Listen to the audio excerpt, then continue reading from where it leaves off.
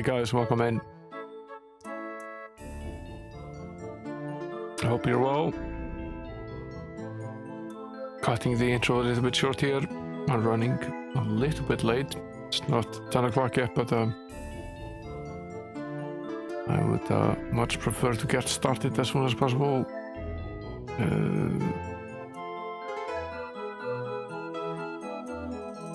We bring up the map here.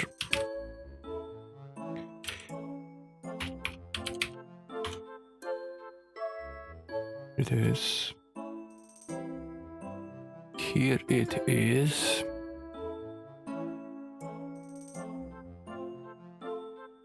It is indeed Sheltem Saturday. I am Sheltem, guardian of terror.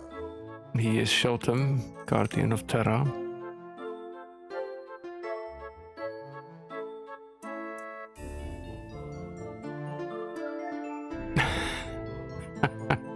Is that a friendly hint?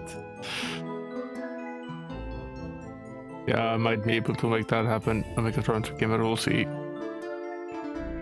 Remind me sometime. I'll make that work. The game is ready to go. I might turn the music down just a little bit. I'm going to turn the sound effects way down as well. We know for a fact they're very loud all the time.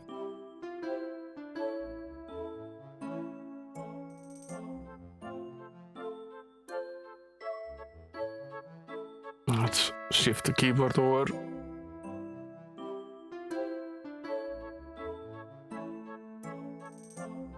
Now we were roughly here. We need to make a new save for this stream. Save as.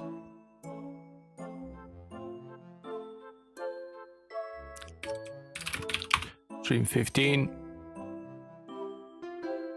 Our game has been saved.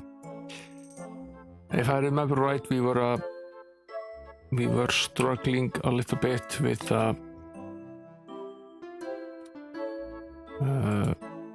some of the monsters on the outside.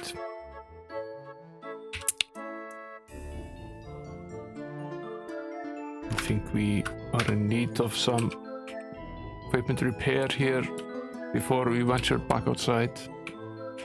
Dealing with these armadillos and the rocks as well. Sort of vultures. Quite difficult, really.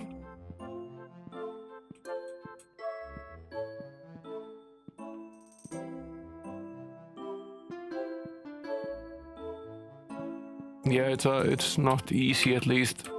Parts of it are relatively easy, but some of it has been pretty hard. I want to train, yes.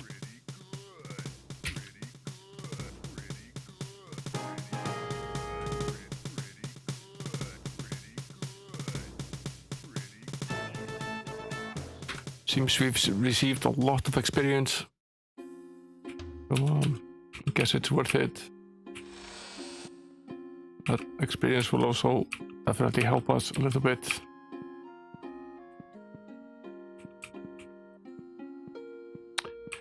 Is this the smithy?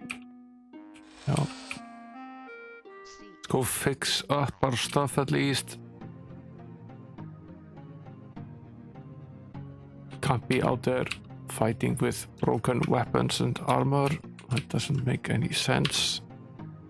Won't get anywhere in the game doing that.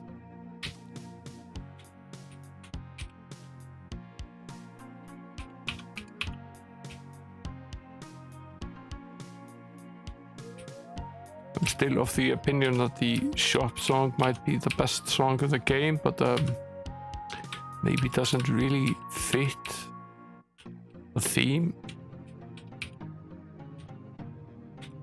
Still a crackingly good tune.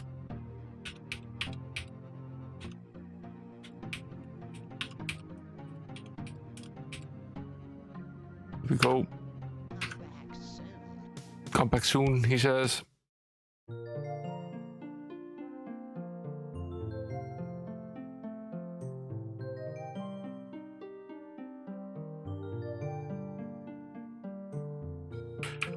Okay, I think we can basically use the beacon spell to get roughly where we were. I set it on the edge of,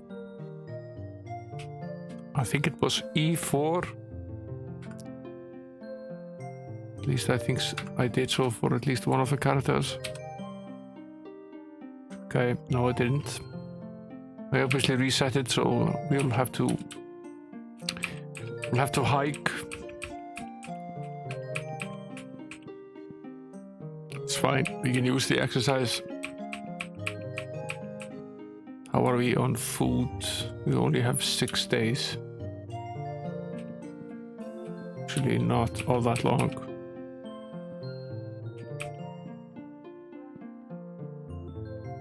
Maybe we should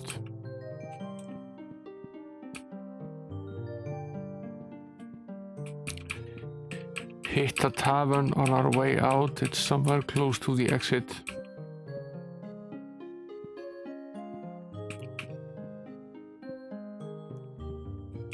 It's actually up here. Yeah. It is up here. Hello, adventurers.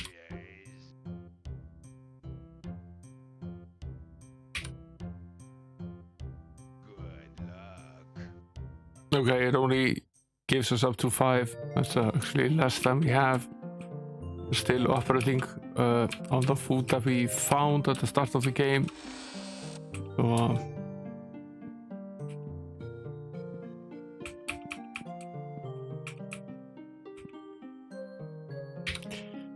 let's get out of here.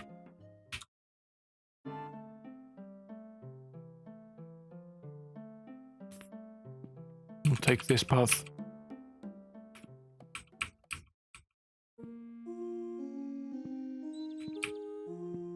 Stick to the road, as they say.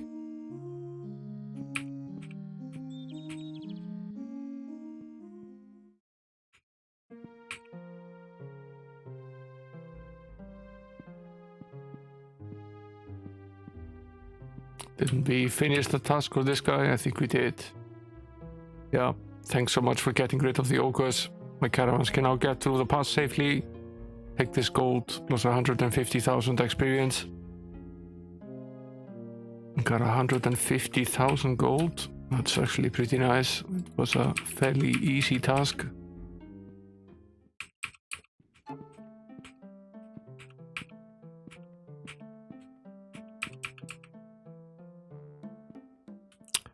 We were mostly done, but not completely. I think we reached an impasse at some point here.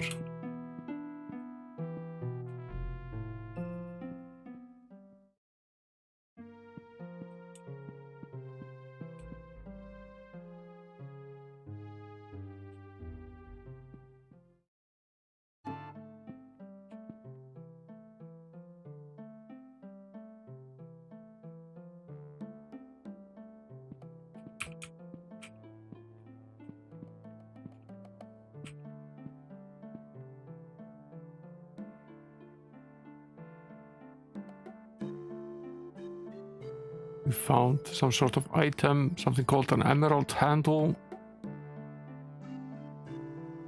Yeah, I was right about that. This is the part that we haven't finished. There's some tough monsters here. The armadillo especially is a tough little cookie.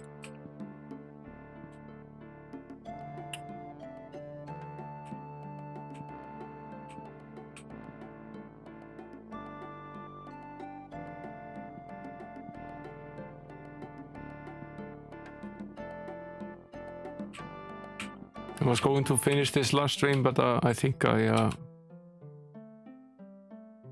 eventually gave up. So the going was a bit tough. We were dying all the time.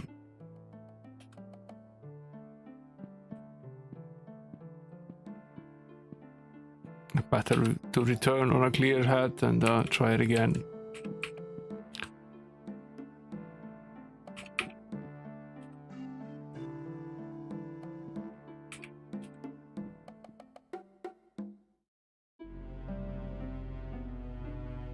The plan was to continue and finish mapping E3 and F3 and basically all the 3 squares, so we'll basically have roughly half of the map over and done with.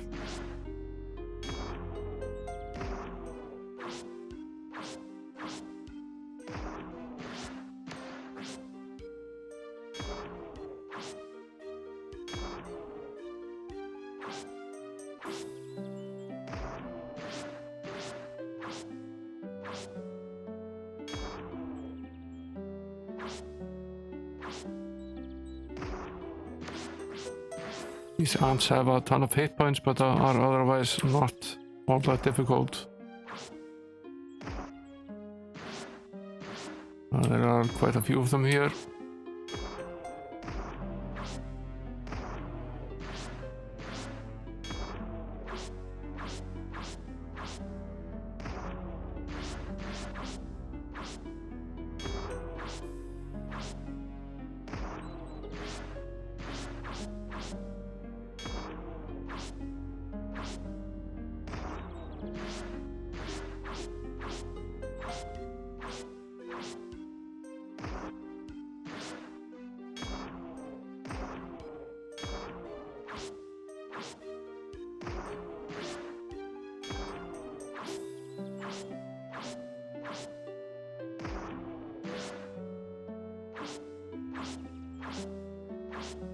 Mantis, yeah, with emphasis on the ant, that would be quite enough.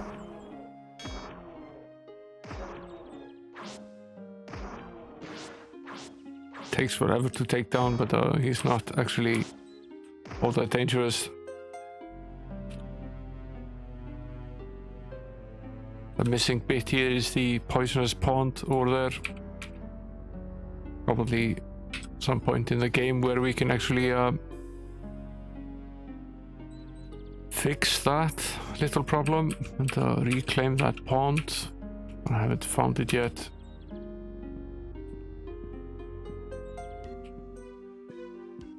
Well, another one of these tiny little huts. Some more forbidden fruit, this time a forbidden banana.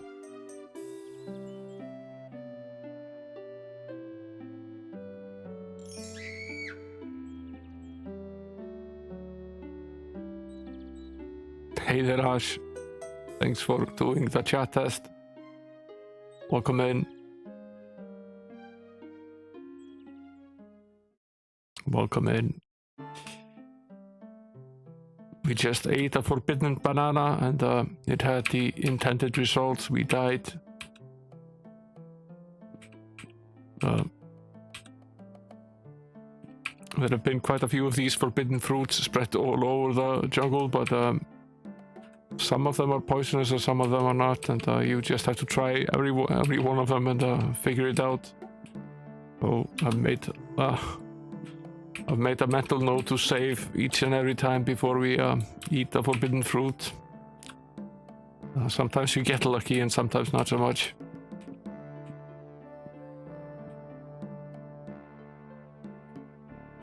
Yeah, that's basically what's happening. Randomly going around the land, searching for forbidden fruit. Hey there, Will Torres, welcome in. Excellent stream today, man.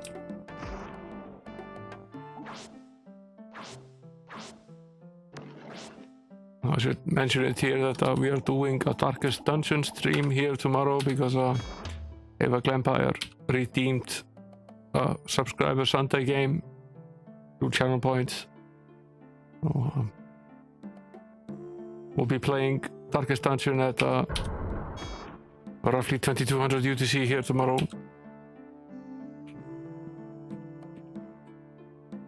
I've been practicing a little bit. I won't make a complete full automatic, so we'll start with week 1.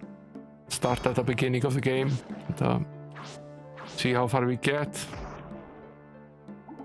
Thinking I'll play something like 3.5 hours or so.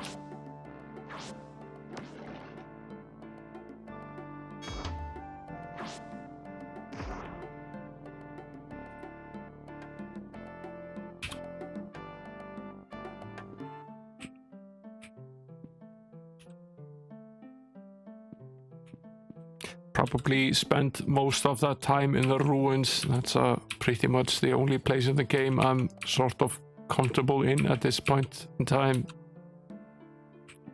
Might venture into the cove for a little bit, we'll see.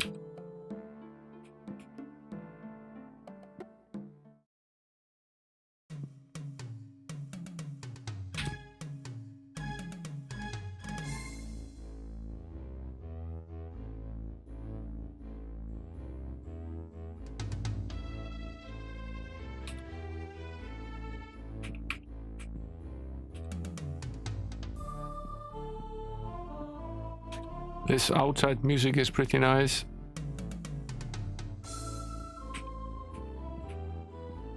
Yeah, aliens, zombies, monsters, I don't care. Just like going around slaying things.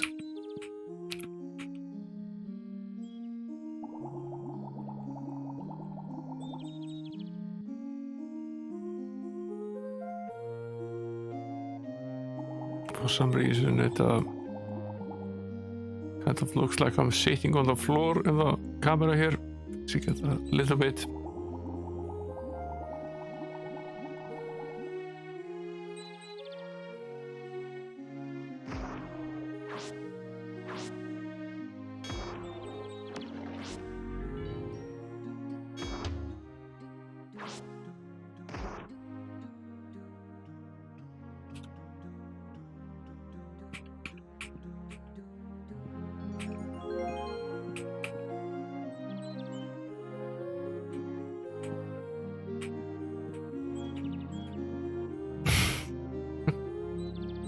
That's pretty funny. I'm a controller gamer.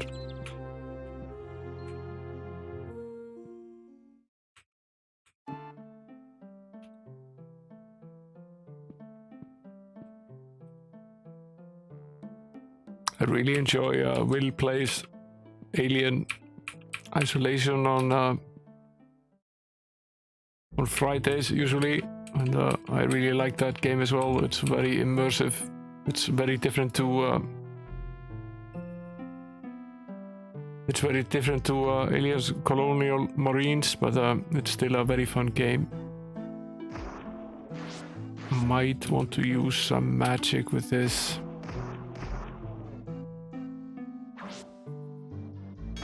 This sort of combination here.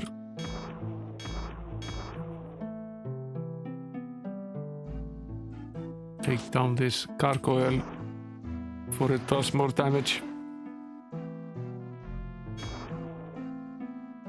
Yeah, I missed quite a bit of streams because the streamer is playing a game that I'm either streaming or I want to stream at some point, and I don't want to watch it because it spoils the experience for me.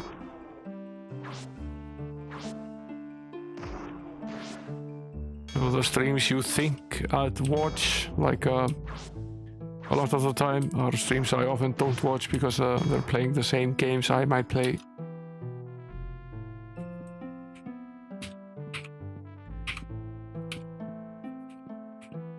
Now this is a tower. Which tower is this? This would be the Great Eastern Tower, or what? Probably is. Where's my mouse? Here it is.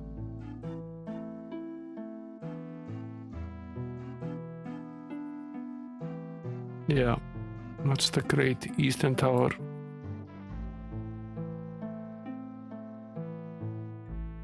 Going to assume that we don't have a key for that yet.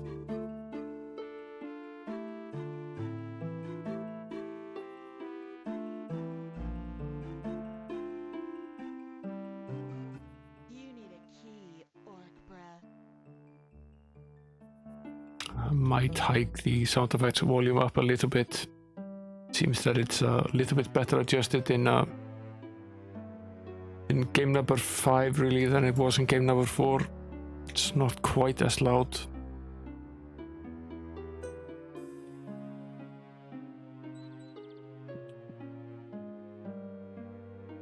But Alien Isolation I can watch because I already played through huge chunks of it.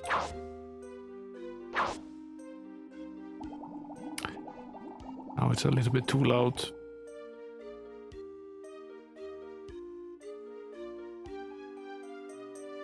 The problem with this game, as with many of the games from this area, is the sound balance between the different samples for different things isn't the same. So some of the sounds are very loud, while others are fairly quiet.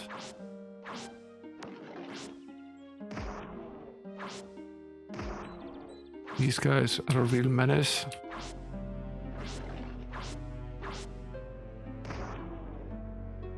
Oh, there's 2 of them. Yeah, he's very loud, and so is the temple sound in game number 4 is super loud.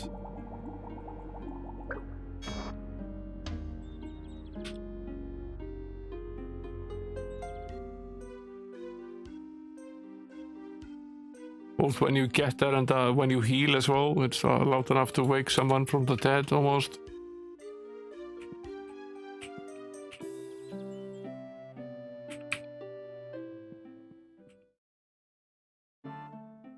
There are these guys again. These guys are a real pain in the ass.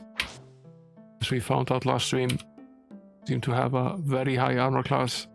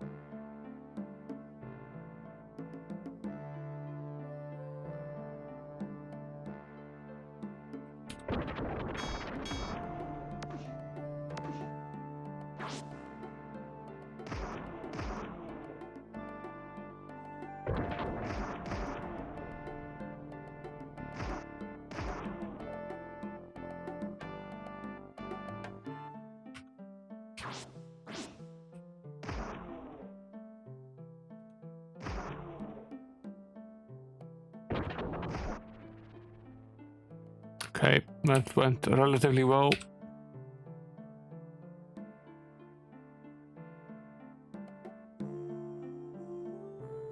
Some point last stream, our armor and weapons were in such disrepair that we couldn't take these guys down anymore.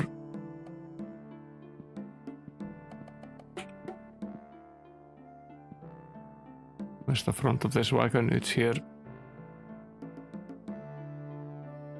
Iguana, get your sun-dried iguana innards over here, folks. Just 100 gold. What does that do for us?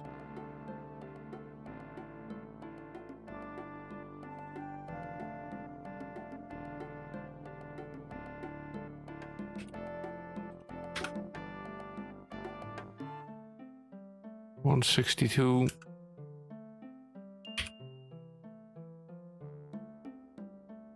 What did it actually do?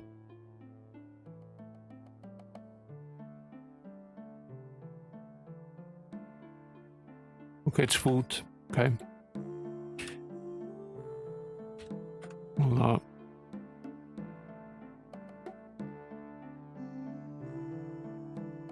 our packs full of food already. Yeah, okay, there. Fine. I figured since it only lit up one of the members that it only working on one of them, but that's obviously not true.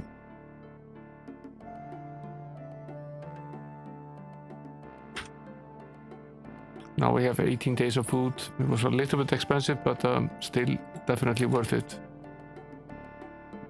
Instead of having to buy 5 at a time.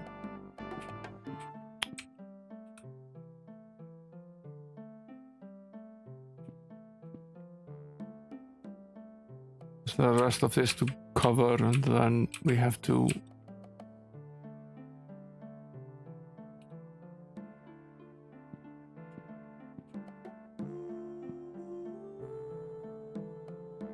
he sells the finest ropes the world has to offer. Demand is so high and production so slow that I'm forced to charge 50,000 gold. Hey there, 48k RAM, welcome in. Let's save before we fall into the trap of Luigi the Tailor. See whether his stuff is, yeah, that better be a really nice rope. It better not be a rope.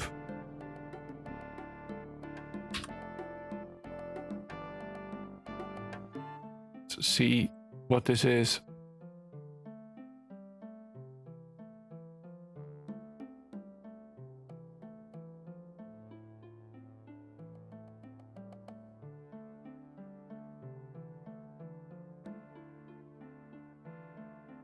I think it's just a platinum rope.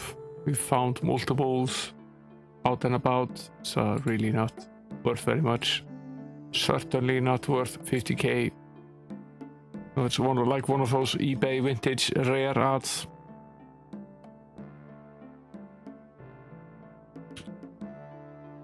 Buy a piece of junk, clean it up, put it on eBay, label it as vintage and rare.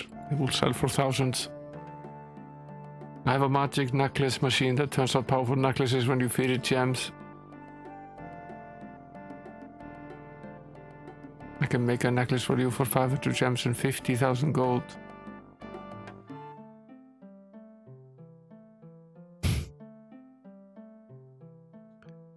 That better be the best necklace in the world. I don't think it is though.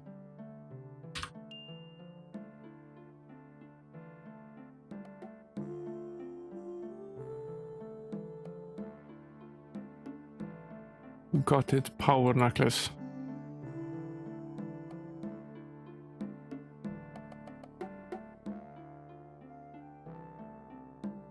Yeah, it's from this series. It's not worth anywhere near this. It's not even close.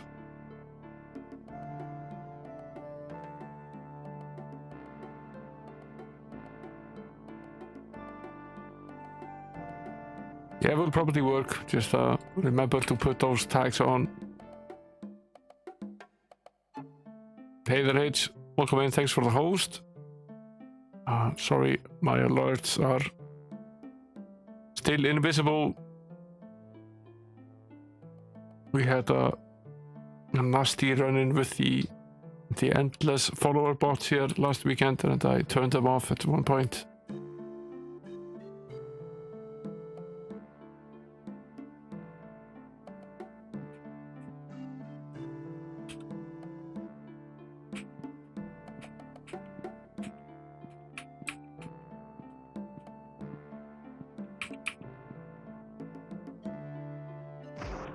More of the gargoyles.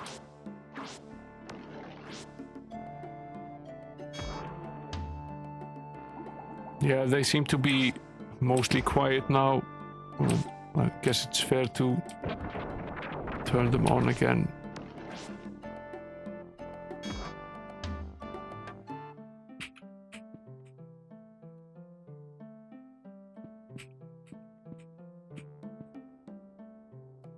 Although, who knows for how long?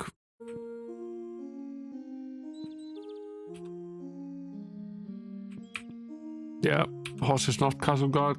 I was actually not one of them, but that would possibly actually have been amusing.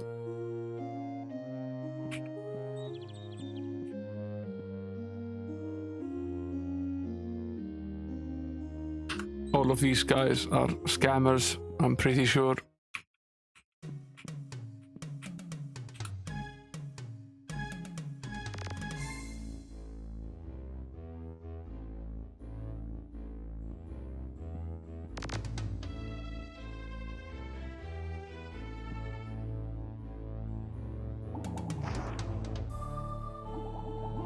Here, you get your customized horse Maybe that's a service. Horse as a service. We can call it horse ass. It's kind of like a horse's ass, but it's spelled differently.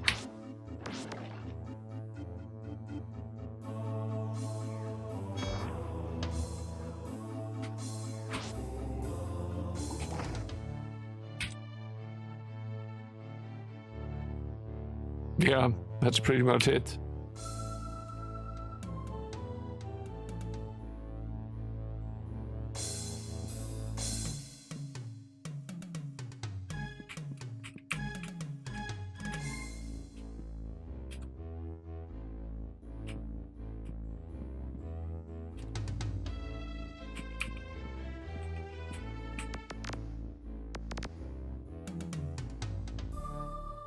Yeah. Difficult bit here.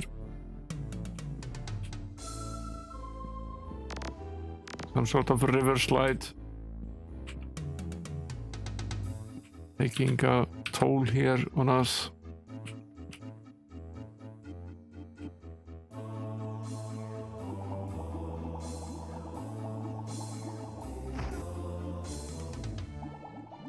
Yeah, who knows?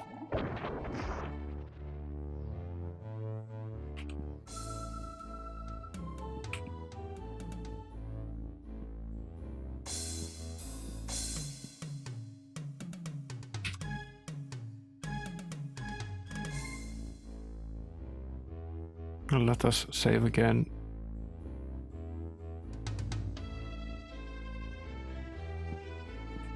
What's this guy trying to peddle? 7 league boots. No, we already have good boots.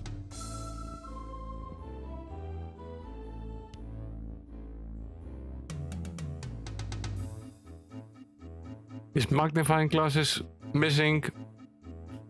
He can't see what he's working on. Yeah, we can probably find it.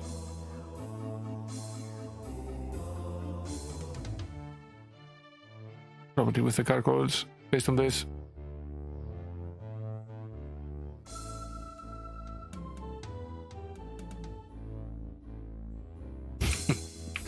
The other day I couldn't figure out how to work my seatbelt, but then it just clicked. How long have we been storing that one? Well, it's pretty good.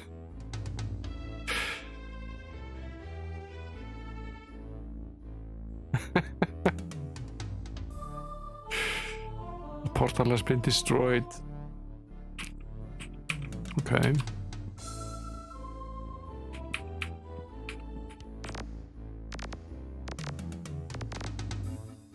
This river is pretty dangerous here.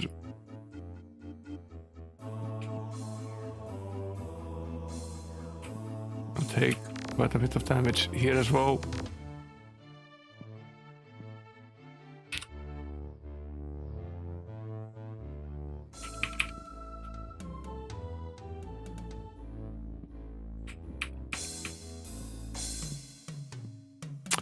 Are we talking about more forbidden fruit here? Hey there, Texas Húsbólar, welcome in. Yes, inside the hut you find a basket labeled forbidden fruit. Let's do the forbidden save before we venture into the forbidden fruit.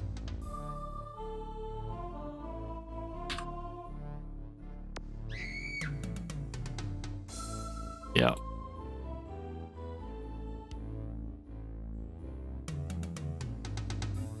Drugged fruit.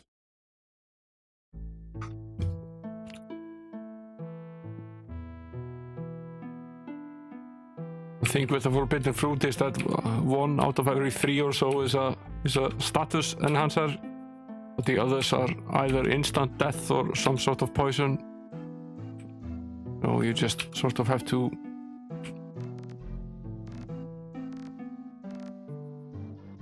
try it anyway.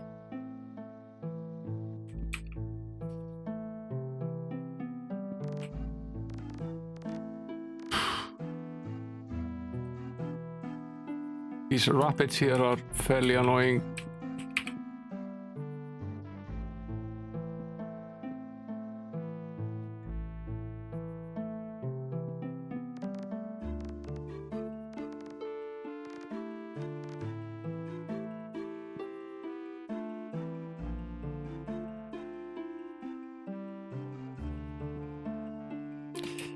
Yeah, JVC works in mysterious ways.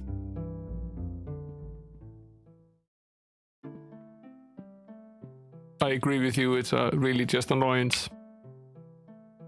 Yeah, that's basically it. He's a massive troll. It's really just an annoyance. It adds very little to the game. Doesn't actually make it any harder, it just makes you progress slower.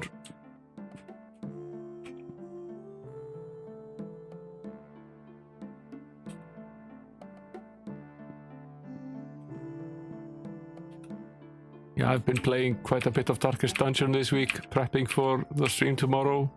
And it's tough. It's absolutely brutal. JVC would be proud. You have to think on your feet all the time.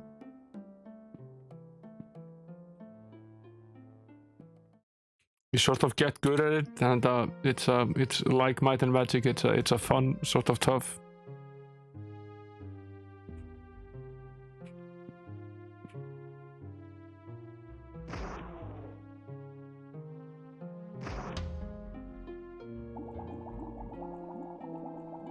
Yeah, that's true.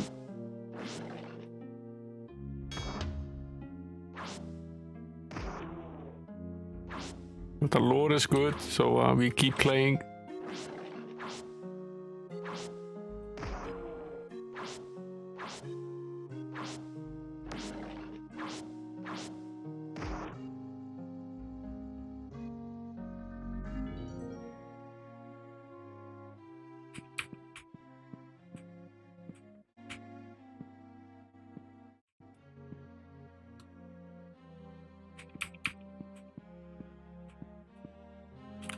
The rapids are gone, but here's another armadillo for our pleasure.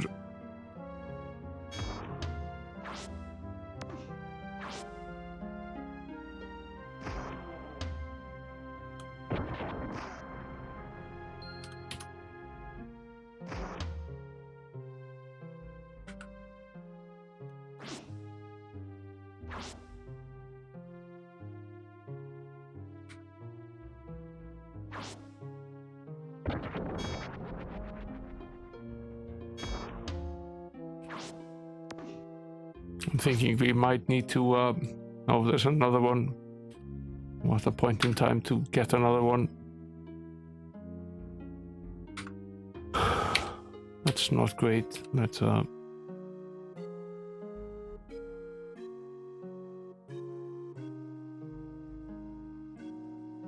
see if we can get out of here.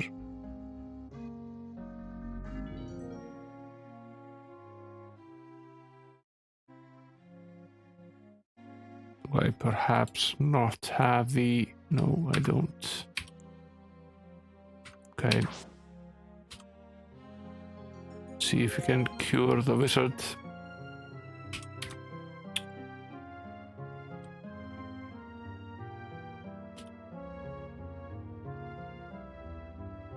And have him get us out of this mess.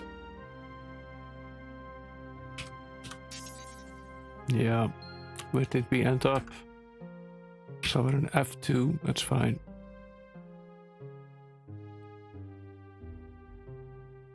Let's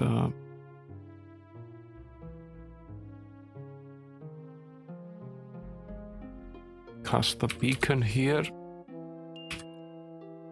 And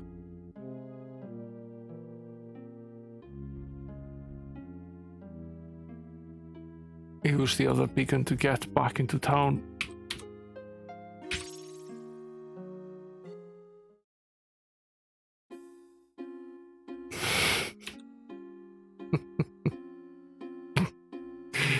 Chicken lips gamer. That might be the best joke here tonight so far.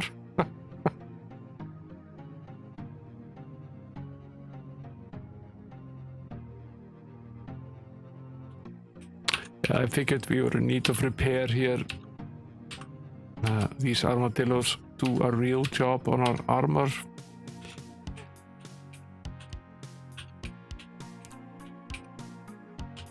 And now, when the characters start dropping like flies, you know that there's something up. Better protected than this. See anything? Come back soon.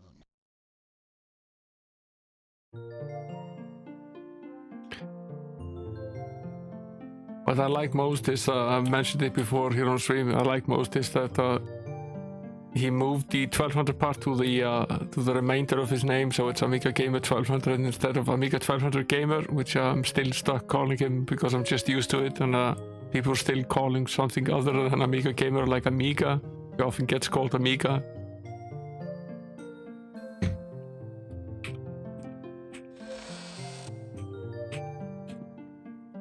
So based on that, he might just as well change it to Commodore.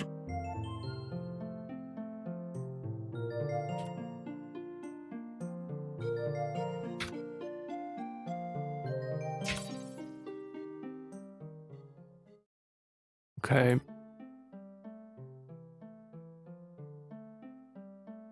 We're on the road here, just outside of some town or another. Gotta pass. Back off. That would probably be Lakeside, the town of Lakeside.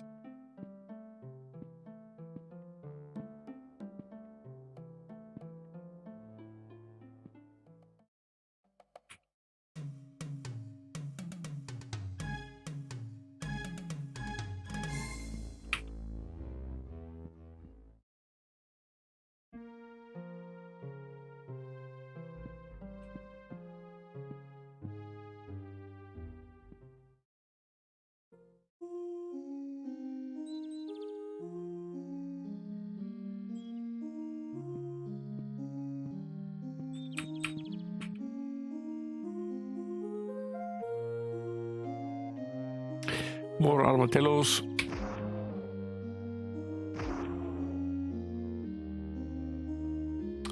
One is really not much of a nuisance. Easily take one. Two can actually be a bit of a challenge.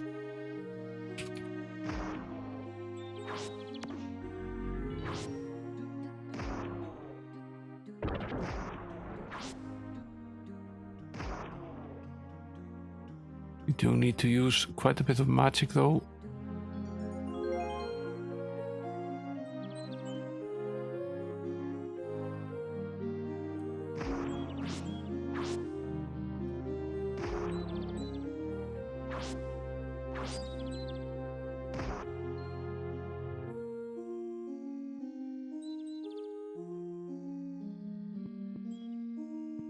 That's the north tower in this direction. Okay, the Great Northern Tower, yeah, makes sense. Of the Snowy Isle. Oh, place is absolutely crawling with the armadillo.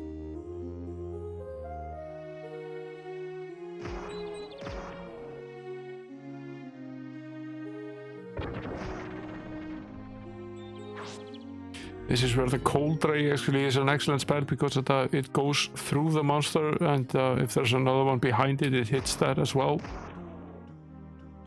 So you can hear it hitting twice, which is actually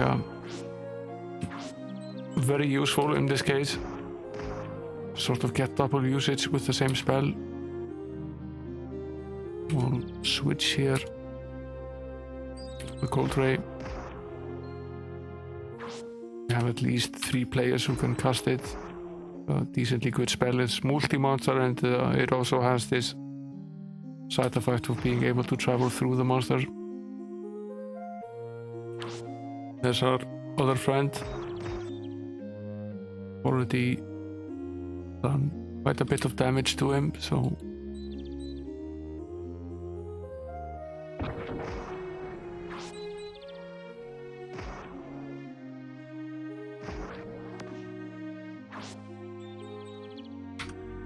pretty much out of spell points, which is one of the major dangers of fighting these guys. Pretty tough to hit.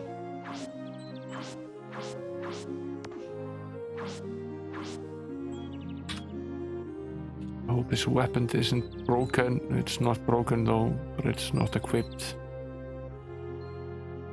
I keep forgetting that the game does this. When you fix a weapon, it automatically removes it so it's no longer equipped as a weapon. It's very bad.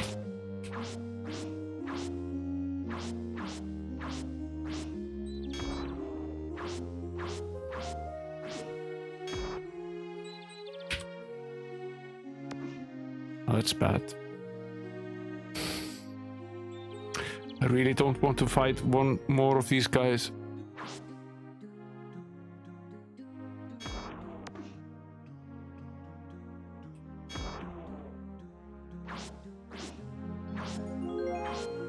Game isn't really giving us much choice though.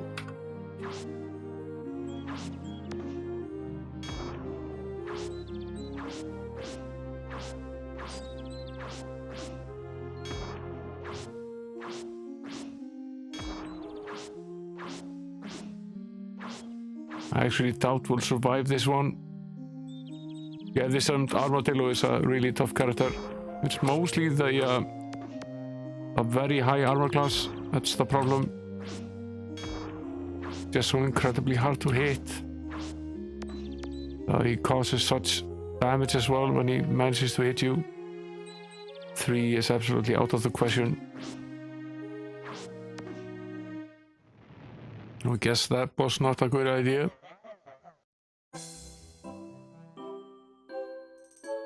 Yeah, I suppose you could make a nice meal out of them. We were discussing this on Will's stream today about the fishes. Putting them in a nice batter and just frying them up.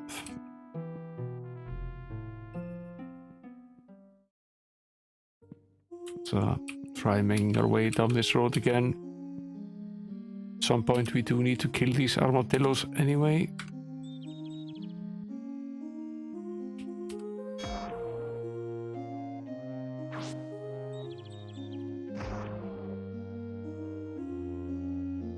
This is very hard to do without spells though.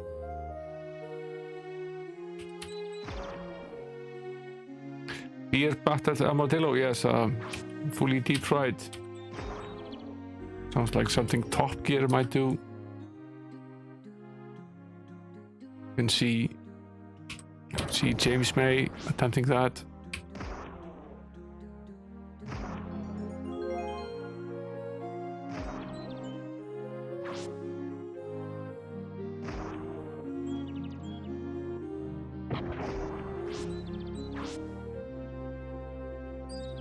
That's right, we forgot about this as well. Didn't save after equipping the weapons again. Have to make a mental note of this because I keep forgetting that the game does this to us. It's fairly stupid, really.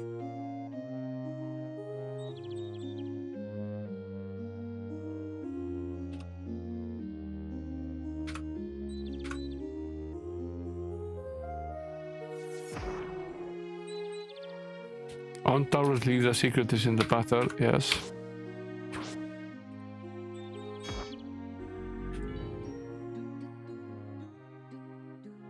Okay, 1 down. We're gonna have to take care of these guys at one point or another. It doesn't really matter whether it's now or sometime slightly later.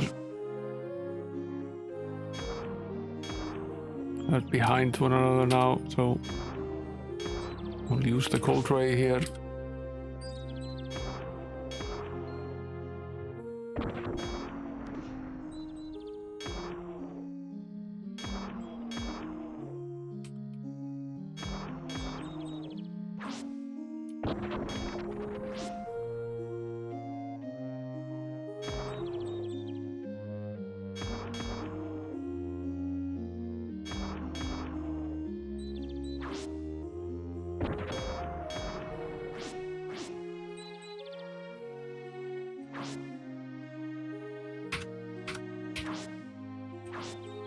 Are mostly out of spell points, which is bad.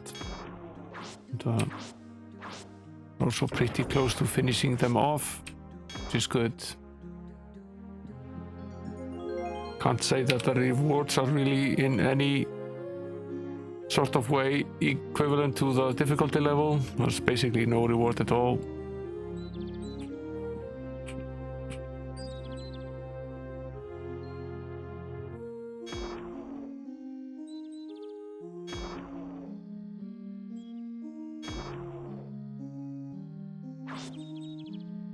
I went to the, I think it's closed by now, but I went to the Jamie Oliver place here in Reykjavik and was invited there for dinner.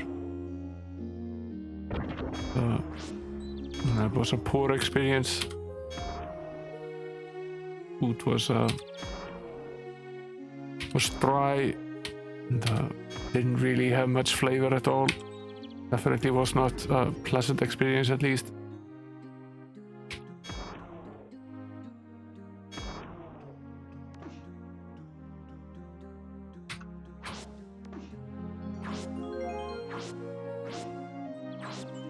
Again, we get caught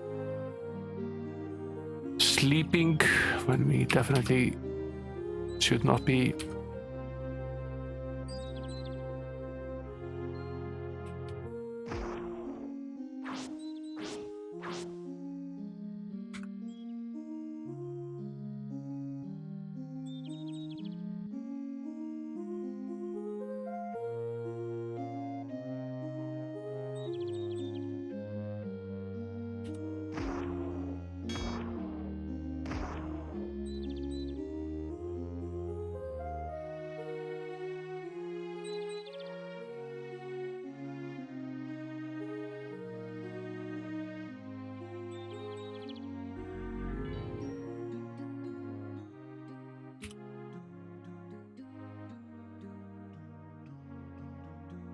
Yeah, I think it's also just don't put your name on everything. You put your name on something and it's bad, and it reflects badly upon you.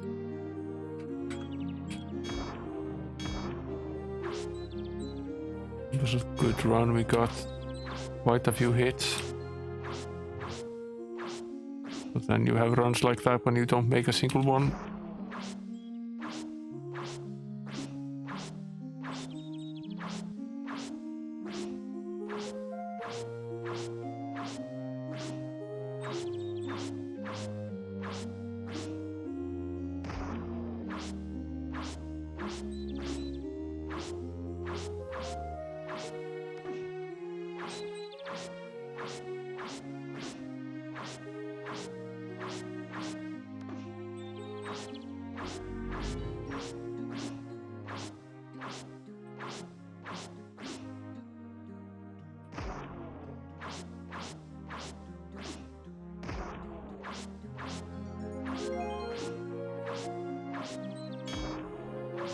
Die already, you think?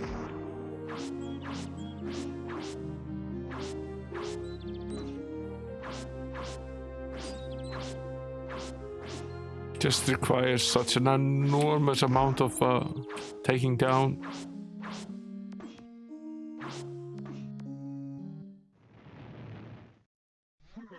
Try that again. It's basically impossible without using magic, or at least very, very, very difficult. Even the knight that has a might of something over 100 and an excellent weapon and is at level 25, he can barely get a hit in.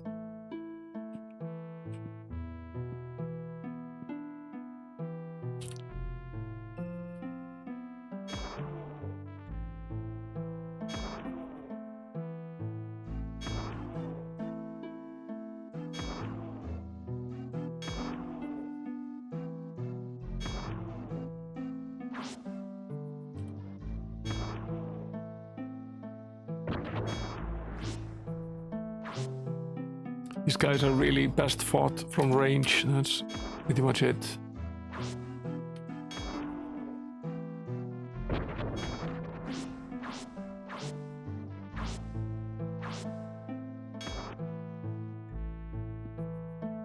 Another one bites the dust.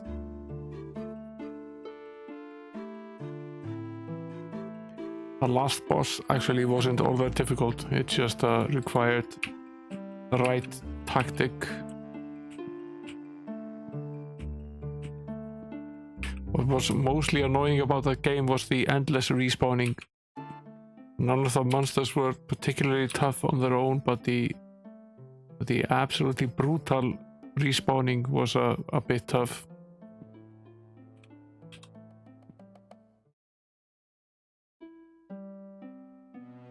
Yeah, that was a tough stream. It really was. I think it's one of the few streams I've had that people just perhaps understandably just left. I've been at it for like an hour, basically just hacking at the guy with absolutely no results. Yeah, there were quite a few axes. Axes of evil, if you like.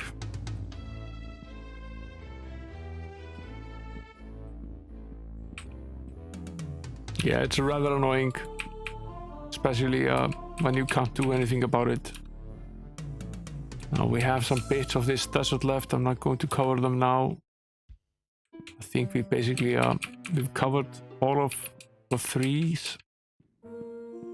I'm somewhat interested in we have a treasure map that is at E1. Somewhat interested in going there. I figure we take the road, however. We've cleaned up quite a bit of this mess. I figure we take the road up to E1. Not really, just dealing with some armadillos and dying a bit while trying to get rid of them. Eventually succeeding anyway. I'm going to try to get the treasure. Where was it again? It's somewhere in the notes.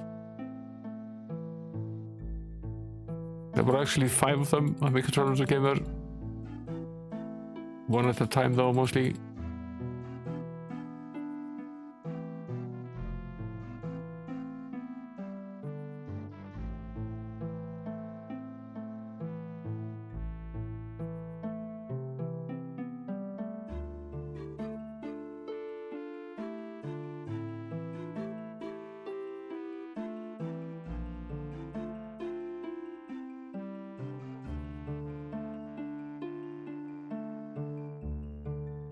E1, X1, Y11.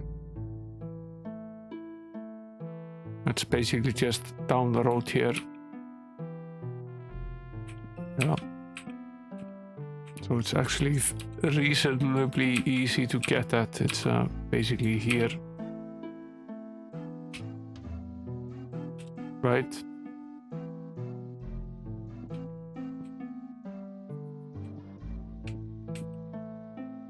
E1, no, it's E2, okay. Sorry. Right square. Wrong map. That's Hector the Woodsman. Oh, I don't know what to do. I've lost my gold ring. It was a family heirloom given to me by my father, and now I've lost it. Must have come off while I was chopping and stacking wood in the forest. If you come across any wood piles, perhaps you could search them for my ring. Yeah, look for your ring.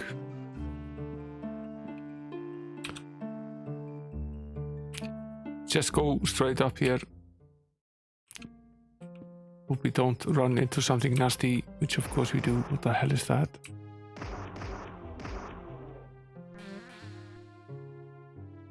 It's a hell Hornet. That's okay, they're not particularly strong. Just annoying.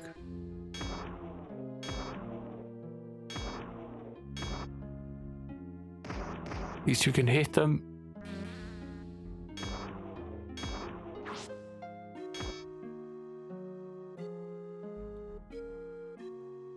So walk back down to the road and rest.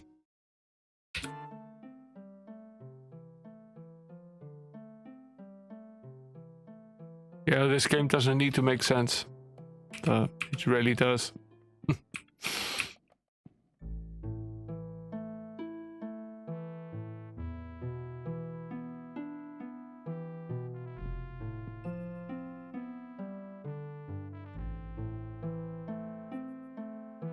What was it again? It was E1, X1, Y11. 9, 10.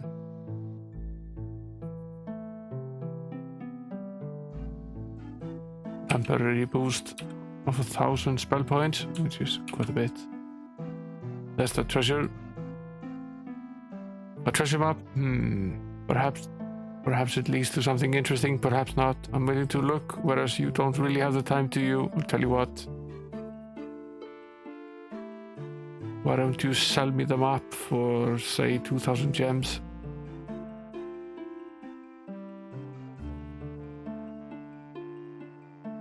Yeah, you can have the map.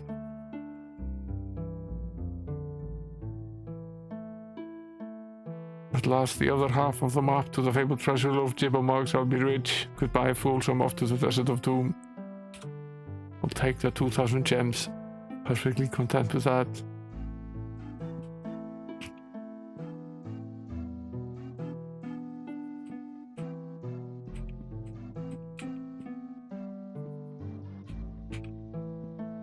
What on earth is that?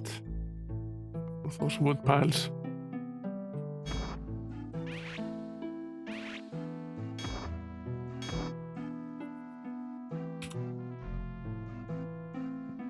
Just a bunch of arachnoids.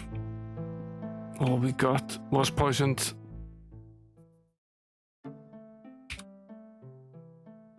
Which we can easily fix. At least we got 2,000 gems. Which was nice.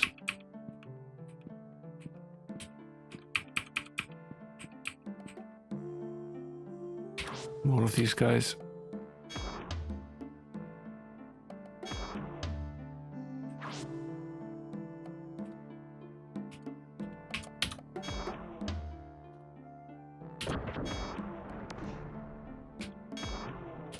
These they give us a very good experience.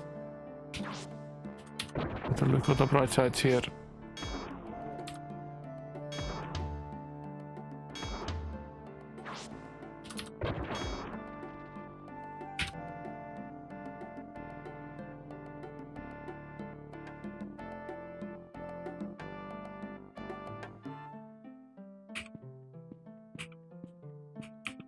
I'm wondering whether we should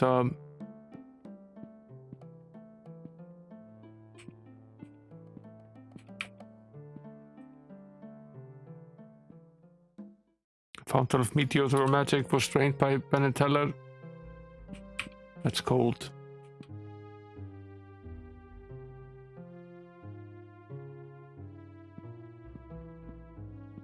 You can explain any nonsense you want, really, but it still doesn't make very much sense.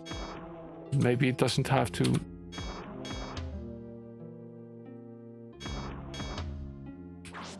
Let's take down 2 more of these guys.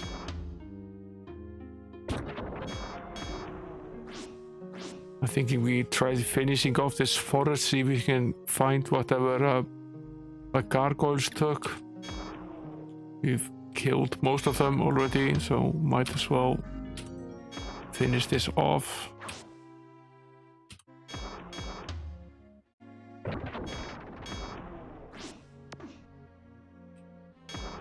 Would figure one of them would at least die.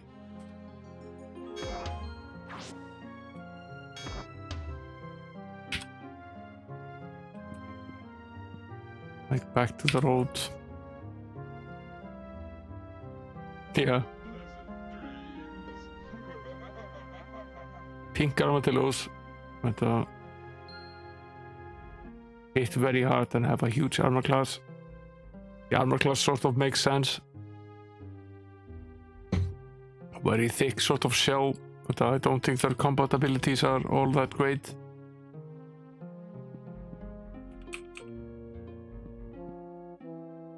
Armadillo, yeah.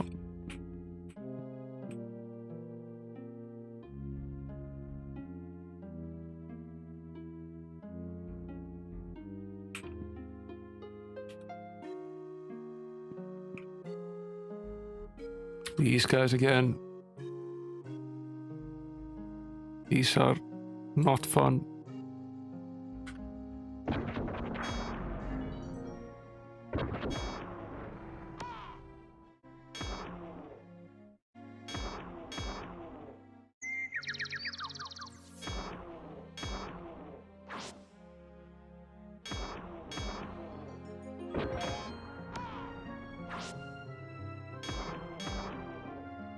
At least they're lined up.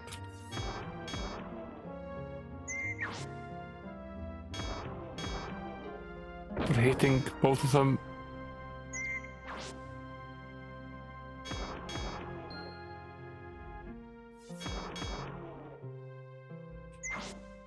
So they have a huge number of hit points and they take forever to take down.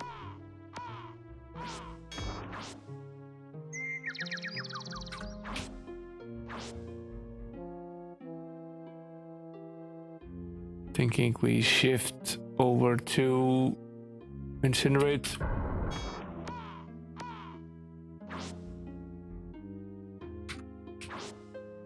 At least try to do so. Don't know if this is something we can actually complete here. Not necessarily.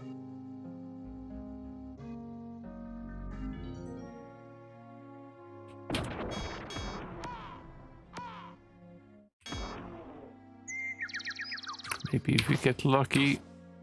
We do need a little bit of luck on our side though.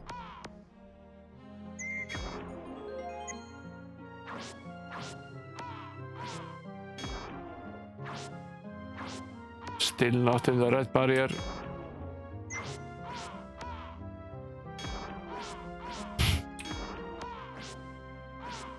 Look at these guys.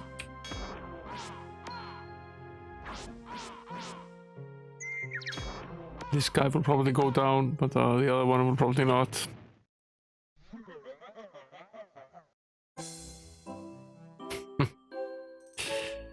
Yeah, I'm pretty sure Greta could talk a lot of bad guys down.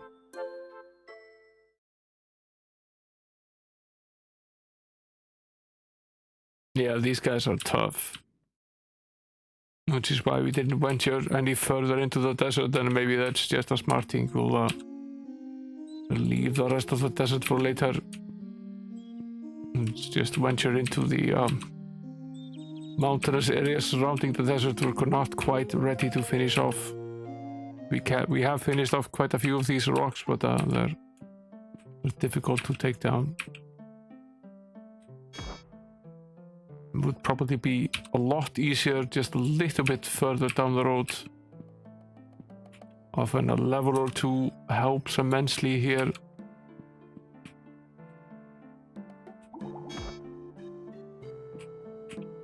The gargoyles, however, are not really all that difficult, so those we can easily deal with. Going to need to walk on water here for a bit.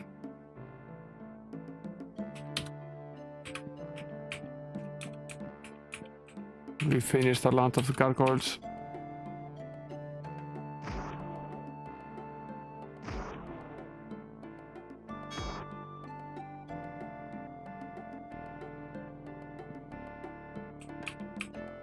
Yeah, you enjoy your nap, 48k RAM. Thanks for coming in, man. Have an excellent rest of the night.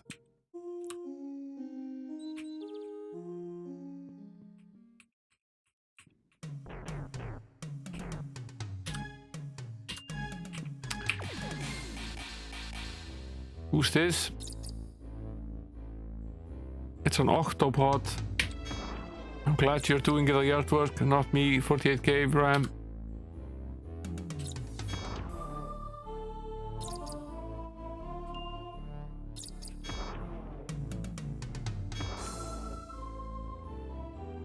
I have no idea how difficult this guy is.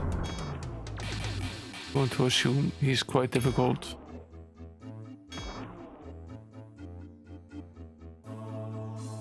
I'm not going to cast another Walk on Water spell on him, that's for sure.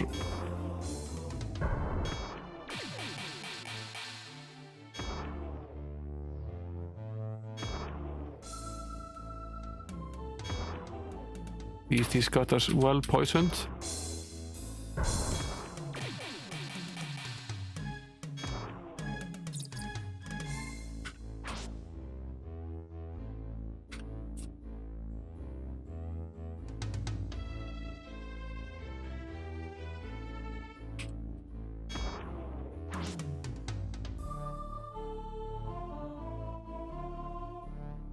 I'm wondering if we should think about curing at this point.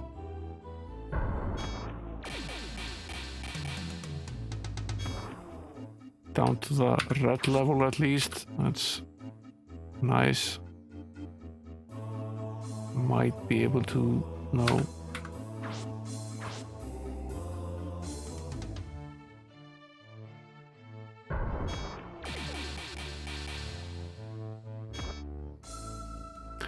Tough little cookie that went down eventually. I need to do something about this poison though.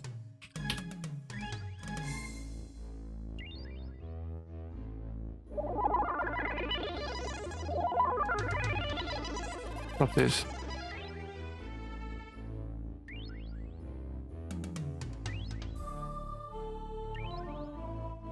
Okay. That's better. Let's save. What's here? It's a fountain of magic resistance.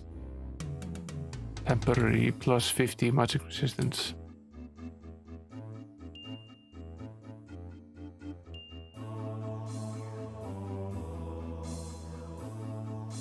Actually pretty nice.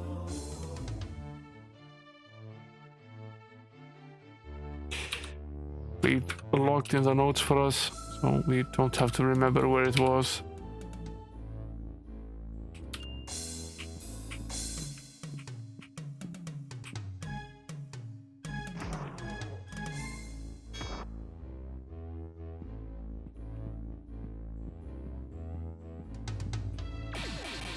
Another one of these lovely octopods.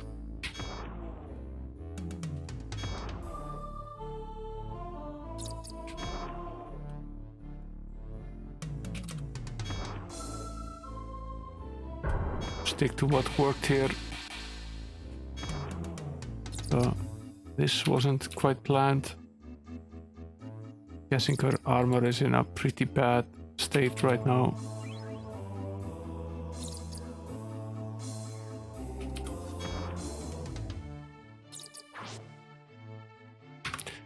Need all the spellcasters though, for as long as possible.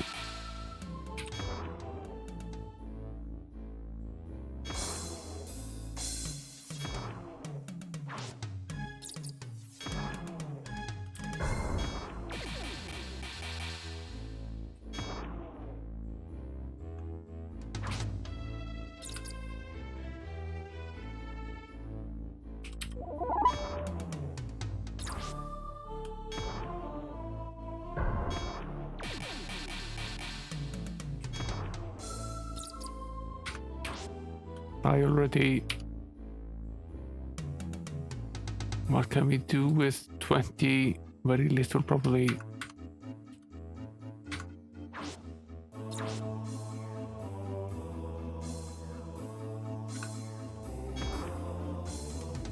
Trust the offensive here, which worked. We survived. Let's try to get rid of this poisoning and save.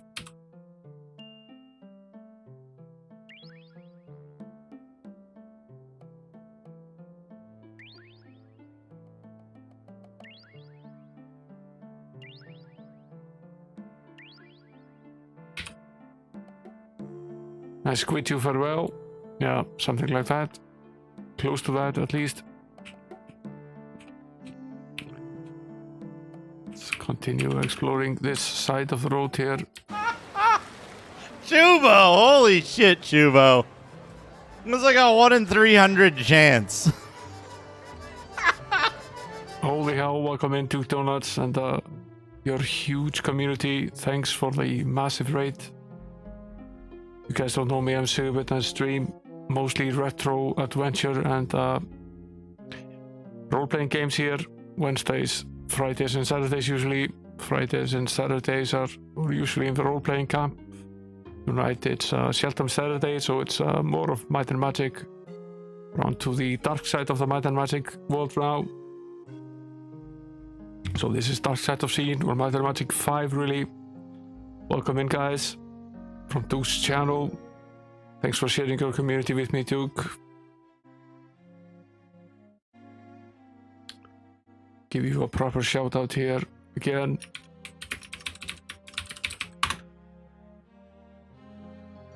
Get That will nice be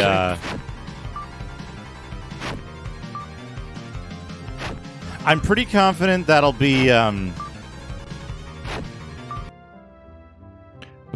if you don't know Duke Donuts, and that almost seems silly to say, but if you don't know him, you should go give him a follow. He streams a lot of very interesting games from a multitude of platforms, always on real hardware. Has a pretty elaborate streaming setup. Does a lot of cool things with various things. And, has a lot of intelligent people in his Discord as well. Yeah, this is turning into one of my favorite Might and Magic experiences as well. I must say I like the dark side of this world quite a bit more than I like the fourth game. Although we're playing them together, there's a stark difference between the two games.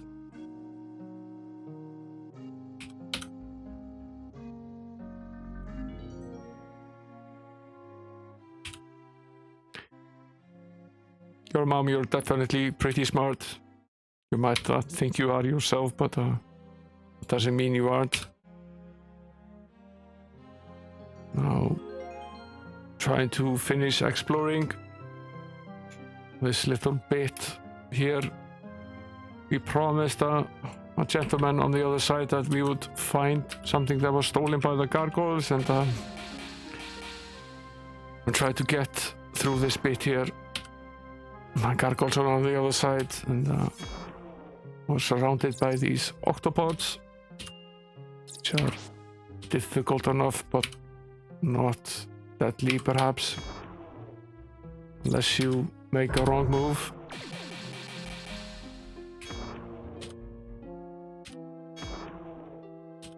Definitely poisonous though.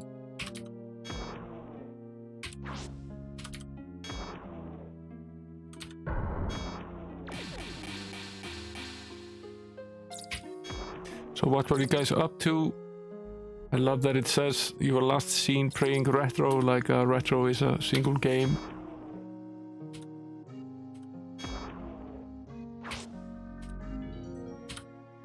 Just one game called retro. Incorporates all the other stuff in retro.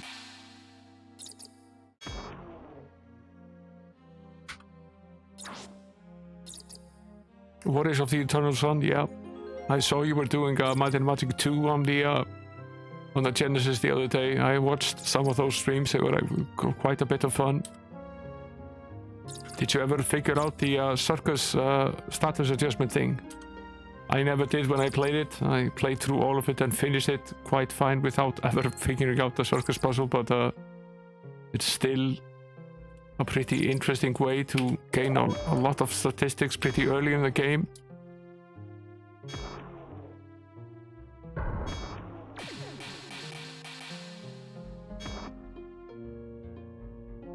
What a pain in the ass. Let's hike back to the road and try to get rid of this poisonous condition and rest up again.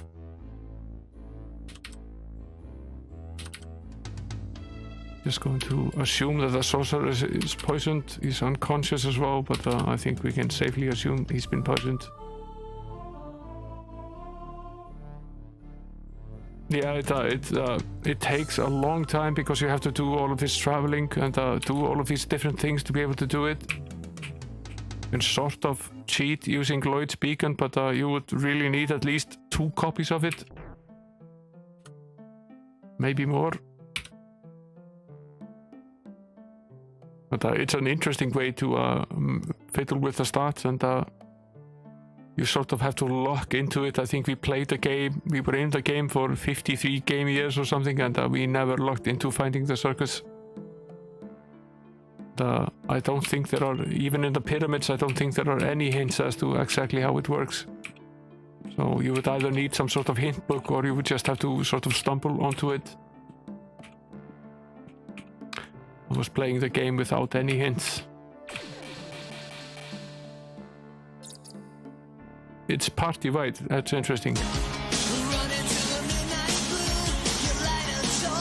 Thanks for the follow, Kaiser Neon.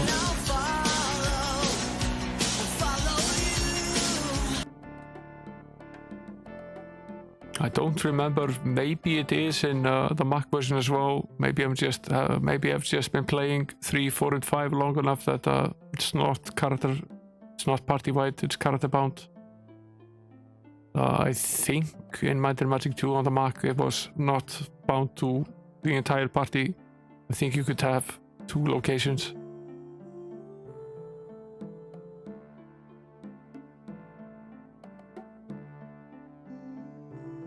Yeah, that's one way of approaching it. And, it's a lot of traveling, and the thing with the Cupid doll and so on, it takes forever to actually do.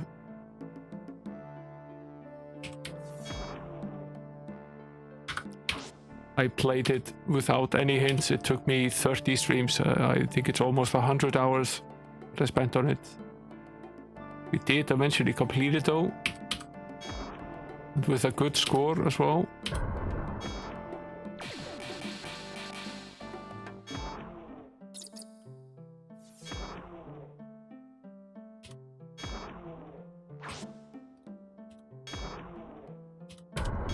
I think it pretty much assumes that you're taking the characters from game 1 over to 2.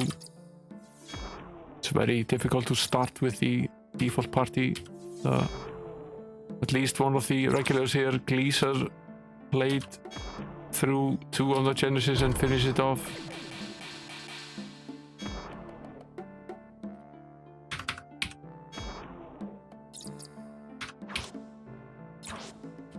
Running out of spell points, but we'll be fine.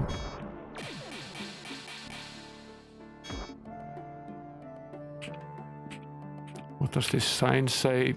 That's the Isle of Lost Souls, okay. So that's potentially what's being guarded by all of these octopi. Let's try to get rid of the poison here.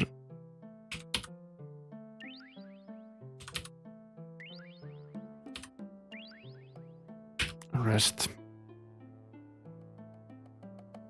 Yeah, the portraits are great. There's a portrait for poisoned, there's another one for diseased, and yet another one for weak and depressed, and they're all pretty expressive.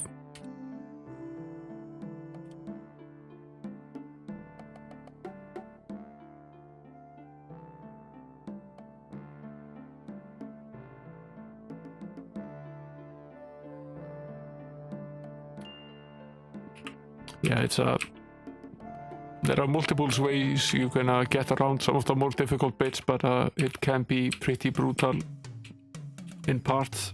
I remember we struggled a lot with I think it was the Desert of Dissolution.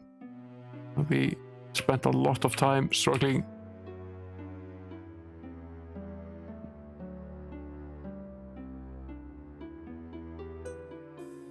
I have completed one. I completed the MS-DOS version of game number 1 at one point.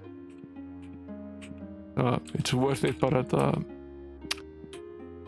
it's not the most fantastic version of the game. I've been meaning to look into actually playing game number 1 on the original Apple II version, but I don't have any Apple II hardware, and the misstep port of the Apple II, which would be the fallback, is not really good enough to stream the game. At least it isn't yet. Maybe it will be at some point.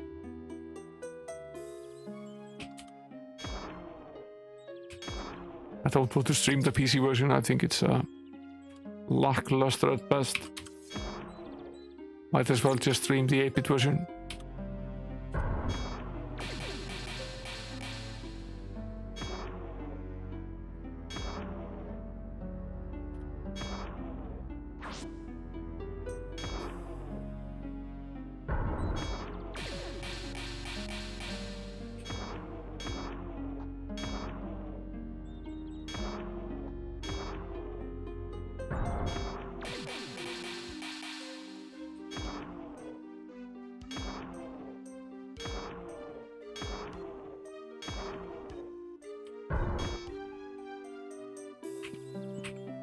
Probably getting quite a bit of experience for each and every one of those. Since they're pretty tough.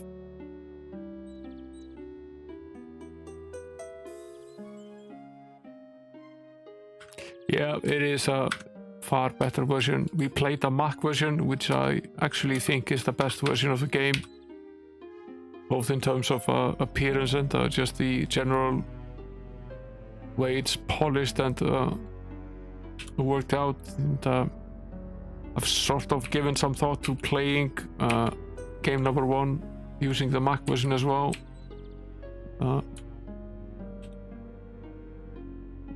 I might give that some thought.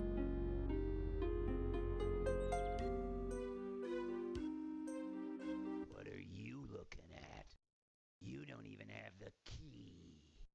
What are you looking at? You don't even have a key, he said. Okay. That's another one where we don't have a key.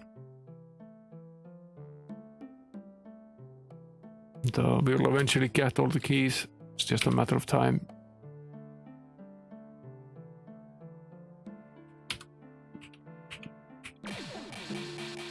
Some more octopus. They are quite nice in a nice cheesy sort of sauce. Bit chewy, but otherwise tasty.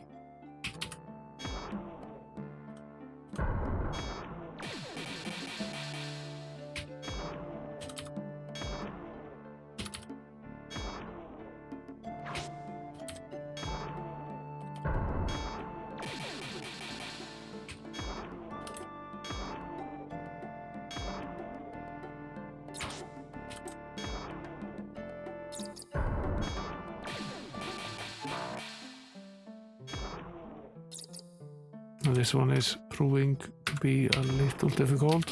I think we'll make it through anyway. Might want to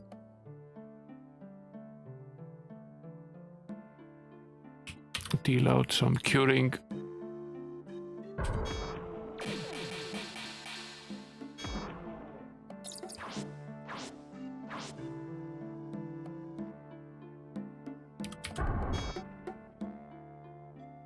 It's really Incinerate that does the bulk of the damage here, but it has a high cost in terms of gems.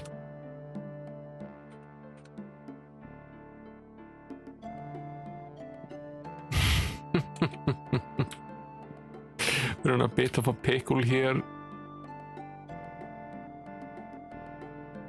Not a huge amount of pickling, but it's a bit of a pickle. We're stuck in the middle of the ocean here, and we don't have enough spell points to cast Walk on Water, and we can't move without it. This happens.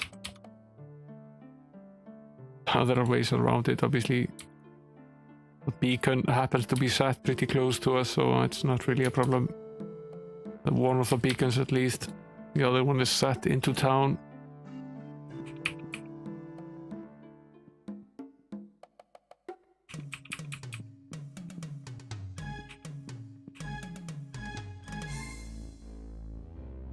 Yeah, we're pretty much exactly where we were. Went back a little bit too much, in fact.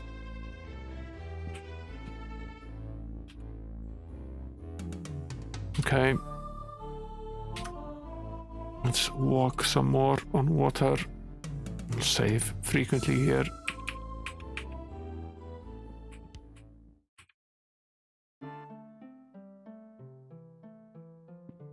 only really takes one bad encounter with the octopi and we're dead.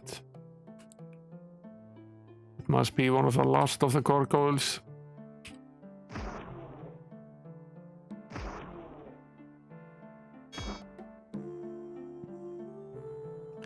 Still haven't found whatever item it was that we were looking for.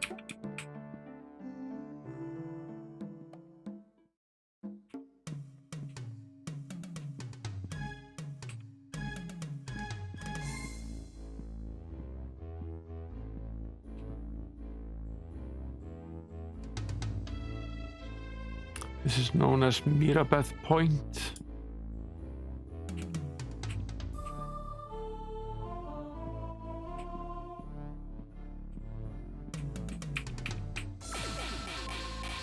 Not out of the woods with the octopods yet. I thought we were. For a bit.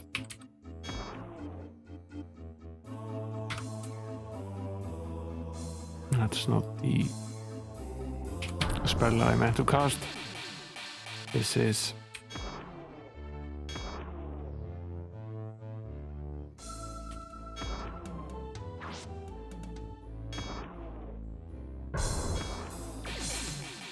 The only interface feature I would really like in this version of the game is being able to set a combat and non-combat spell by default. You could have two sets of reset spells, one for combat and one for without. You have to juggle between spells like Light and Lloyd's Beacon and Cure Poison and so on, and the combat-oriented spells.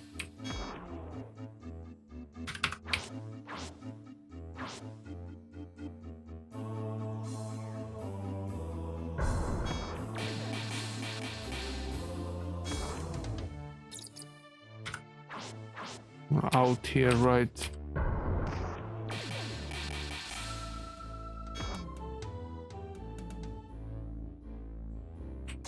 It depends on where you are. What is it? What time is it over on your side?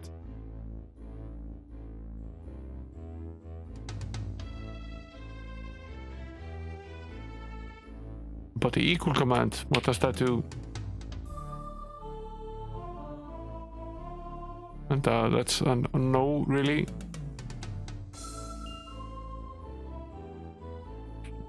Yeah, a danger sense. There's another one over here. That's not great. Let's get out of this.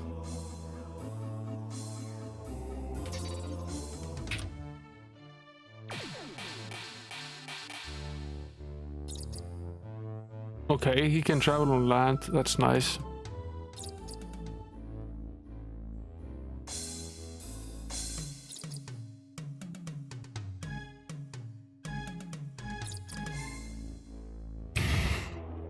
Not sure there's actually much we can do about this. Probably have to load up again. Probably a death.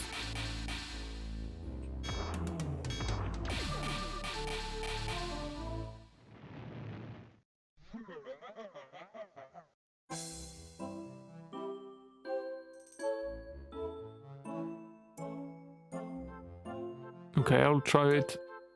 I'll try the equal.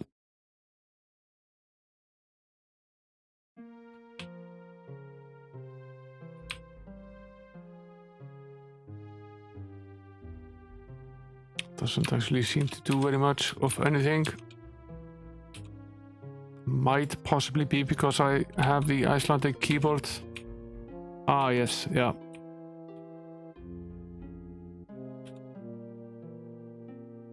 It does, it's just not the equal key that does it.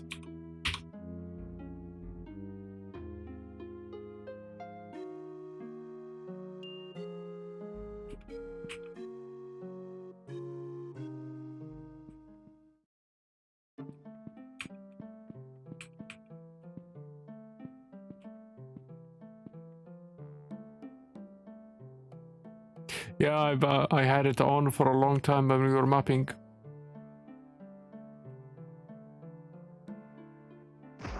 kind of like the Wizard Eye spell that was available in the earlier games. There was a fountain back in Might and Magic 2 just on the in middle gate. Thanks for the follow, Android.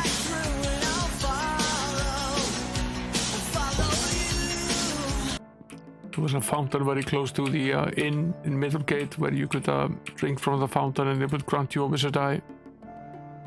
I used that quite a bit in that game. It was very handy to have the map on screen like this.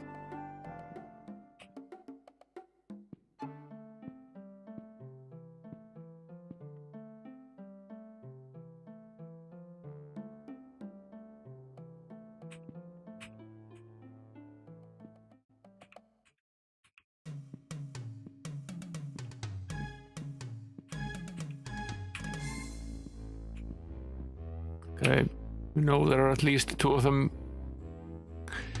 in this row, so let's proceed a little bit more carefully than we did earlier.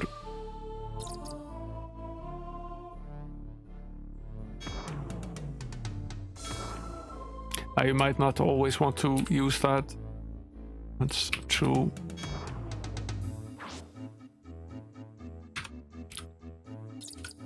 That's a missed round. Sometimes a little bit annoying that you can't back out of a spell once you've actually done the cast.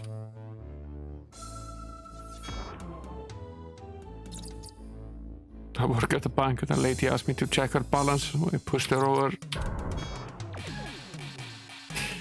Always with the dad jokes in this channel, that's sort of our thing here.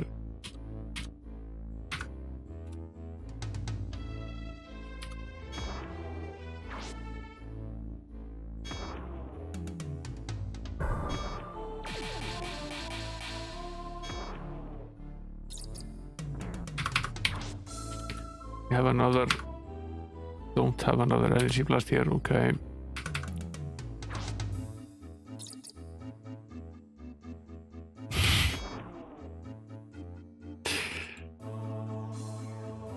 The more obtuse, the better, really.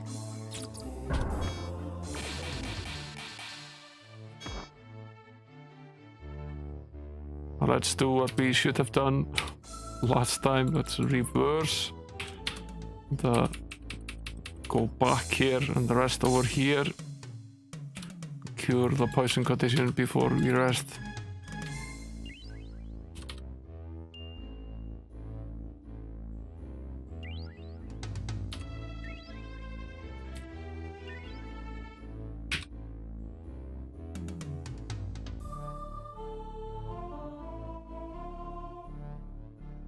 Yeah, that's definitely fantasy.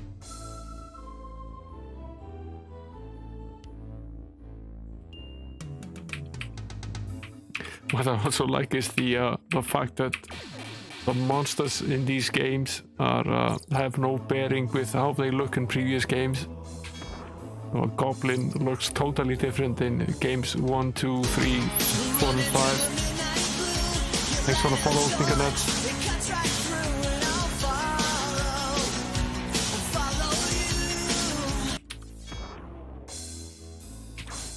Try to focus here.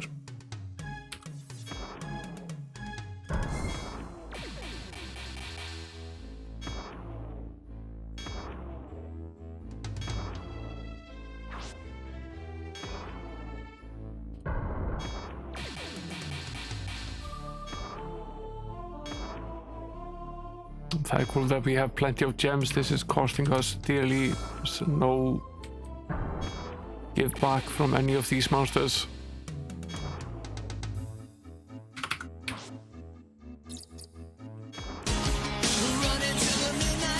Thanks for the follow, Pearly.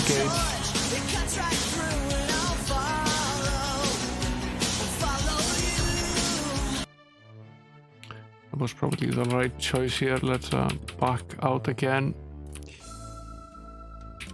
And cure the poison again in case there are more of them, which there might be.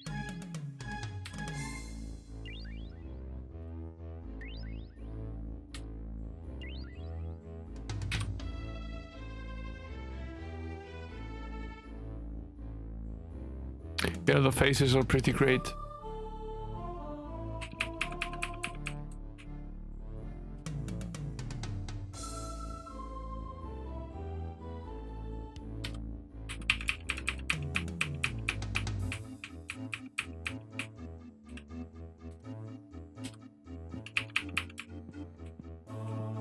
Okay.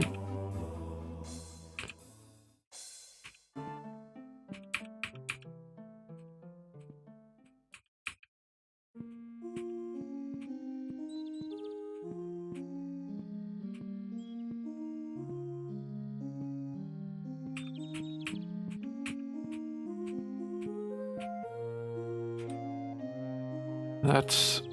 What was this called again? That's Lakeside, town of Lakeside.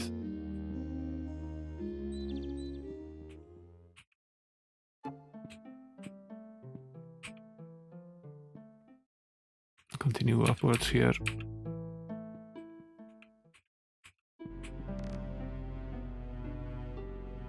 Yeah, this again. Rapids in the river. I think the river means going downwards. Okay. Group of gargoyles.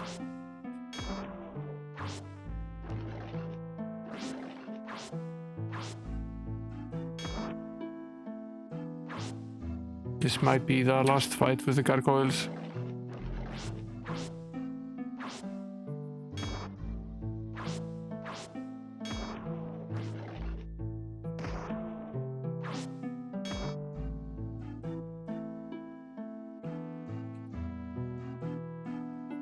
Here is some sort of cave.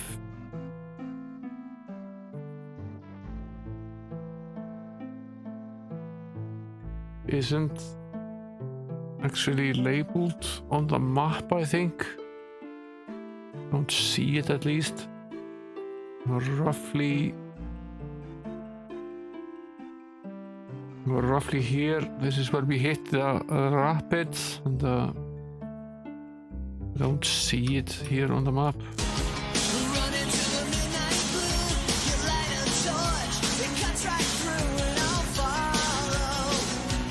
Thanks for the follow, Hostelin. The artwork, yeah, the maps are particularly detailed and nice. See, someone redeemed 8-bit graphics.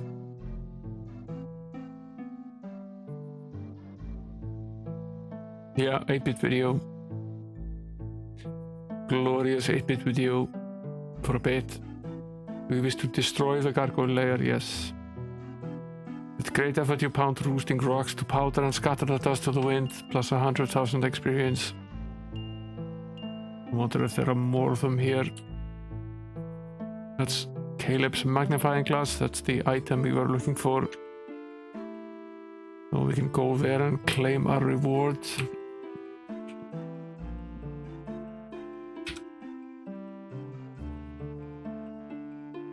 Yeah, it's lovely, so detailed.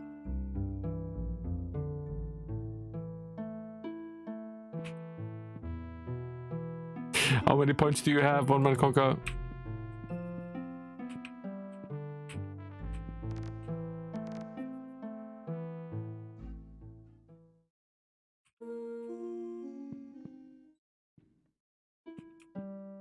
How far up here are we? We're pretty close to the top of the map, right?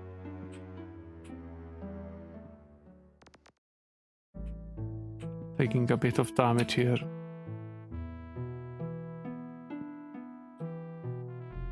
No, we're actually not close to the top of the map. Wonder if we should just head back. Done enough exploring for now and figure out a dungeon we could explore. We've done quite a bit of outside exploring already in this stream. Where was that guy that wanted that magnifying glass again?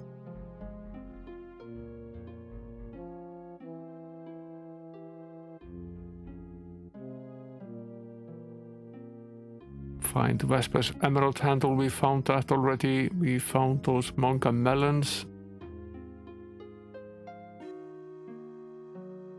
Don't think we found that sprite. E3 13-3.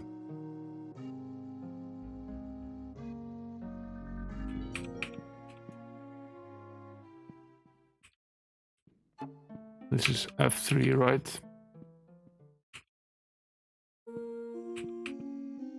It was probably on the side of this road here.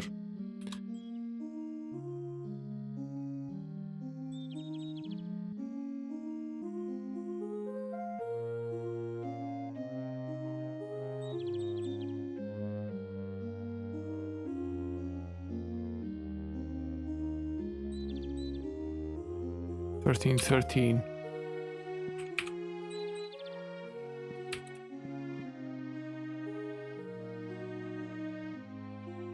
It's here. Oh, wonderful. You've located my magnifying glass.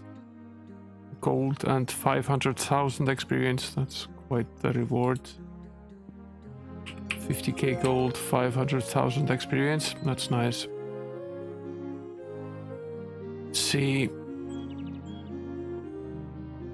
we have the emerald handle as well, so we can go to B3 7-1.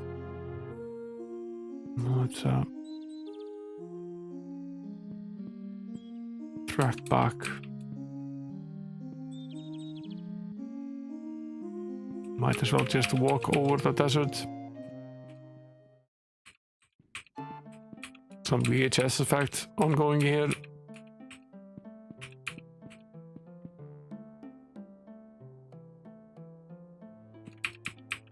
B3. I'm nearly there. Where was it in B3 again?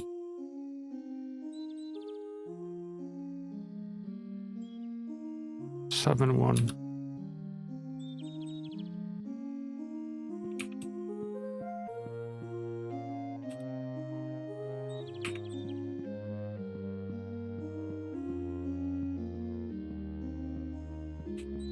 This guy, thank you. You found the emerald handle. Without it, I was unable to cast some of my most powerful spells.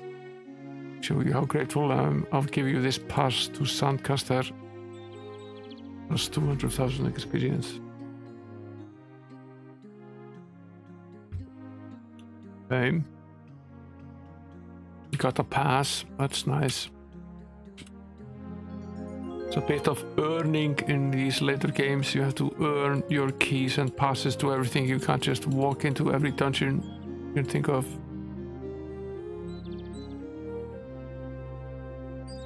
Let's go visit the Nibbler again. I think we have some more of these melons for him. He was here somewhere. Might have been here.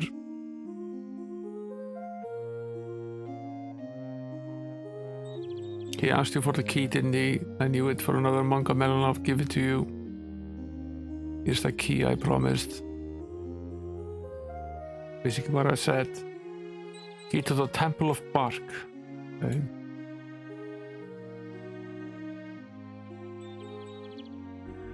He saved the seeds and now he's making his own. Teach a man to fish.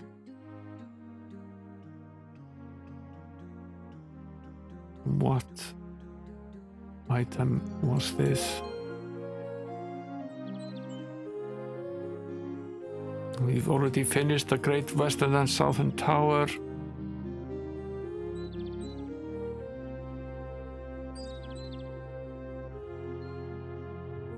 Temple of Bark.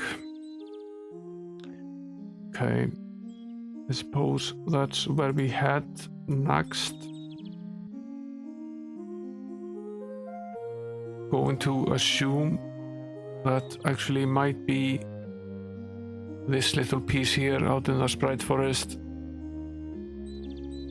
Based on our location. Although that does not need to be the case.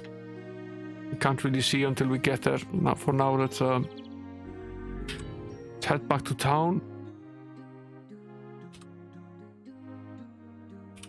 and get our weapons and armor fixed. Train.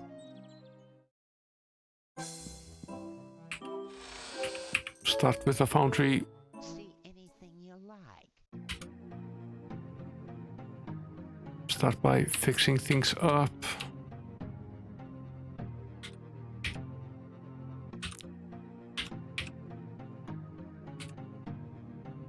Okay here, okay here. Armor isn't actually doing too badly, seen worse.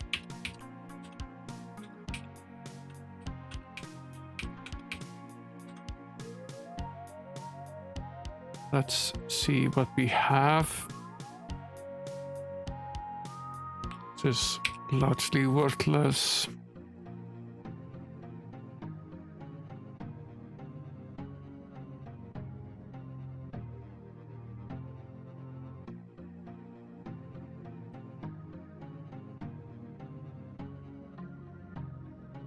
Yeah, the tickets to the towns in the 5th game are relatively interesting. We found a way around it in the first town by just going through the sewer, but that obviously does not hold true for everything. Might just equip this helm here. Let's do that now so we don't forget. We also need to equip the weapons for the sorcerer and the cleric again.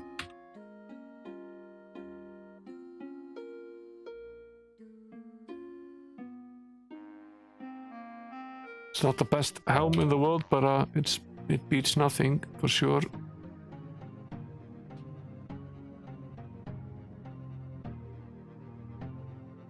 And sell these largely useless boots. The shield as well.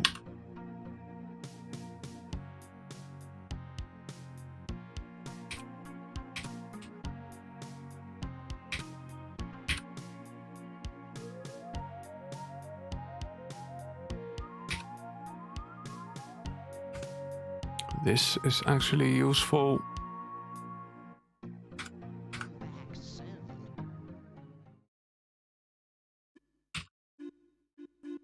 Move it over.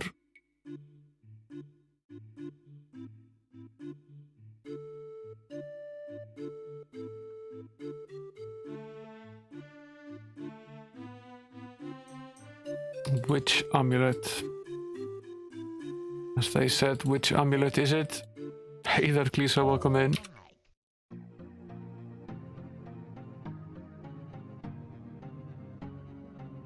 I was wondering where you were.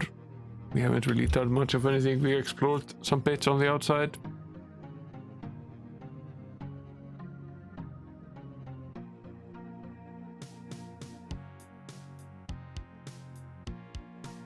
What does this witch amulet do?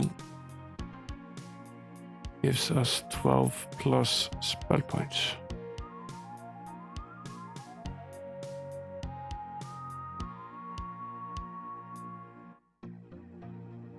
What does this one do?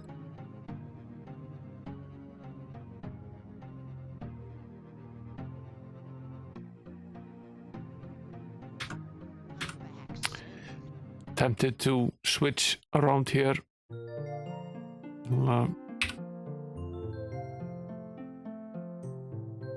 Swap the witch amulet over to the paladin and take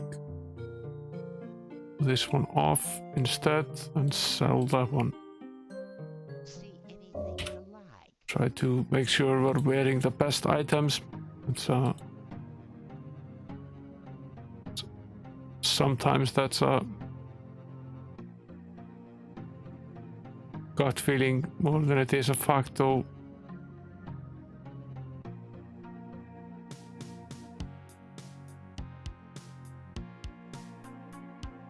She actually doesn't have any amulet. Back soon.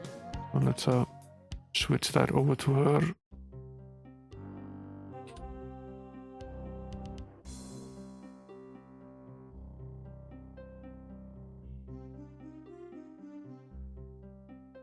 She has the pendant. It's not true. So she does have one. Sell it. See anything you like. would be very nice if you could access the inventory of the characters while you're on this screen, but you can't. You always have to go out again. I'll keep these miscellaneous items around here. Sometimes nice to have some random magical items just laying around in the inventory if you're in a pickle and you need to get out of it.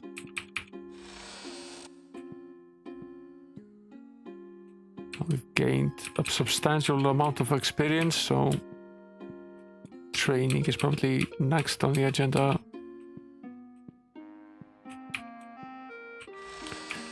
You want to train? You wanna train? Always with a surprise. Pretty good. Turn up the sound effects just a little bit.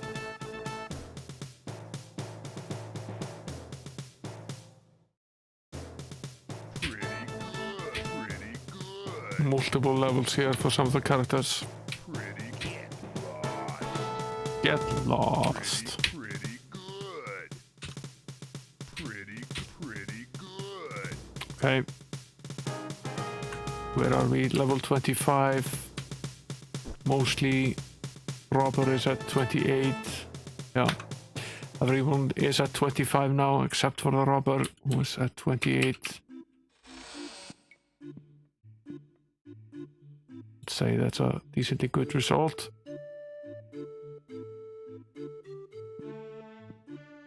We're all patched up, so let's hike out of here and see if we can find this temple. Tackle that.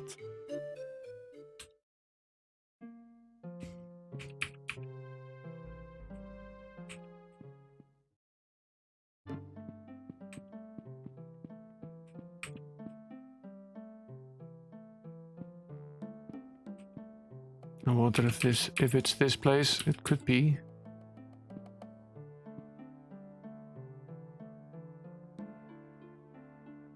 What are you looking at? Go on in. Okay, it's probably this one. Mm-hmm. Temple of Bark, level 1. Okay.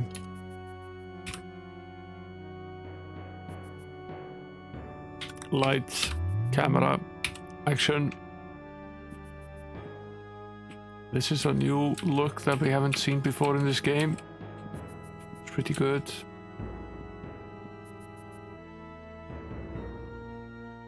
Book of Barkman.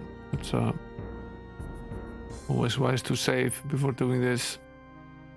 You never know which book is going to instantly kill you and what is going to give you a boost.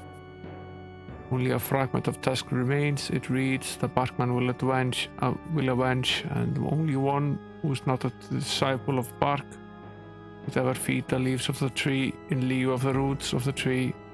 Barkman will know when this blasphemous act is committed, and he will come from the trunk of the tree to smite the wretched blasphemers in righteous wrath. Yea, unbelievers will fall before him like wheat before the scythe, and the glorious Barkman sounds like he has a pretty good and strong opinion of himself. Ages passed before the time when man walked the earth. There was Bark. From Bark did all good things come. Bark's roots drew water from the earth. Bark's leaves drew sustenance from the sun. Bark's branches held the sky above the ground, lest the sky fall and crush the world beneath it. One day Bark decided to walk about the earth, and so Bark did. Bark carried the sky on his journeys across the earth, for there was no place for Bark to rest the sky. Many years did Bark wander the earth, and much did Bark see, but there was no one to talk to. Bark devised a fine plan to make people to talk to. Bark asked the sky to rain upon herself. The sky, grateful to Bark for carrying him around for so long, obliged, and rain fell upon Bark. Bark's sweet flowers grew heavy with the rain, and many fell to the earth. Some of the flowers fell into shade, others fell into sun. From the flowers came all that walks, crawls, and slithers. Creatures of the shade became the monsters of Xeen. The creatures of the sun became the mundane beasts and the mannish races. Bark saw what Bark and the sky had made and it was good. Now that Bark had men to speak to, Bark decided to rest where Bark was and speak to the humans for a while. Bark sat down deep roots and Bark spoke to the humans. Those humans who spoke to Bark the most became the disciples of Bark. The disciples to this day speak to Bark at the roots, which is where Bark keeps her ears. And at last no one is left speaking to Bark. Bark promises to walk again. Bark likes to refer to itself in the third person as well. Nice little trap. Lovely. Cutting us to pieces.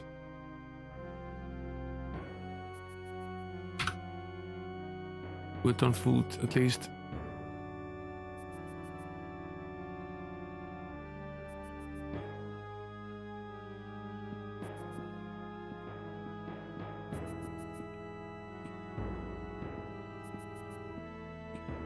Fun and games in every direction, it seems.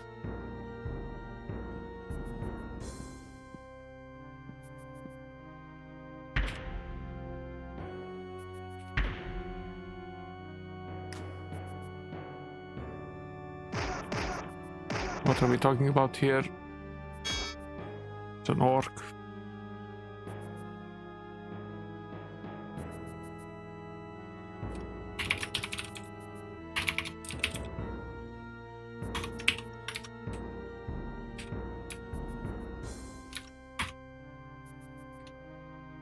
Put some orcs in the chat. You have them. More orcs.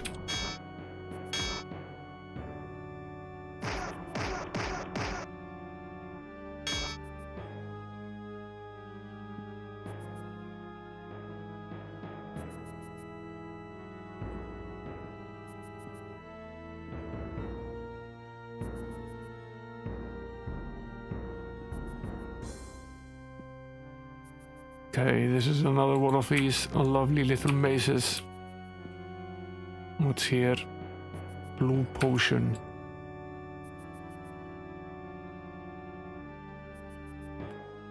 What does that do? That's permanent, so let's load up again. +5 personality.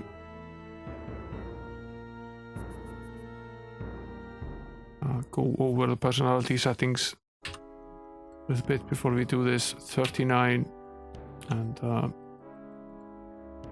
96. I think the paladin could do with a bit of a boost here. Is there more than one? Yeah, there's 2 actually. That's nice.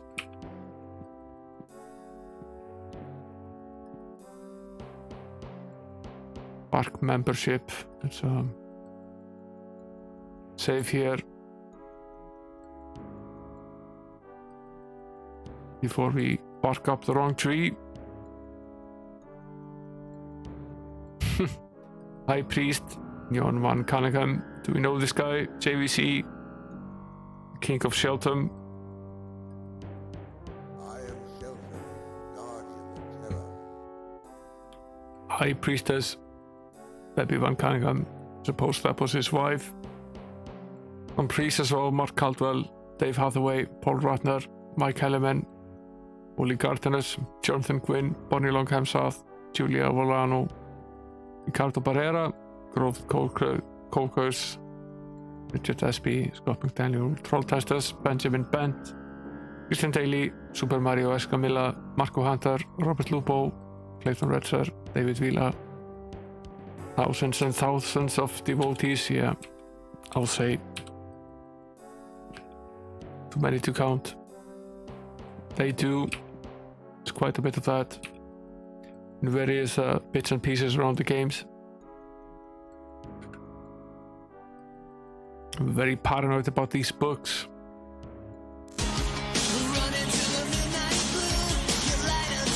Thanks for the follow, J-Max Plays.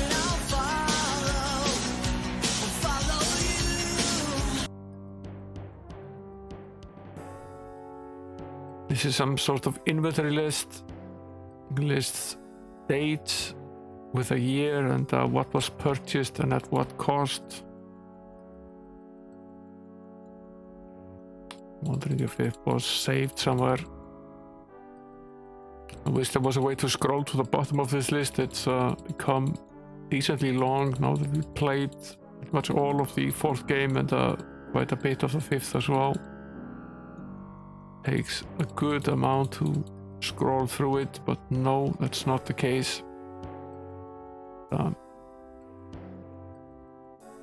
Use the wonders of modern technology and just take a picture of this. In case we need to reference it later in some sort of puzzle. Is definitely not outside the realms of possibility in this game.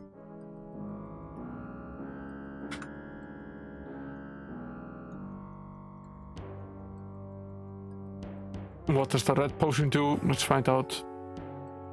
+5 might. So there are probably 2 doses of that. I will load up, check the might status. Give one to the knight, or even if he's already at 110. We'll give one to the ranger as well. Try to keep at least one character very highly boosted. There are still areas that we can't access because we're not strong enough, despite being over 100. So seems almost silly, but it's still the case.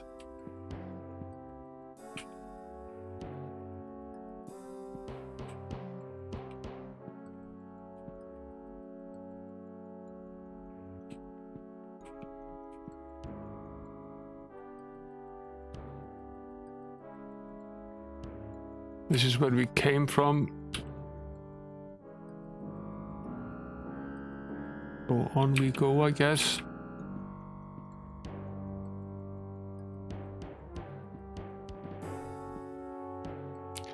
More of these orc guards. Not the strongest of enemies.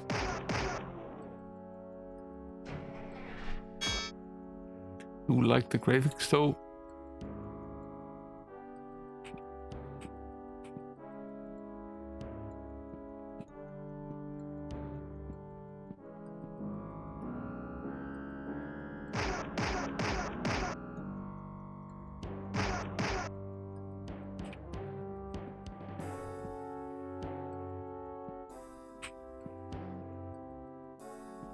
We'll search each of these, although they appear to be empty.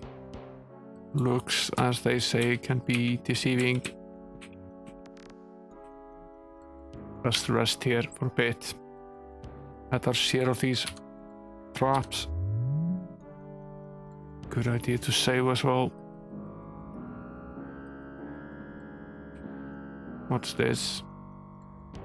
Book of Sap, version 2.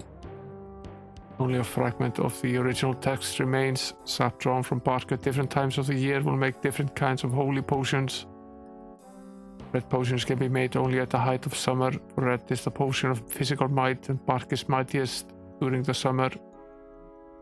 Green potions can only be created during the coldest days of winter, for green potions are potions of endurance, and while bark endures the winter, bark's sap runs with the power for endurance. Yellow potions must be made during missing. That was a hint. The green one is endurance, right? We already figured out that the red one was might, but green is endurance. That's a switch. We'll leave it be for now. Never play with the switches until you have an idea of what they do. The sap of bark runs with power. Store the sap with care and add the holy bark of yak on the spring equinox to the sap to make it potent. The sap will make holy potions that improve the health and character of the drinker. Drink with care. Sap runs slowly, and the making of holy potion is a slow process that cannot be hurried.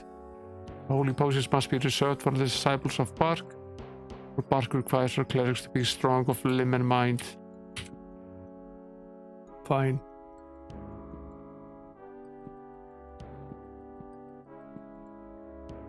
That's a staircase downwards. Seems not upwards. So we're on level 1 now. I guess there is a level 0 as well.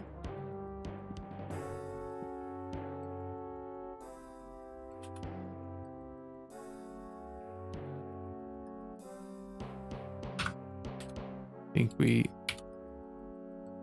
take advantage of some teleporting here. No, we can't. Okay. Can we jump?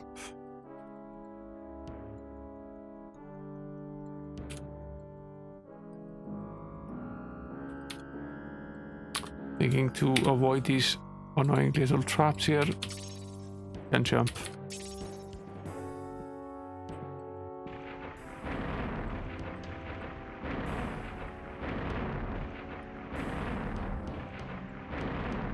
Haha. We are locked in here. That is interesting.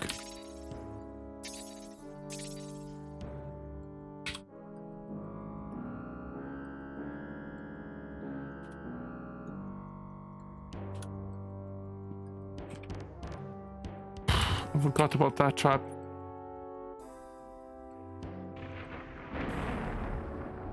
Let's assume what the switch does is actually release the gate, although it's not a given. Yes, it does. Okay. I think we can safely assume that it's similar on the other side.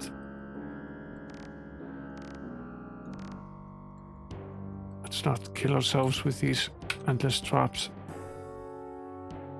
Avoid walking in the center of the room. There's nothing here except these books. So I guess this is where we go next. More guards.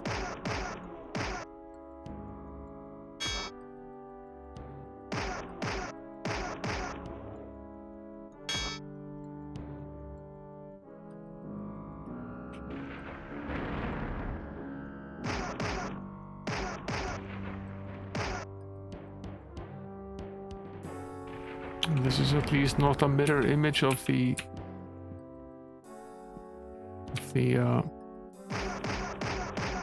other half, like it often is. Seems to be a totally different sort of area.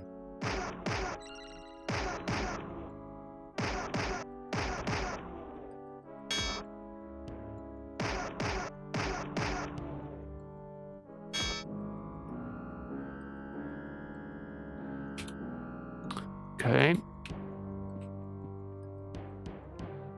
Door here.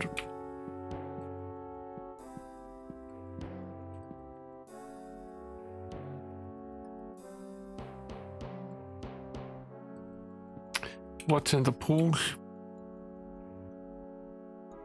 The water is stagnant. Did it do anything to us? No. Can't see that it did. In case it did anyway, let's just not drink any of it.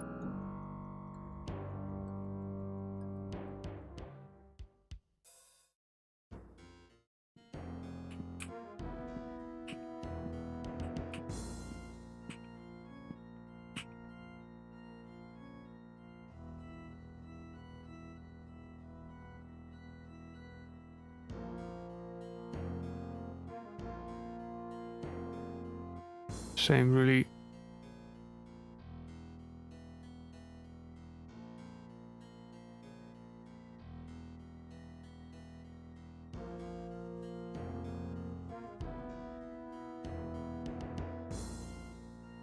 Better safe than sorry in this game.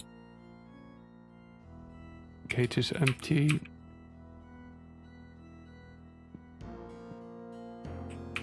This is plain to see really, but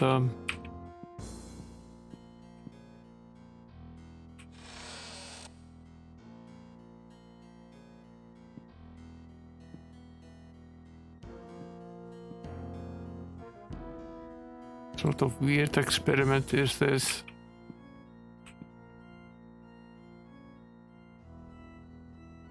That's Nathan the prisoner. Thank you for rescuing me from these foul orcs. Remember, orcs can't jump.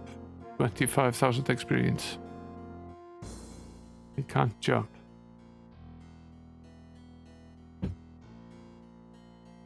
Is that a hint? Or is it a reference to white man can't jump? Are white man orcs? Discuss.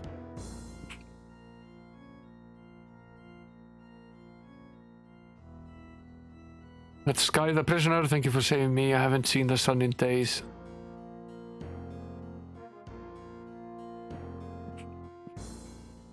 No problem.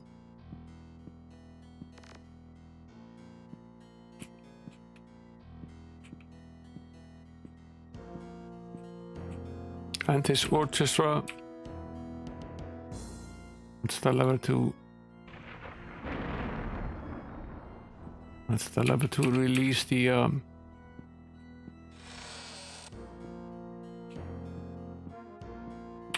grate here.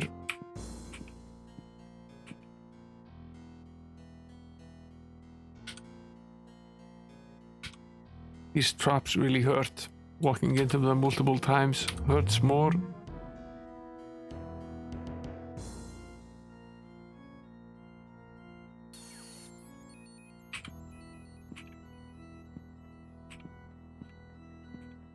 Multiple levers. Lovely.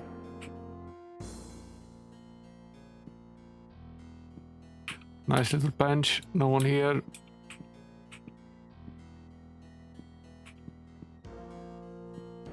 Perhaps people used to come there and work, and there was a sort of a workbench.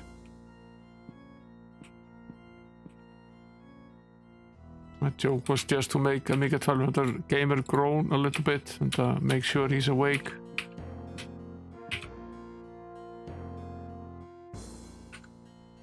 A book here called Morning Ceremonies. Let's save.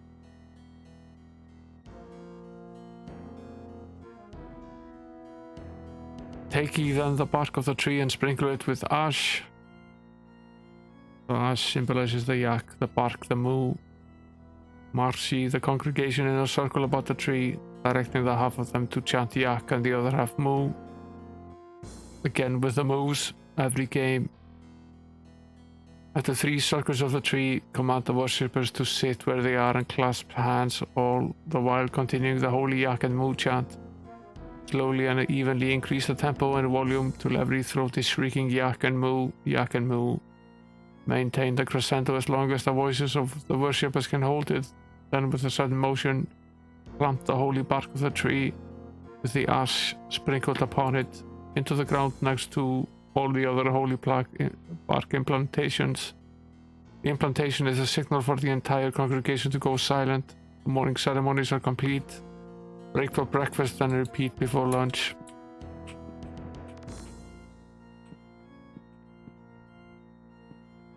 The ancients of Moo Moo.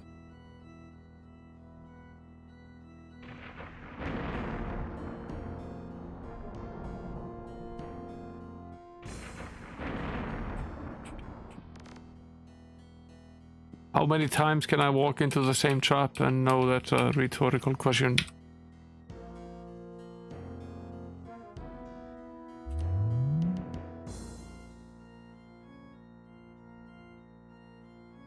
KLF. Yeah, the ancients of Moo Moo were definitely here. What did these levers actually open up? If anything. Certainly nothing in there. Damn it.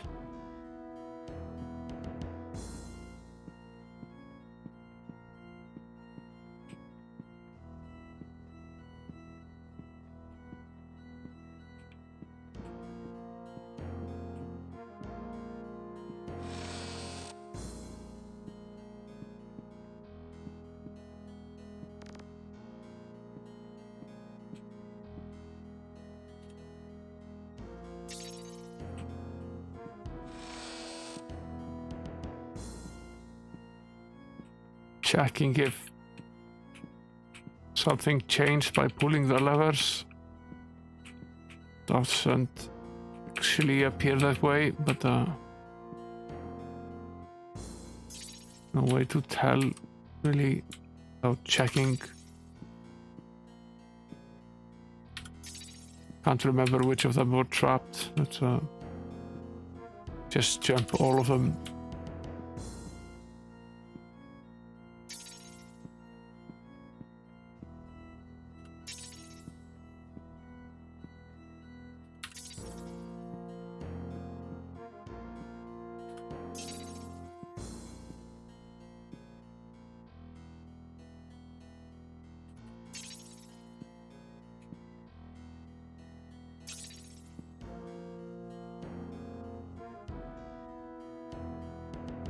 Doesn't really seem as though the levers did much of anything, and we're definitely going down here. Let's rest before we do so. Save. How are we on food? We have 8 days, fine.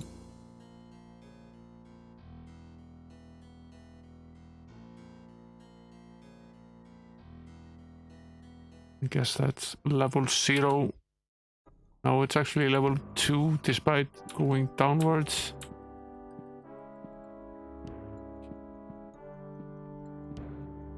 I guess it counts in the opposite direction.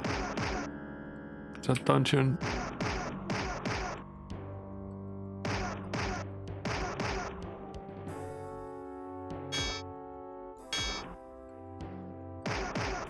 This is pretty much the only monster we faced in this dungeon.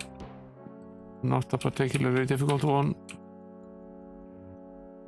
So far at least.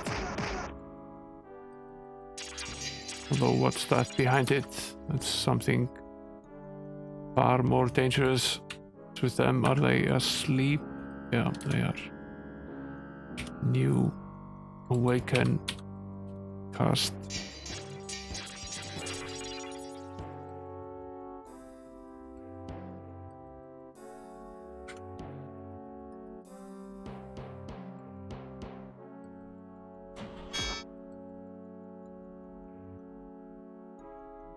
What is that? It's definitely not a guard, at least. Something a little bit more sinister.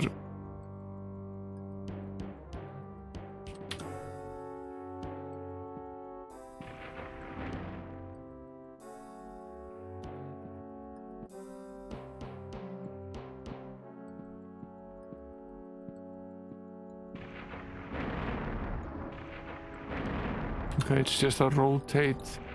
I think actually happened.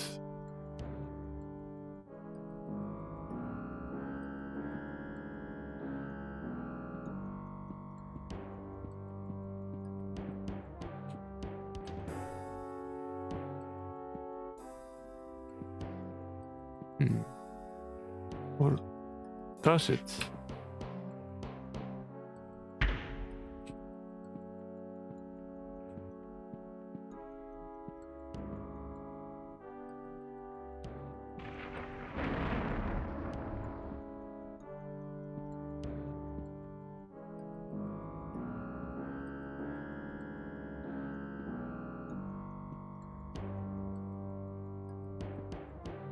It's all a bit weird.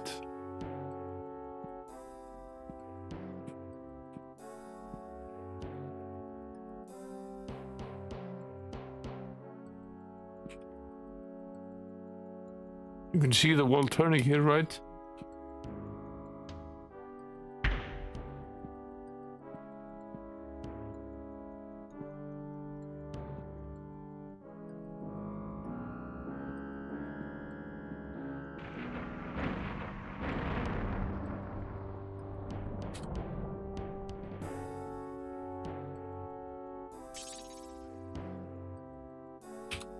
You can only get here from the center of the room.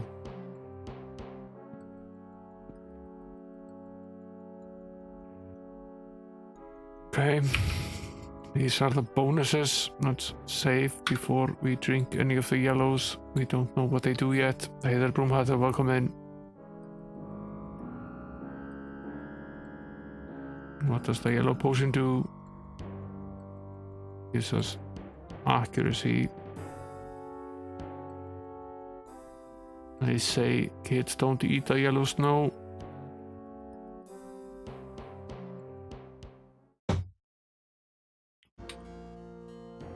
I guess it makes you accurate. And 39. Thinking we give the paladin 2 doses of this.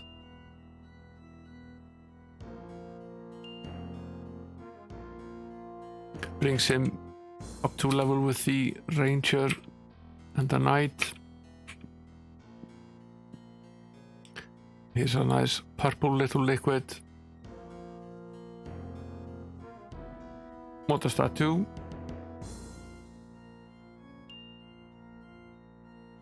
It's speed. Well, there are two vials. One of them is Keanu Reeves and the other is Sandra Bullock. And you must drink them on a bus, which needs to be going at least 55 miles an hour.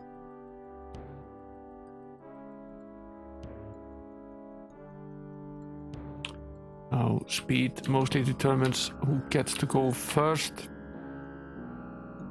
Then that did benefit to some other things as well, but once you've reached a certain point, and it's basically what it does.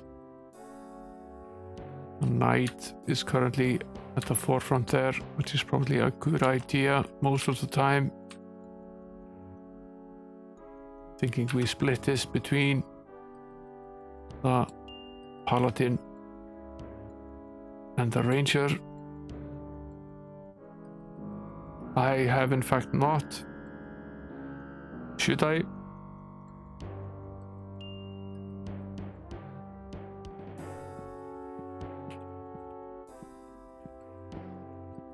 This time around there were actually 3 vials, so we got 3 different boosts.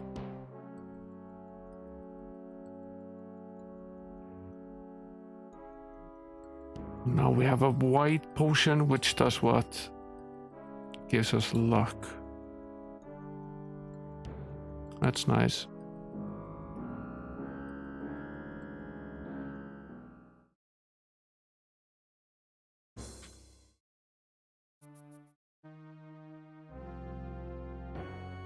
The robber has gotten most of the luck so far. Ones that are the lowest are the ranger, the paladin. Yes, they get some additional luck. There's one more as well.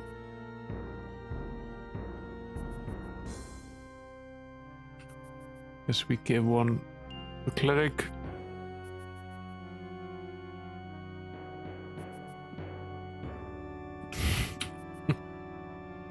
Did they?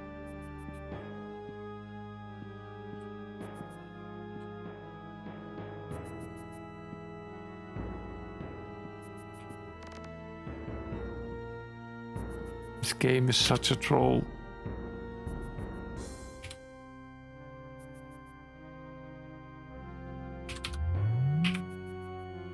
What was the red one again? That was might, right?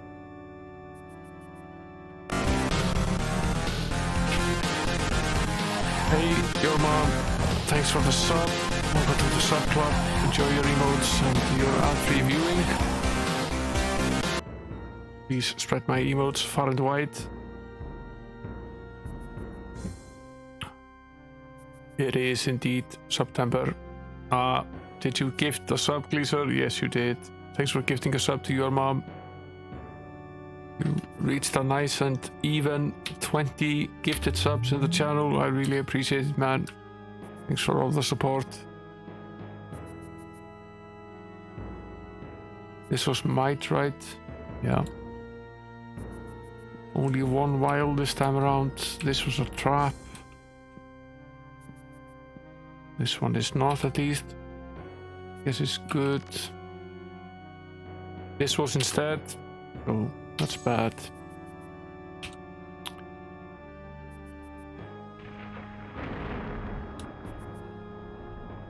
I guess we can jump over to this side as well.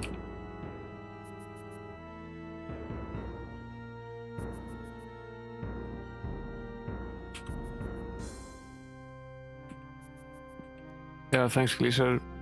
This was the green. Does anyone remember anymore what the green did? We just read about it a moment ago.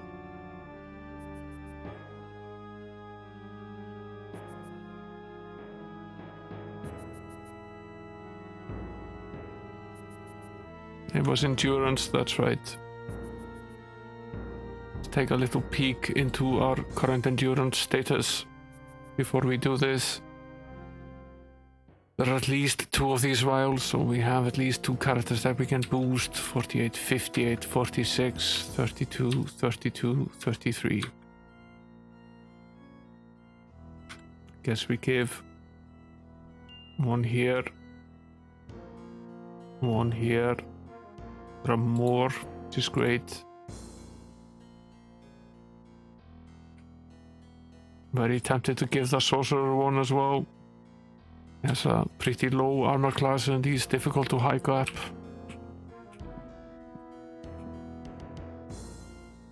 This time it's orange. The future's bright, the future's orange, they said. I have absolutely no excuse for this. I'm just, I've been through so many other colors in the meantime that I had simply forgotten.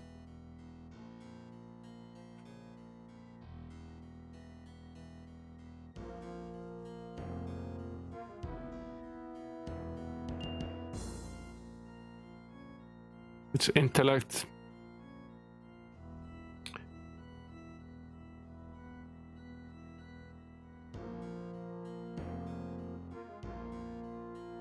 It's intellect. There only seems to be basically 1 boost.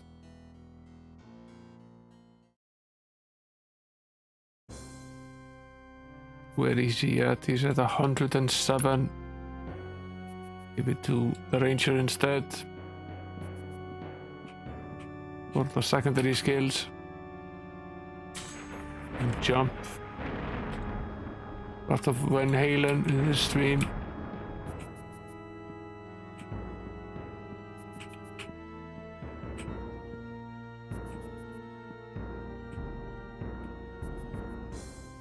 Pretty big tome here.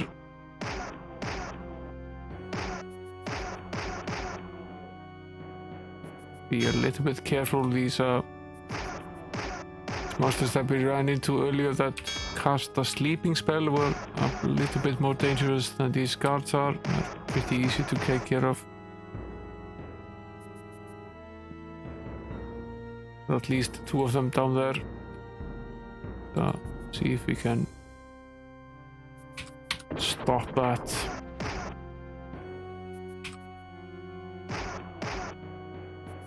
No, I don't have the shotgun spell, although that would be very useful.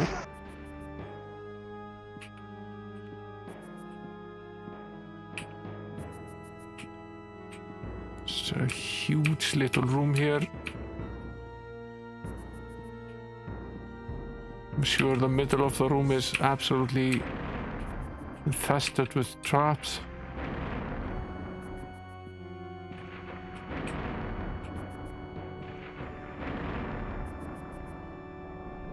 Every time we step into one of these, it seems that they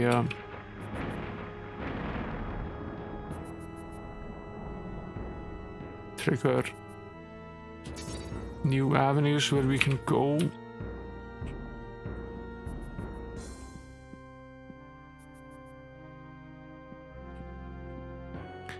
It's one of those barrels again. This one is empty though.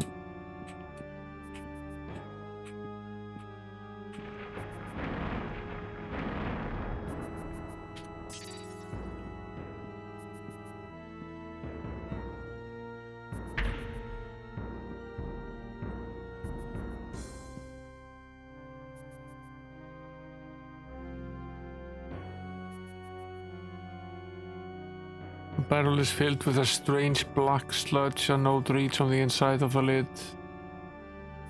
Danger, unpredictable effects.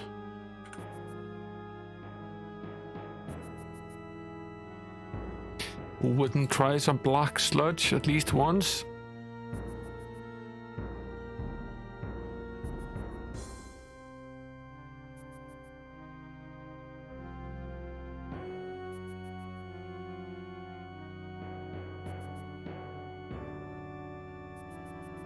Got an improvement in stats, but some magical aging instead.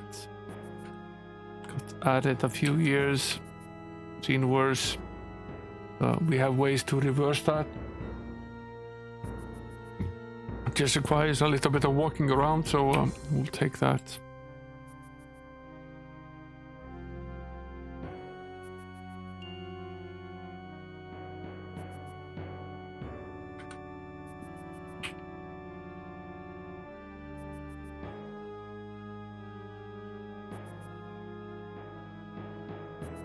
We'll take the stat padding and the age that comes with it, and deal with that problem later.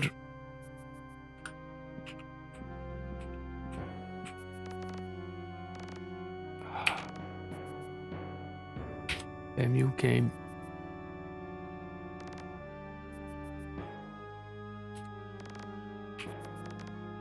It's absolutely brutal here.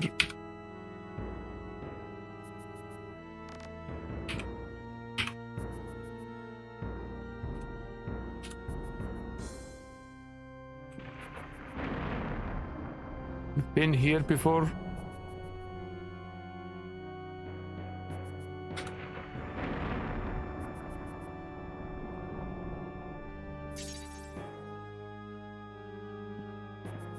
Yeah.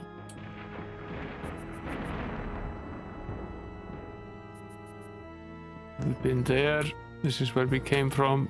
We went in that direction as well. So we've explored this.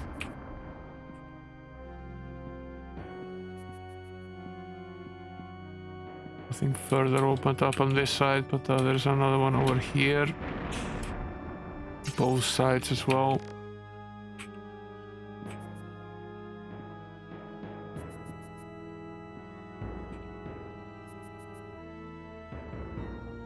I've already forgotten what the blue one does.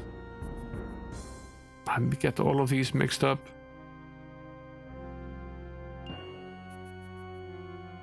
It's personality. Let's load up again.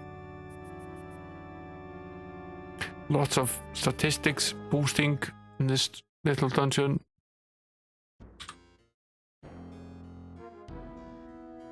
$49 and 101. We never have too much personality, I guess. Split them equally between the paladin and the cleric. Go for the purple one.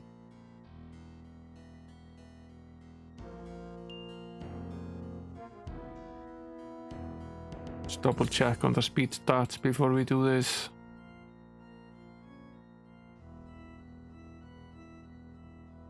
Try to adjust this as wisely as we can. 50, 45, 38, 36.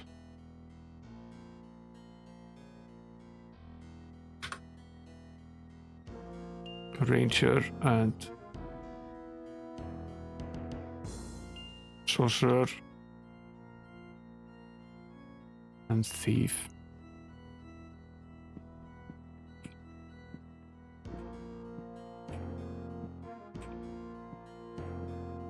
The game really is being very generous to us here.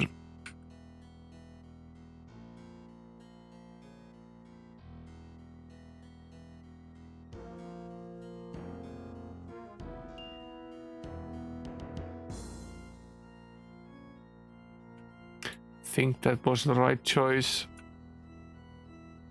He's already at 107. Boost the ranger a little bit more.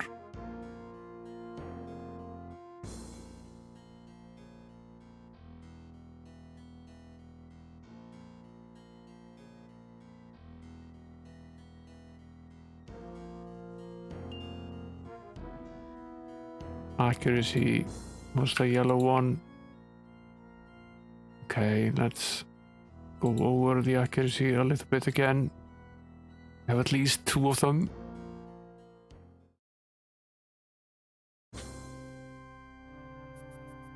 Where are we? 51, 50, 64, 29. Yeah. Still think we boost those two. And perhaps the thief as well.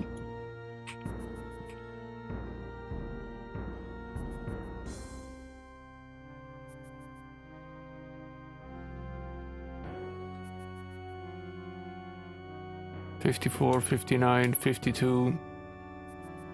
Hey there, Brother Bill, welcome in.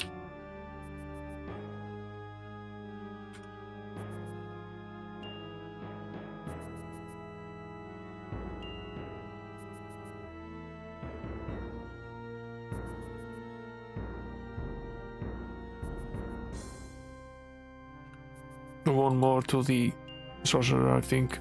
Yeah, make that too. Forgot about that trap.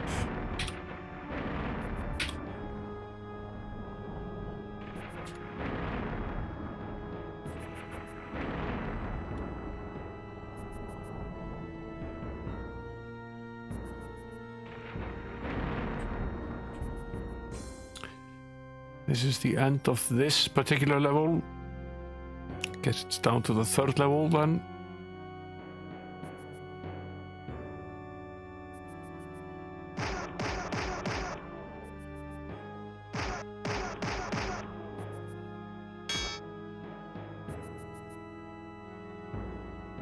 Yep.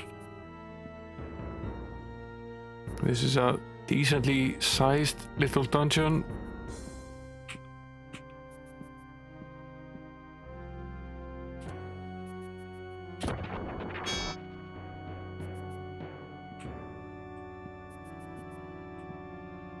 It's a little bench.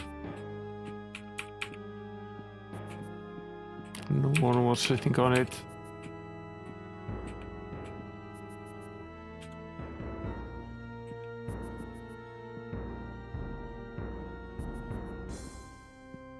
Another staircase downwards. At least one more level to this.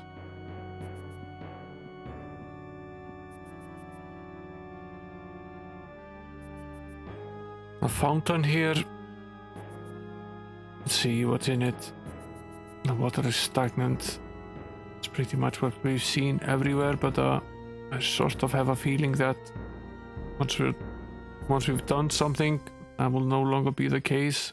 But, I won't drink anything from these fountains until I'm absolutely sure it is exactly that they do.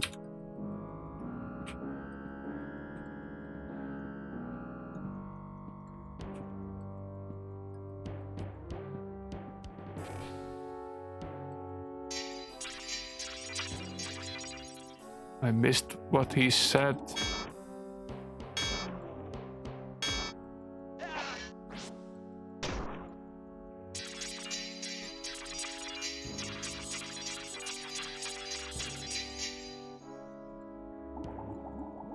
Now is, I think, a good time to cast a cold ray.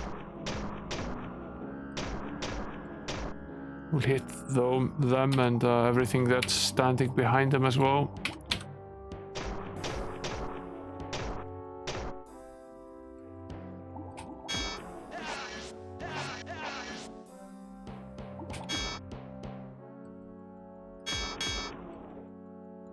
I think we've killed everything behind. Yeah, we have.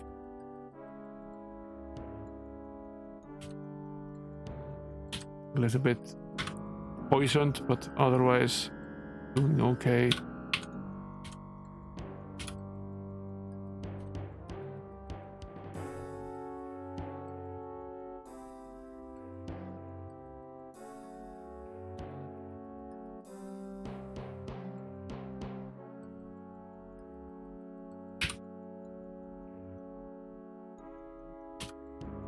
Bet I missed that dialogue, but never mind.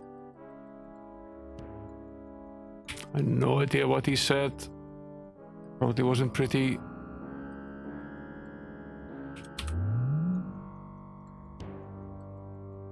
This place seems to be infested with the orcs, although we are cleaning it up a little bit. Assume these are more prisoners. Release them. As Princess Yavanna, the sprite. Ah, yes, we had a quest about that. Thank you for freeing me. I'll return now to my sisters and tell them of your heroic deed. Probably a reward for that as well. Outside of the fact that we got a 25k experience boost as well. Who's this? Let's Snog the orc. The rest of the orcs imprisoned me for refusing to do evil. Thanks for getting me out of here. Yeah, you're welcome.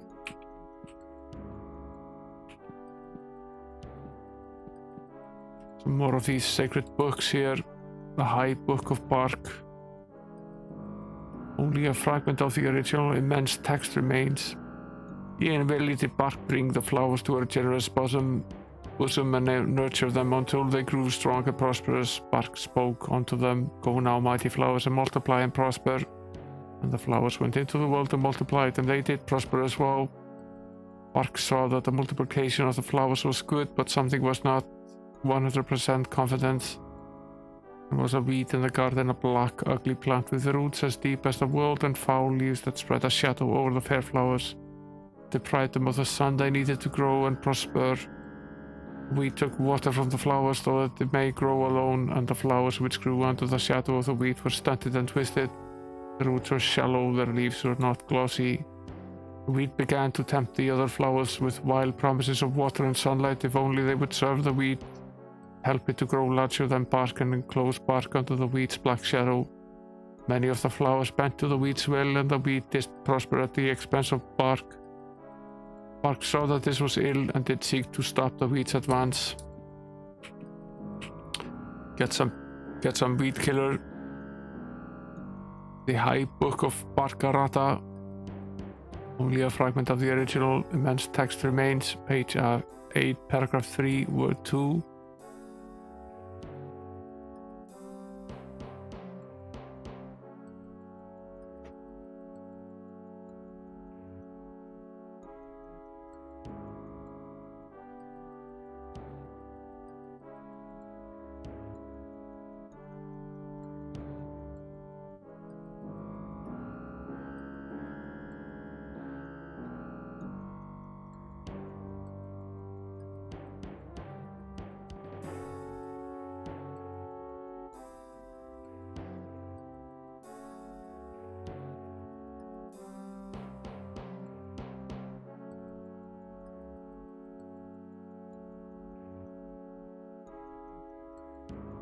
I wonder how relevant this is. Page 8, paragraph 3, word 2 should be the instead of an A. The astute reader will note the marked difference the substitution of the article makes in the test regarding the tending of the garden. Page 1034, paragraph 1, word 8 should be wheat instead of weed. Even the simplest acolyte can tell that the wheat source of all evil in the world should be capitalized to indicate its importance to the world and to the bark. Page 8769, paragraph 23, word 7 should read. I doubt this is really relevant, but maybe it is. This is one of the weirder dungeons that we've seen.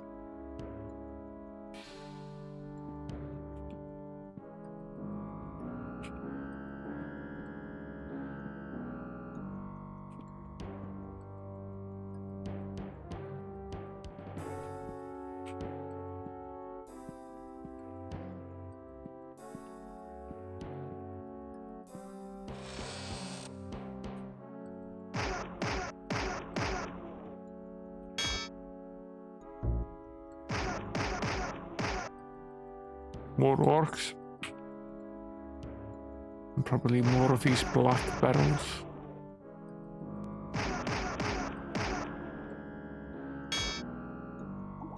These are the slightly tougher orc elite.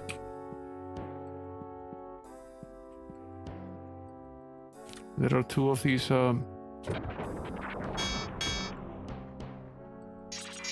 guys with the sleeping spells.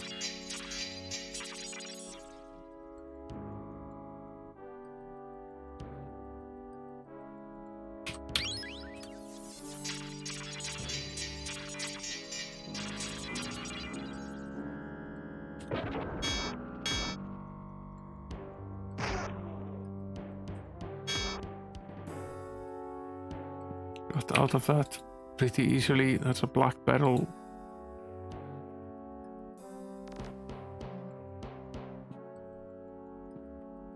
So much for that. Pretty much an illusion.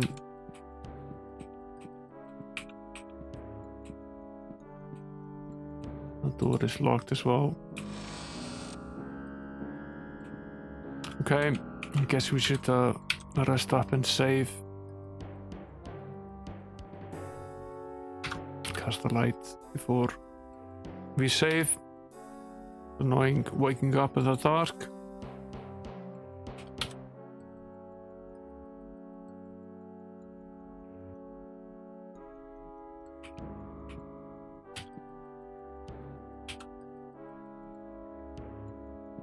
It's probably more appropriate with the game that we're playing to say die everyone, but I'm pretty sure he said hi. Let's explore this room, which I assume is similar. Okay. Empty barrel. A barrel of laughs.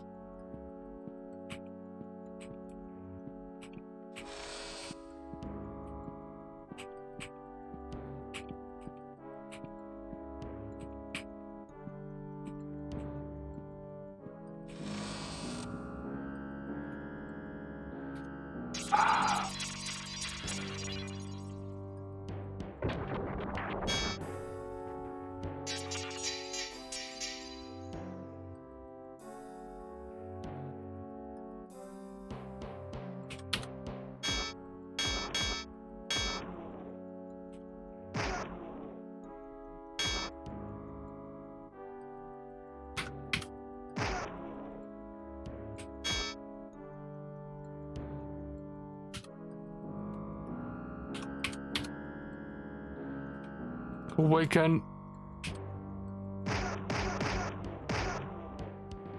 Good spell.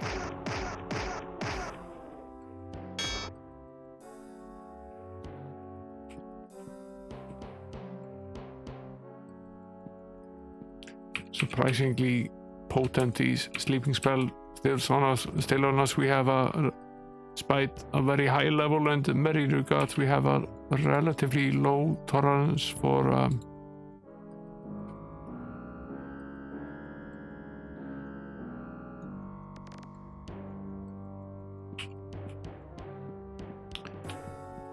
magical spells, so our magical resistance is pretty low, meaning that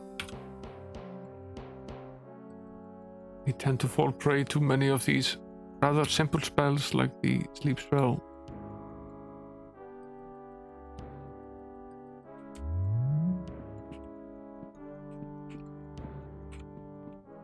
So okay, we've explored the bottom part of this very thoroughly. Let's continue onwards. There's another prisoner trapped here. That's Alicia, the orc shaman tells lies, and his tea is poisonous. Watch yourself. 25,000 experience.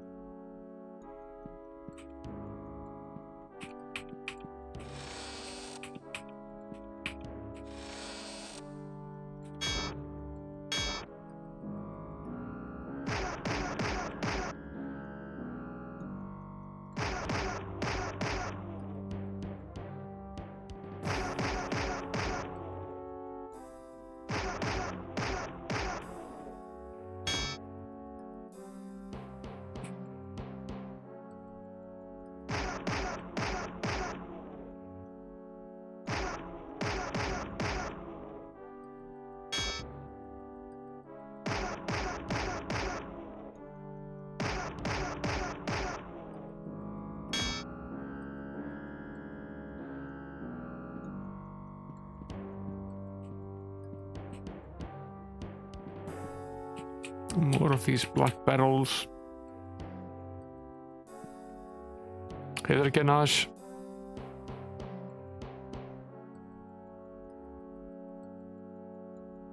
I guess there's nothing to do for us here. Really.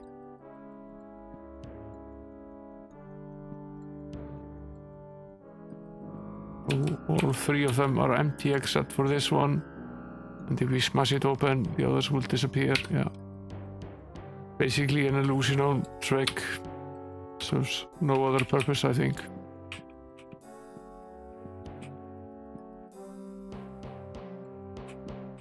I am a fan of the dungeon crawlers. No doubt about that.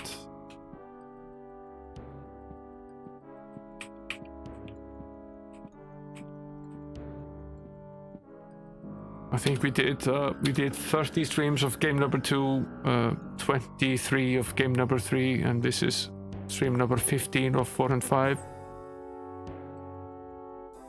So if we add that up, that's like 70 streams that we've done of Might and Magic. That's a lot of streaming.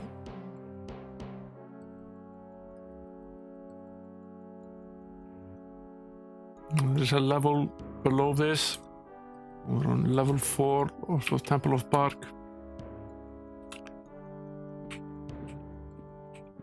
Its bark so far has been worse than its bite. It's relatively tame, filled with statistical boosts. Book of Ascension.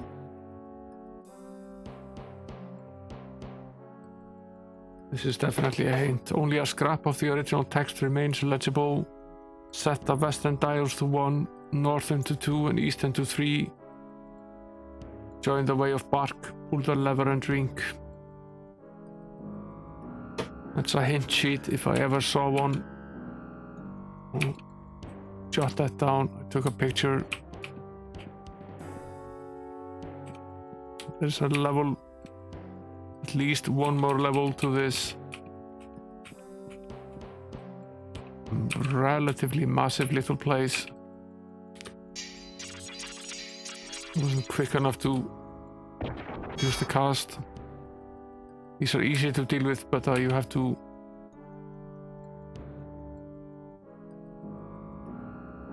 this is a dial, and this would be the eastern dial.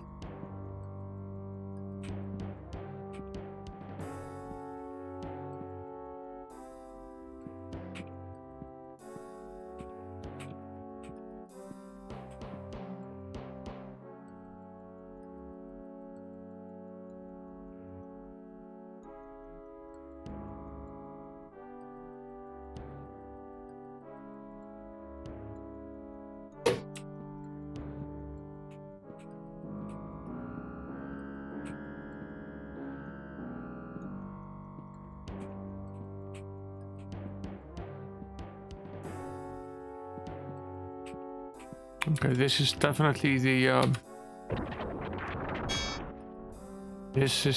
the northern dial,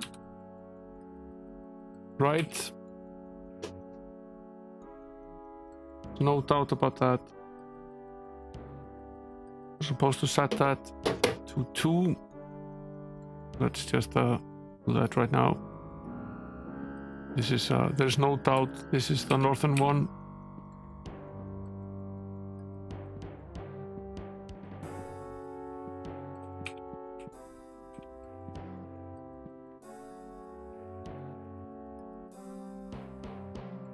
I guess there are 2 of them.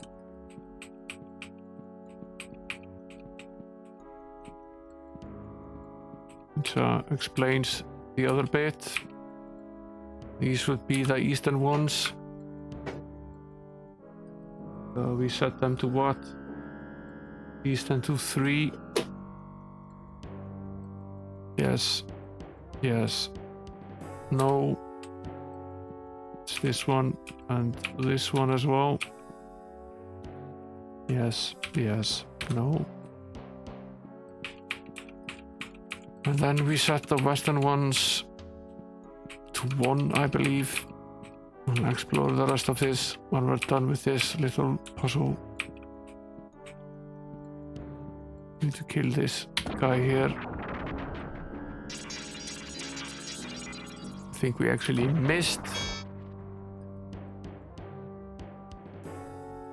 Set the western ones to 1, they said. It's already at 1. body save in case we run into some sort of hot mess here, which could happen easily. Okay, this is set to 1 as well. We've done a complete circle here, but we've not explored any of the soft caramelized core. It's on the inside here.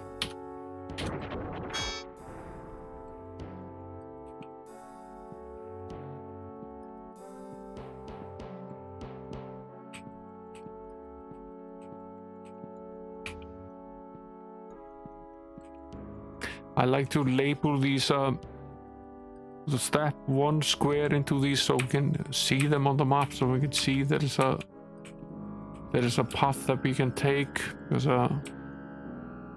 otherwise there's no telling on the map there's actually another path. You can sort of in a maze like this you can sort of not see it, so I walk 1 step forward so it marks that there's something there. Like in this case, you can see it closes here. This is a maze-like kind of thing.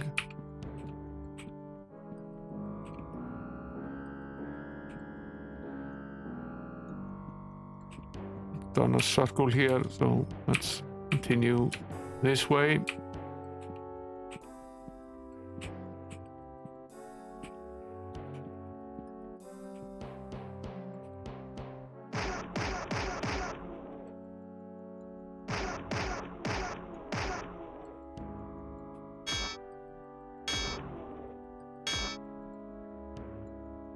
Pretty heavily guarded. Thinking we step outside here and we've already set all the levers. Maybe we should go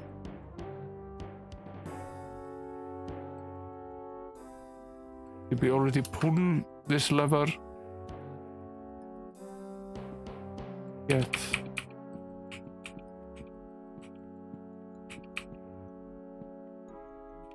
I assume that our reward is in the center.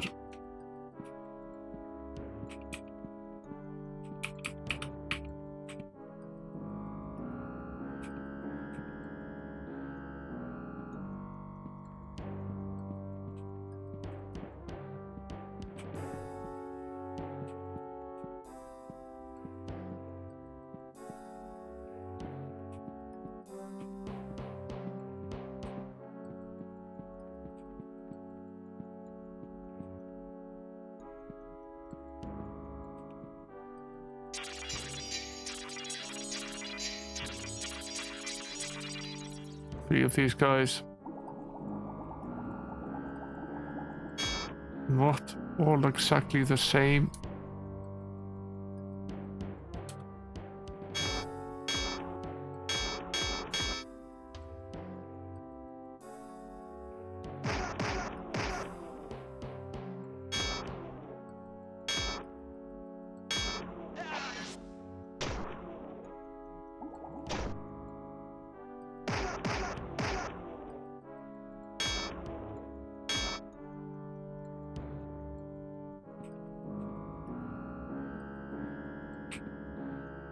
This is at least very heavily guarded. What is this?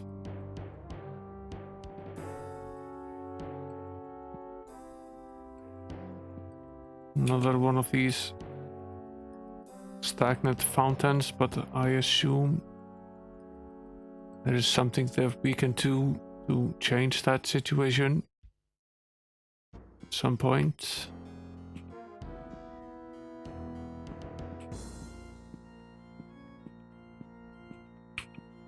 Both of these lead in here.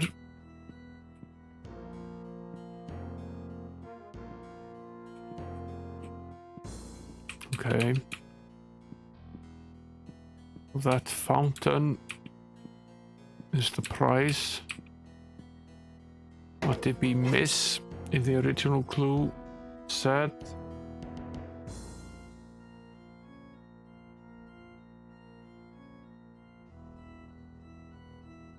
Western tiles to 1, northern to 2, eastern to 3. Pull the lever and drink.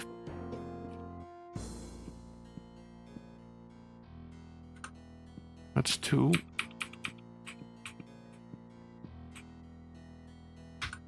That's 2. We pull the lever again. Pretty sure it was actually in a down position. Pretty sure we hadn't pulled it. So now we head back.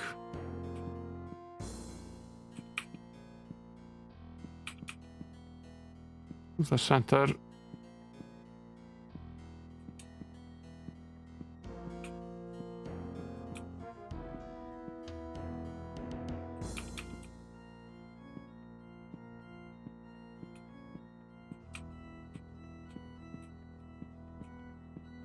This is our reward. What is gained? Let's wake everybody up here.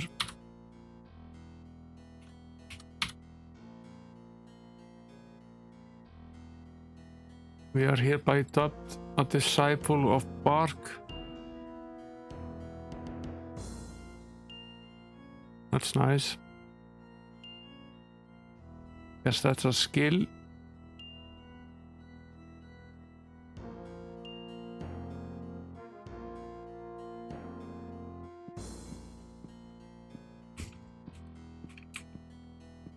Okay, that puzzle solved. That leaves another level at least of this. There's a staircase down at the bottom, the southwest corner here. Welcome to the jungle.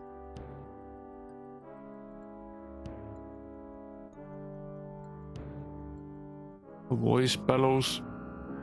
Feed the roots and the tree shall bear fruit. Feed the limbs and suffer the wrath of Barkman. No, no, no, no, no, no, no, no, no, no, no, no, no, no, no, no, Barkman.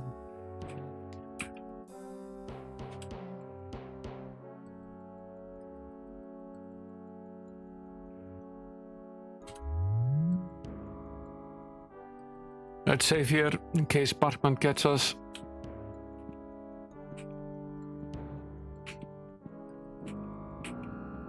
What is this place? Massive little tome here. Filled with endless winding corridors.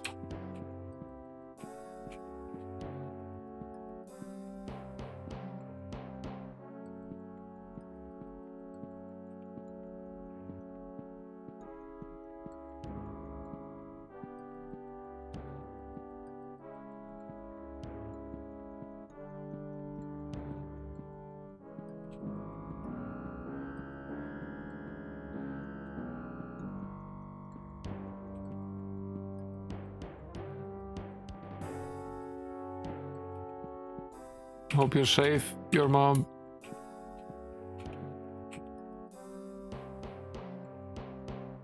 September is usually a month of storms here in Iceland as well, where there are quite a few. There's been 1 or 2 decent ones. They're not hurricane-like, but they're decent winter storms, and there will be more of them.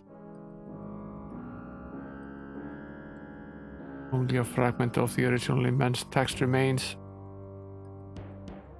Spread your limbs wide and plant your legs firmly in the ground. Gaze into the heart of the tree. Receive the wisdom of bark upon your head and sway with the wind and gather the sunlight onto your skin that you may know the ways of the trees and the grasses and all green things under the sun. Yea, and verily the truly faithful will dye the skin green so that they might better understand the life of glorious bark. This is...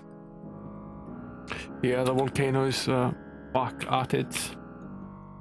Took a little break and then decided to make a comeback.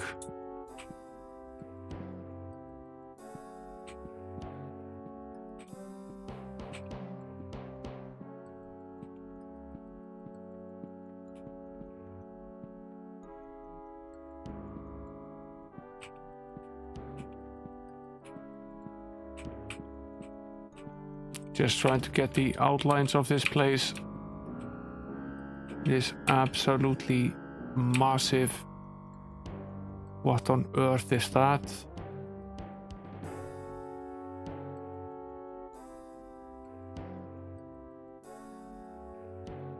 Okay. I can give a gem to that, and what does that do?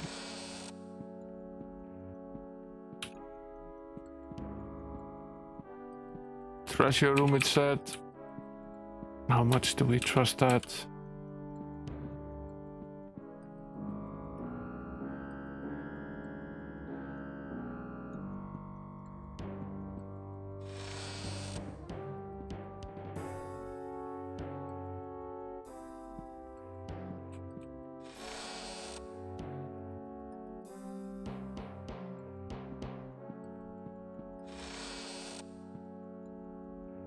Not sure we were supposed to feed this guy.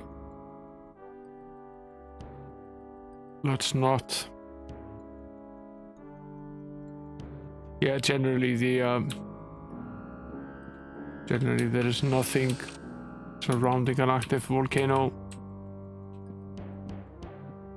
The only real problem is that the natural fiber cable ring was located there, and they've had to put a new temporary cable in since the old one is currently under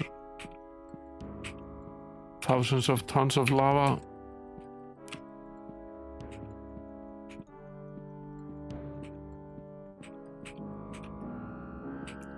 Not really much you can do about that, and if it continues, there might be some point where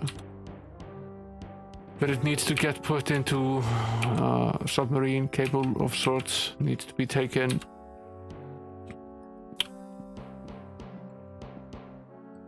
Out of the area and back into the ocean and back in.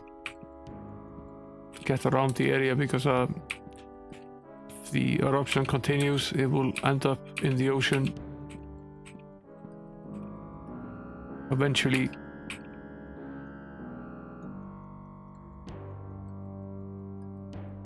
An energy disk, it's been a while since we found one of those. This is the fruit room. This is where we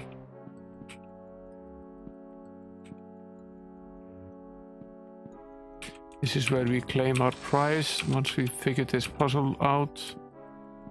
Easier said than done.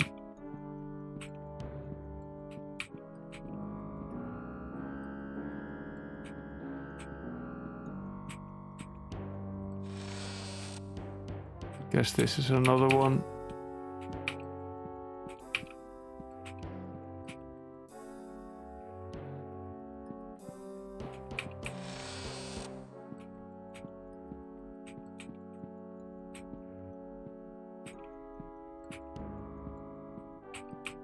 This place is absolutely immense, but there's not a lot actually happening.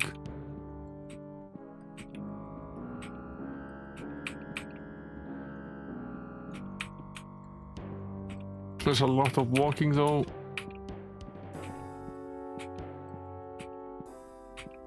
Another one of these guys.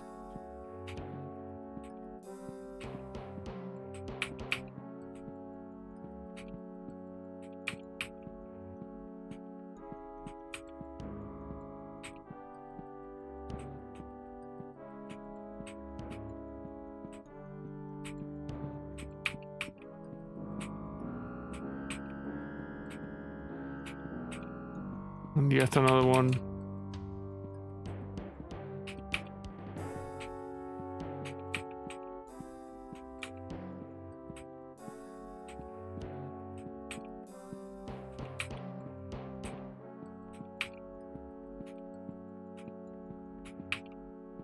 And here's one.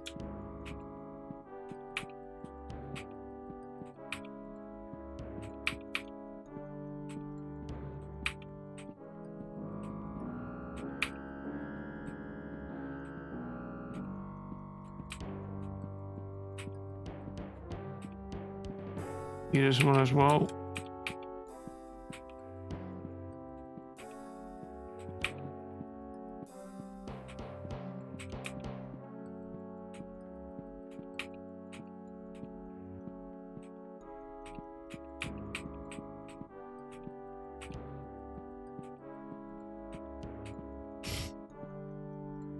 This place is absolutely enormous.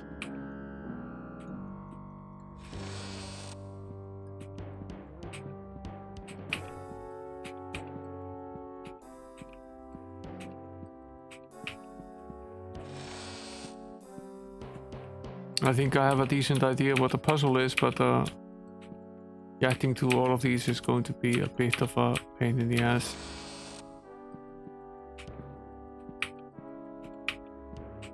There are at least 4 of these fruit rooms.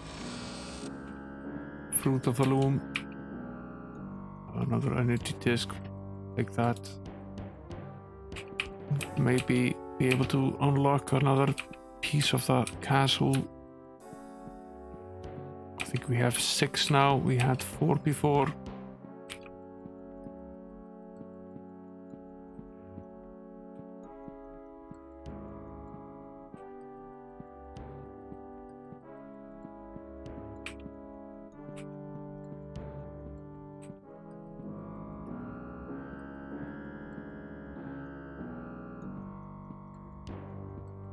In here.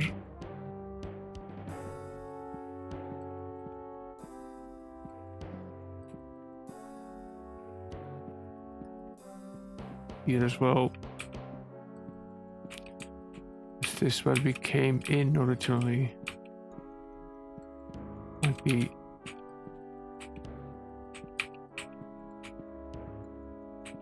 Yeah, this is the way back again.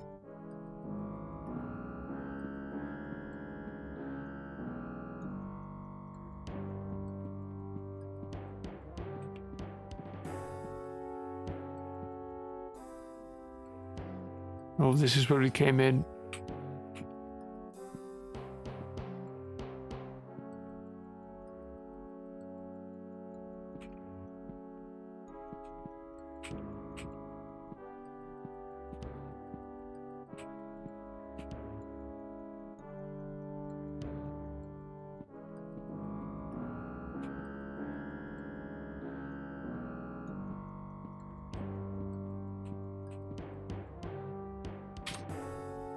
I've actually managed to finish an entire torch walking around here endlessly.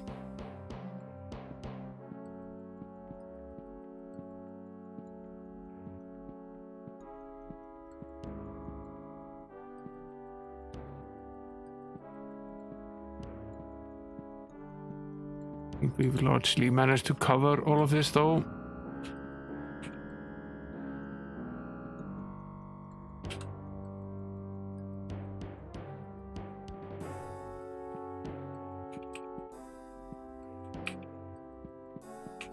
This is a decently sized area here that is inaccessible.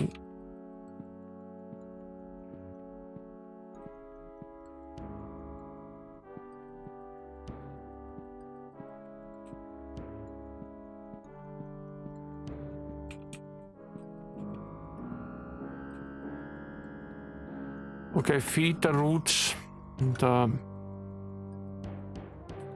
not the limbs, he said. So if we go to the outer reaches of the map and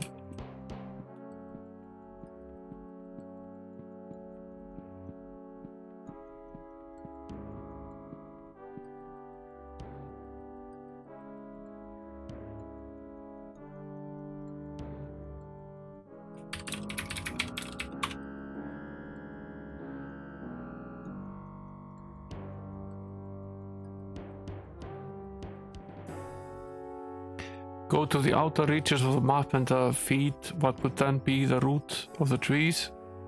See if that actually works. We'll save now and feed all of them. The price isn't all that high. It's a single gem.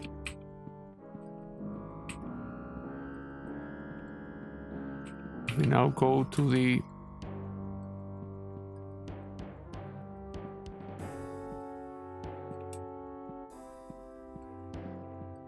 other end here.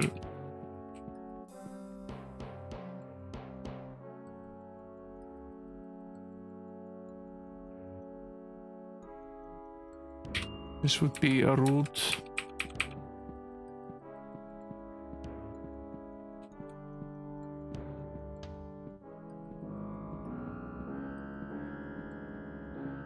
And there's one more all the way down here. At least I assume that's what the thinking is.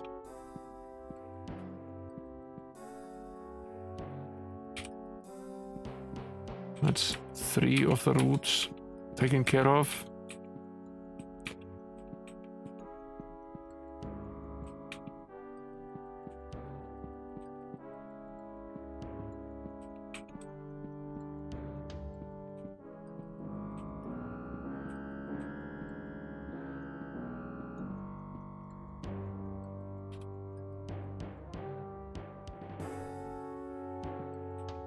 Is there one at the bottom of this as well? One here in the center? No. No, this is just a prize room.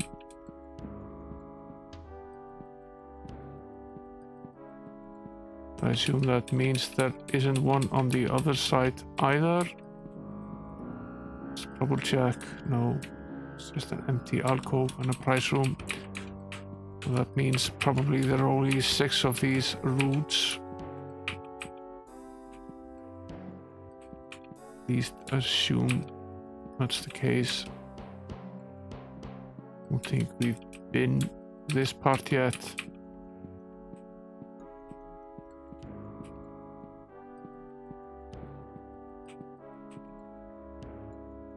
Is this a route?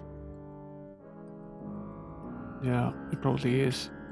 At the end, X coordinate is 31. Well, it's pretty much as high as it gets. And does that mean there is one more up here? Probably it does. Yeah. That's one.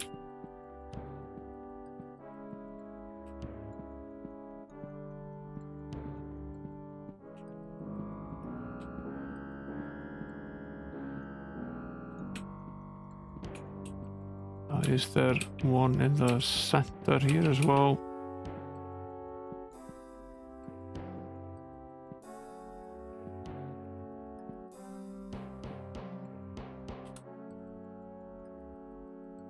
The one all the way up there.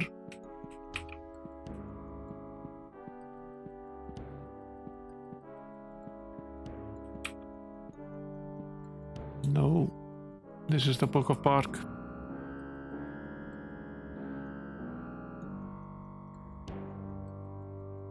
I don't think this is relevant. It's just some random information.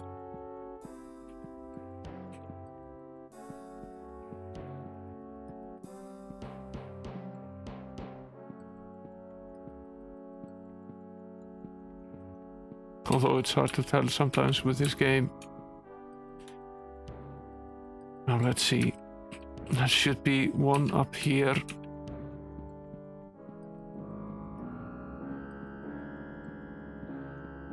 Or is this also one of these books?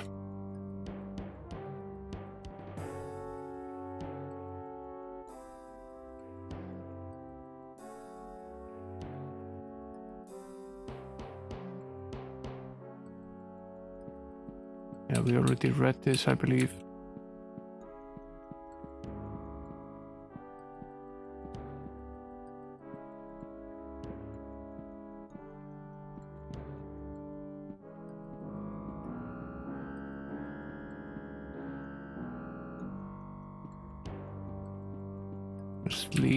At least one of these routes remaining here.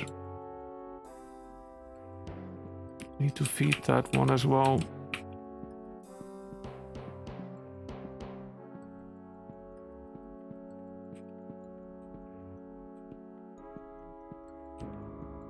And,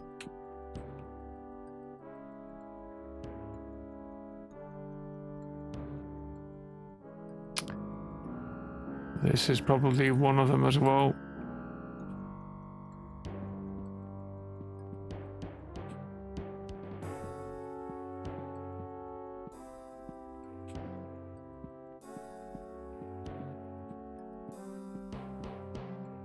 The problem is, if we're wrong, it's going to take a long time to figure that out.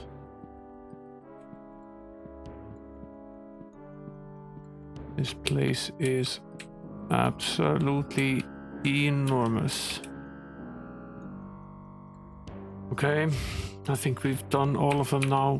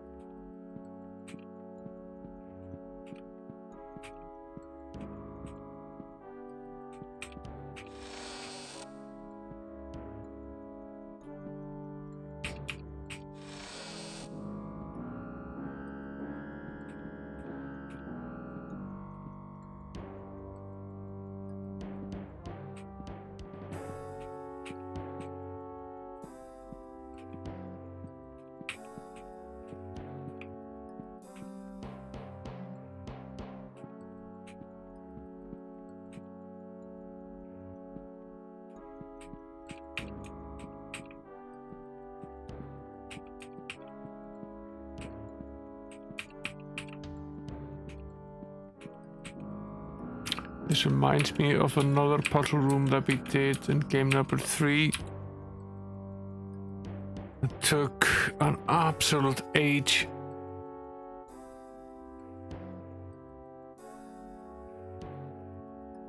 There's no way to know whether it's active or not.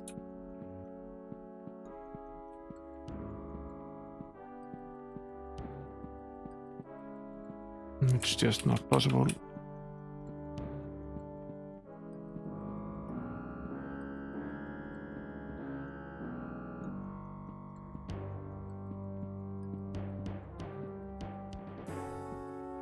doesn't change shape or color or anything of that sort. There's no way of knowing whether it actually catches. You guys think that I'm right, that in feeding the roots at the absolute ends of all of these, is that the correct approach to doing this? Or do you disagree with this method?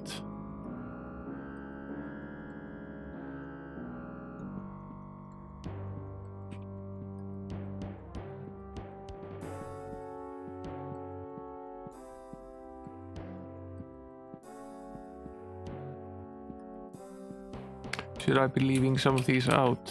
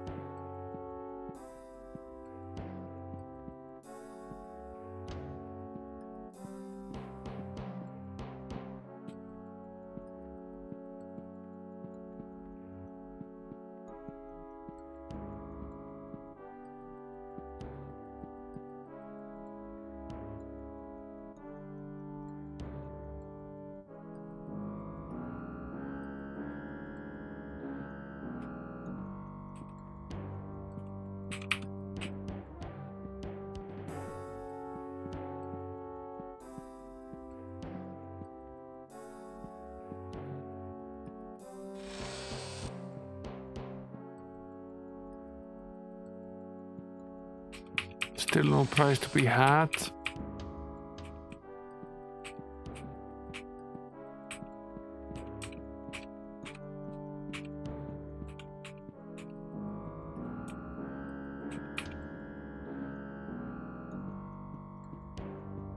We haven't run into Bachman at least.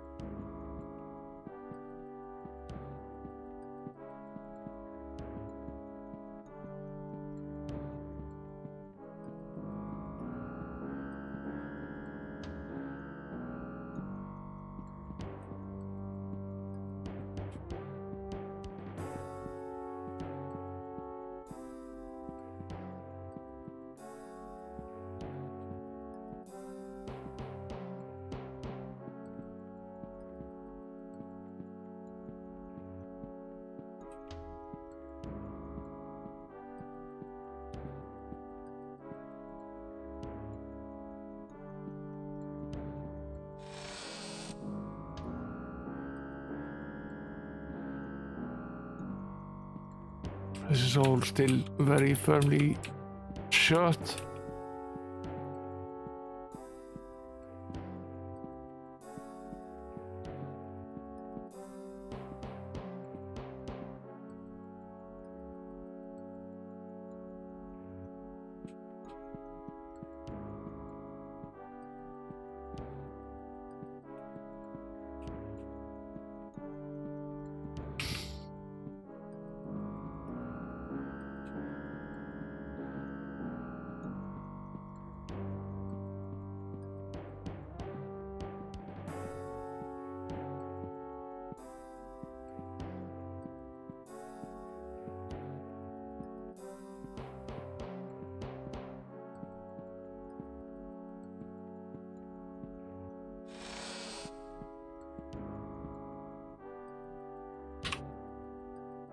Still not there. Okay. Then this is not the correct approach. Let's then try to only set the ones at the absolute corners. So it's basically this one.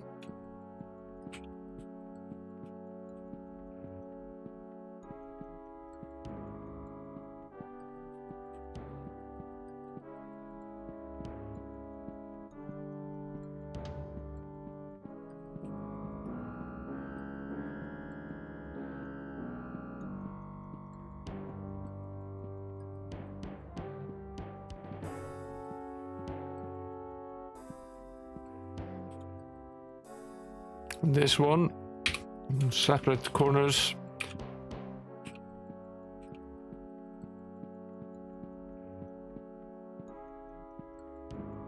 One is at 31.0, the other one is at 00 coordinate.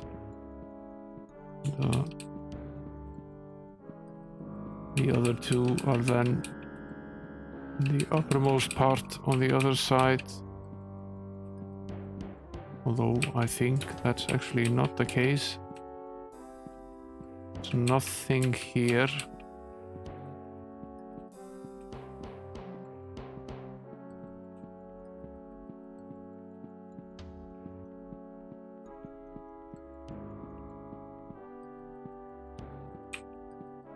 This is also one of these books.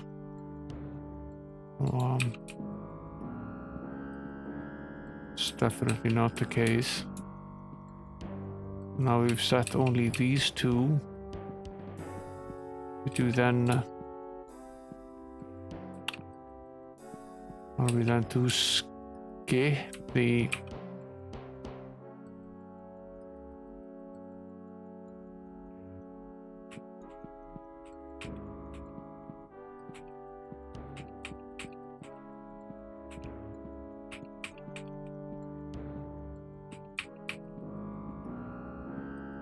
There's nothing here either. This is at the middle section, basically in this direction.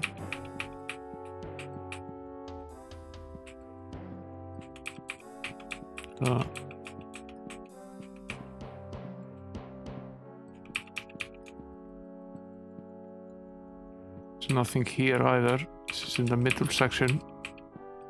In the other direction. So the other ones are actually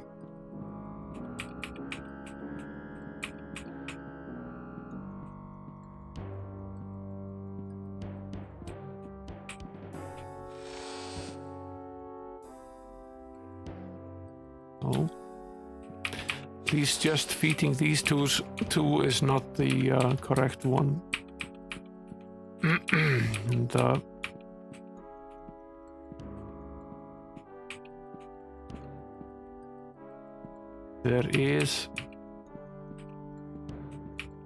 there's one more down there at the bottom in the middle section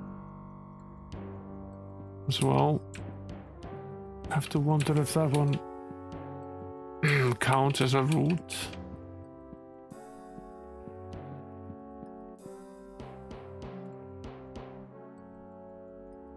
There's one here in the X7 Y0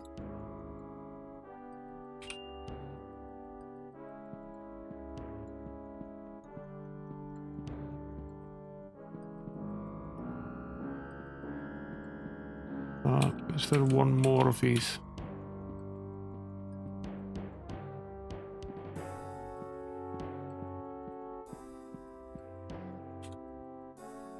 Yeah, X20 by 0.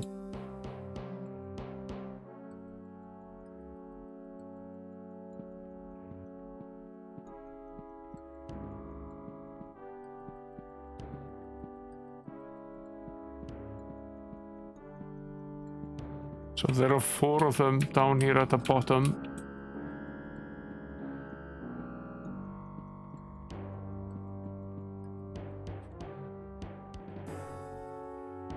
$31, $27, and 0.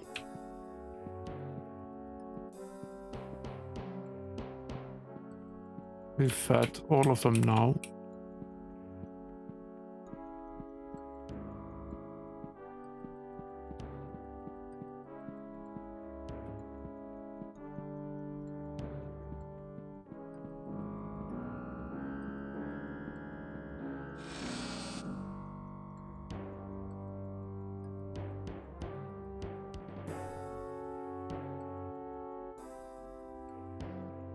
Want to try something?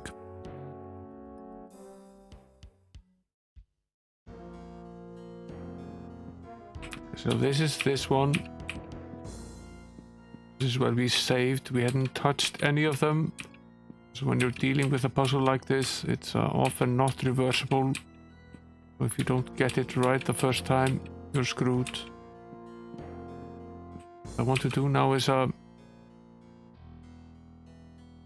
fairly certain I heard a different sound when we fed this one.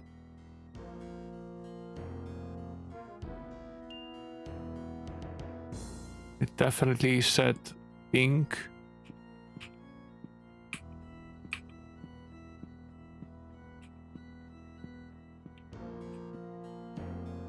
So are we to assume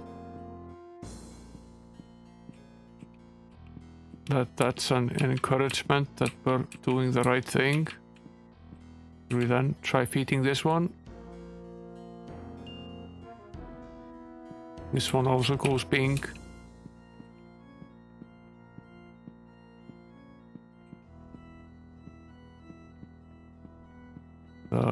The corner ones don't. My current theory.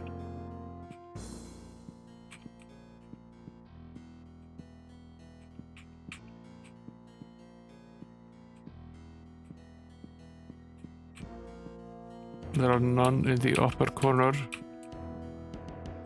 You know that for a fact. This one is empty. There are none here on either side. But there are a couple of them over here on each side. Yet which side? I think this is the one that has the book. No, I'm not right. This one.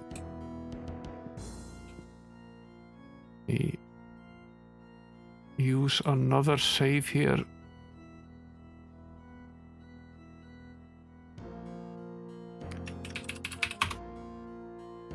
We don't have to go all the way back in case this is... This one doesn't go pink. So this is probably not correct.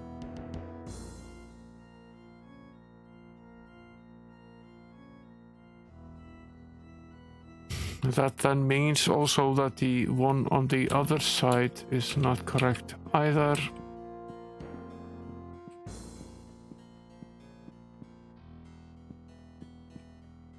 How would it be?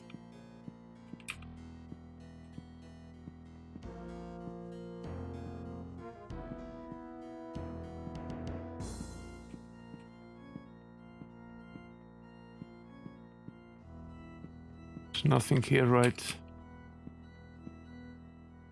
It's just that book. Yeah. Empty alcove over on this side.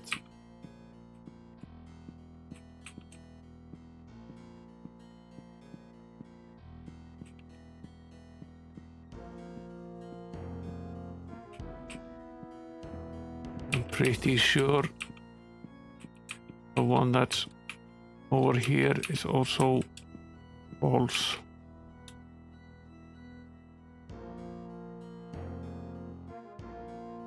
Let's back up a little bit.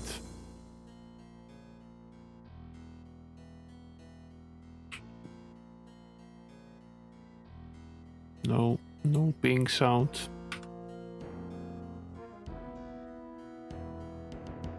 It may be just those two. It's at least none of these. And it's not the ones in the corner either, I believe.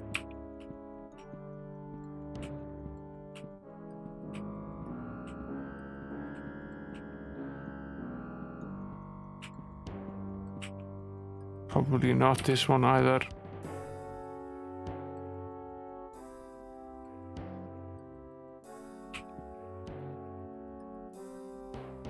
No, it's not this one.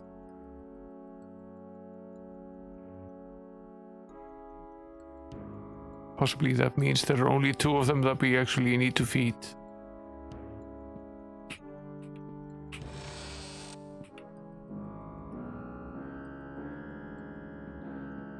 At least we can't get access to the treasure yet. That might be a separate puzzle.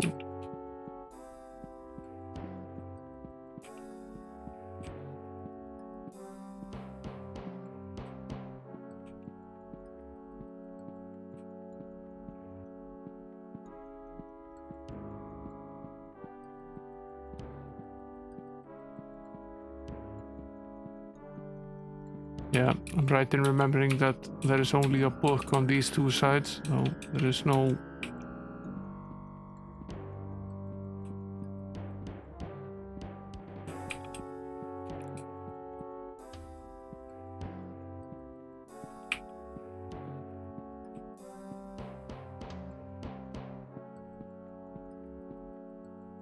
Then there's this one.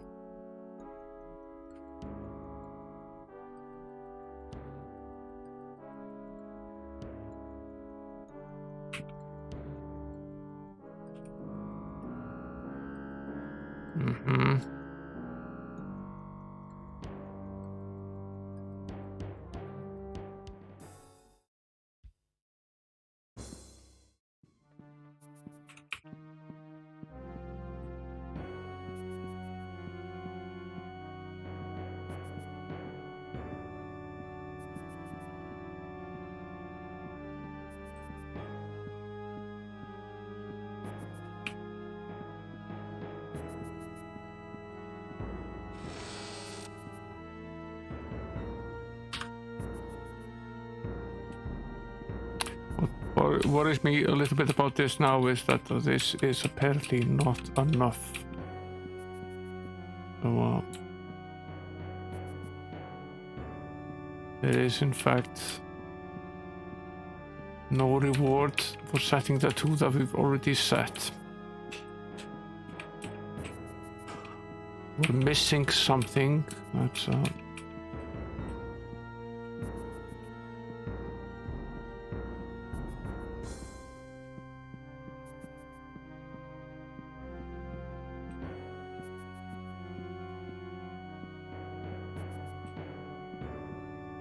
back at this bit.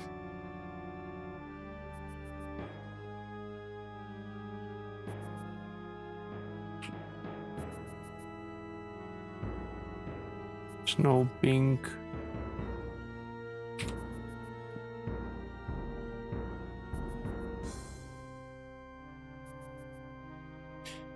As there shouldn't be. So what is the issue here? Which part of this are we not figuring out? I seriously doubt the order matters. That would really suck. That can't possibly be true.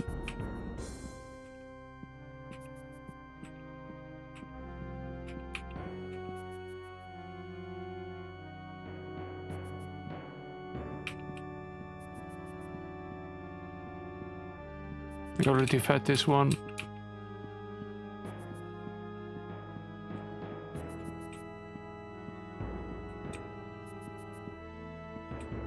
Already fed this one as well, right?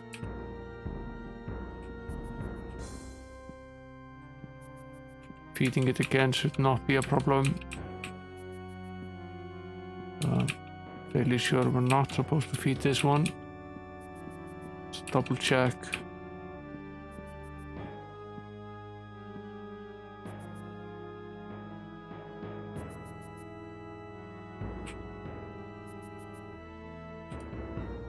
No. No sound. Okay. Let's restore this again. Start from scratch.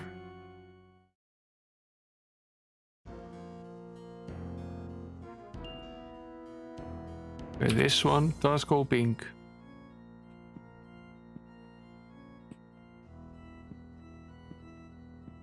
Maybe it needs to happen in order. It's possible.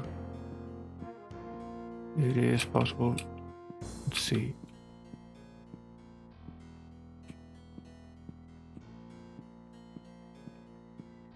We then go down here and feed this one, and what happens? This one does not go pink.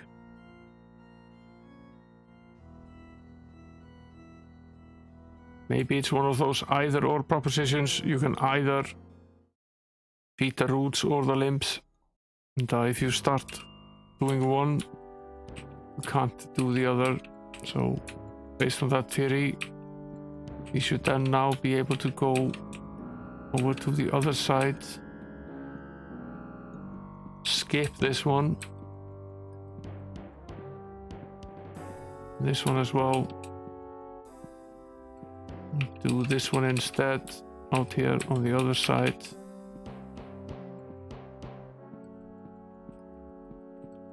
So this one should then also go pink. It does. Okay.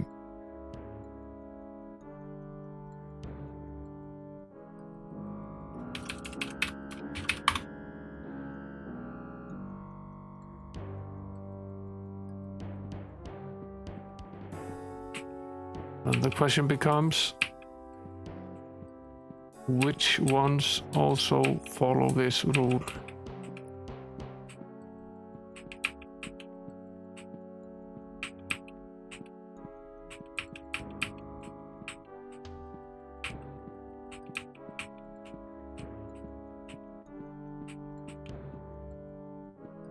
There isn't one here, but there is one roughly here.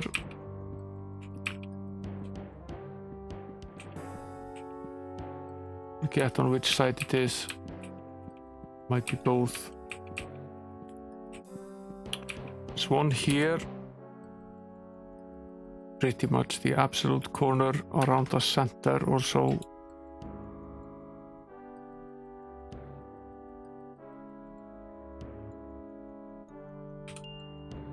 This one goes pink.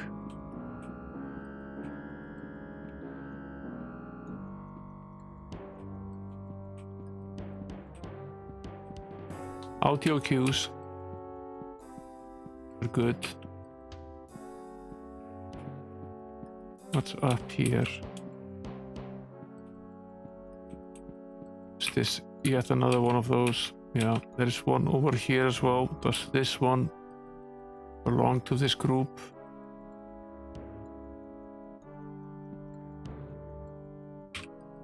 No. Does in fact not, and why? Who knows?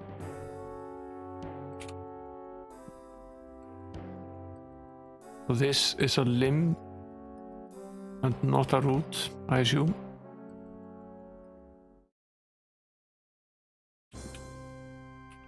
This one is not part of it. We saved before we gave it the... No, we saved after.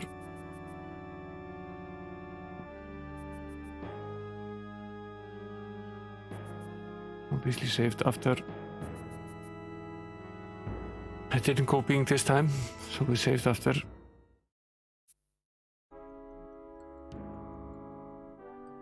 Oh, okay, we saved before we approached this one. Okay, that's right. Yeah.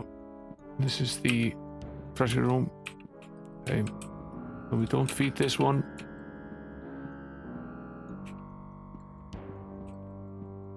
Do we? There's probably another one on this side as well. Pretty much the same location that we should feed.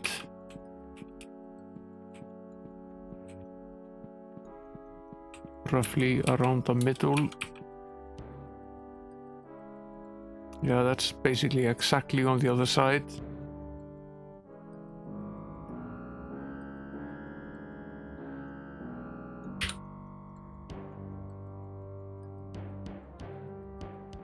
What does this one not go pink?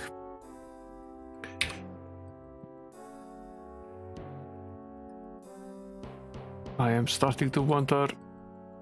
We simply cannot save in between these sessions, if that's one of those things. This one goes pink. Just to be absolutely sure, it's reset the status once more. Then go all the way over to the other corner.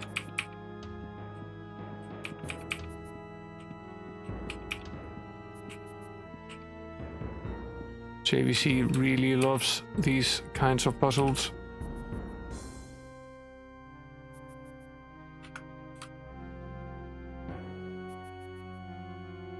Did you hear the pink? I did not.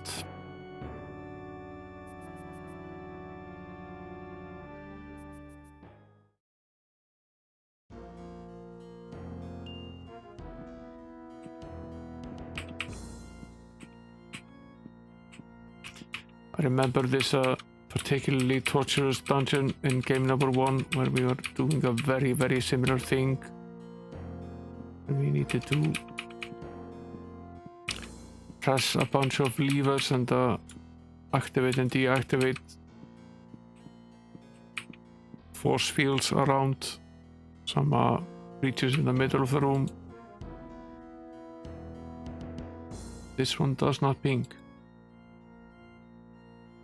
So if we do it first, does it then?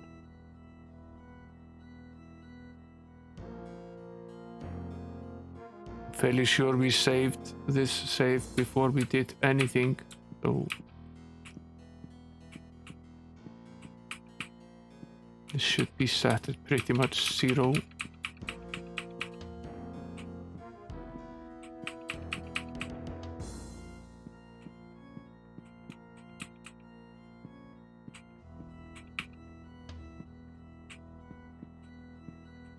Let's do this one first. This one does not pink.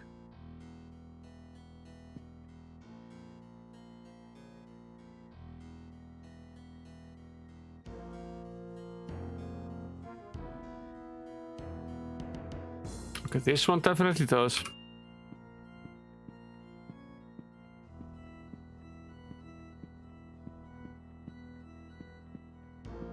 What is the rule here?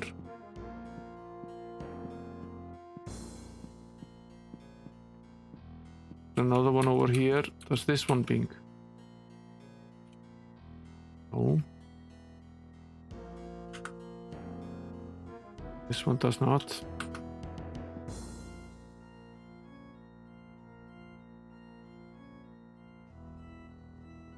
Hey there, Eva. This is an endless chase around trying to solve this puzzle.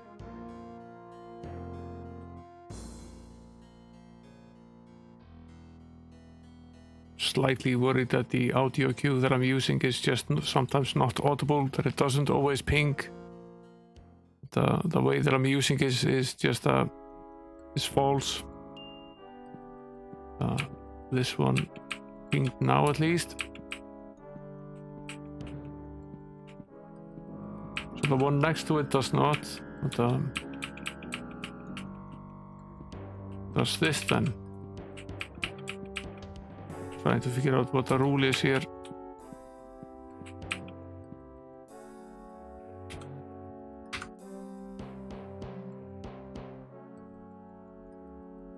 Oh, it does not.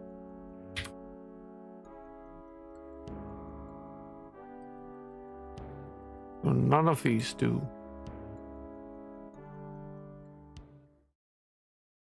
Why is that?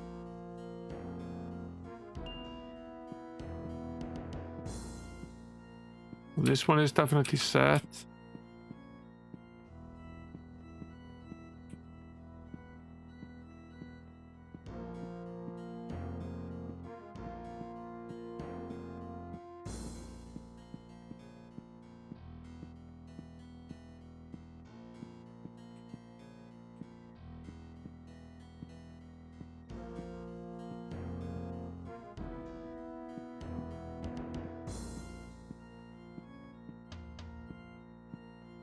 There's nothing to set over on this side. It's further up. Around the middle here.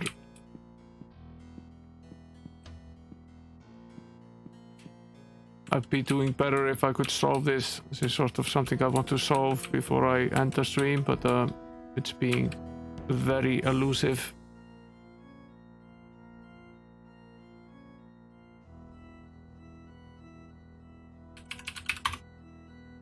It's one of these lever puzzles, and they're in multiple places in the level. Sort of I can't figure out what the pattern is. We sort of got a clue, but I can't understand the clue.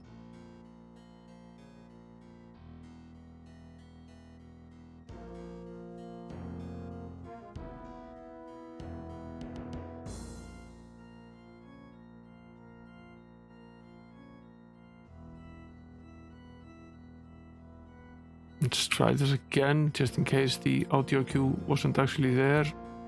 No, there is no audible cue when we feed this one. Sort of makes sense.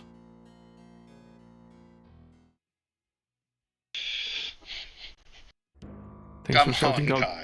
Really. Shouting out Glazer plays a lot of Untitled Champions and also some Heroes of Might and Magic. The daughter series of this one. Go throw him a follow.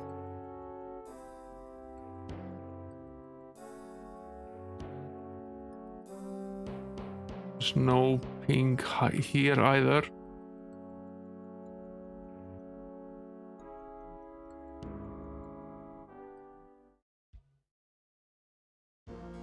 I'm pretty much stumped at this point.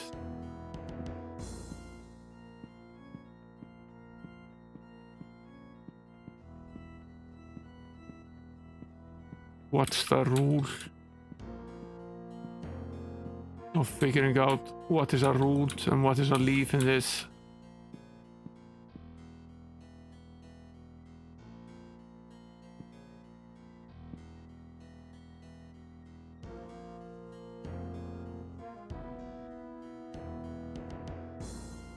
Champagne is always nice. Gives you a terrible headache though, and a terrible hangover if you have much of it.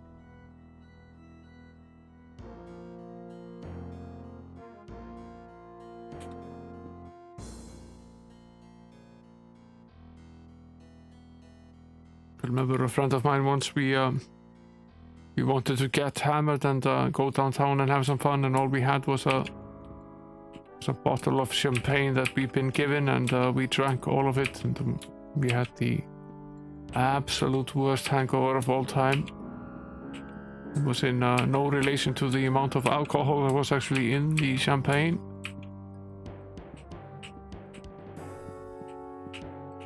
A glass and a half is fine. It's generally what people should drink of something like that. Not something that you should ever think about getting drunk of.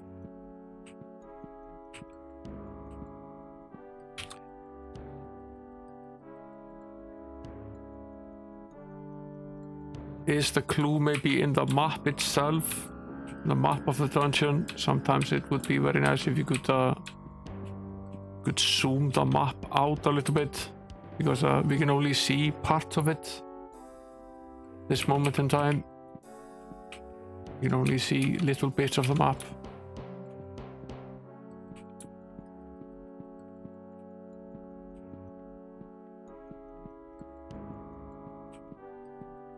Can't see all of it. Bit of a pain in the ass, really.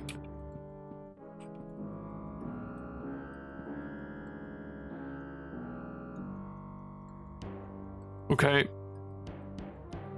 We're having absolutely no success pressing this one, at least. Seems if we press this one, we can't press any of the other ones, so I guess that's a certain sign that we should not.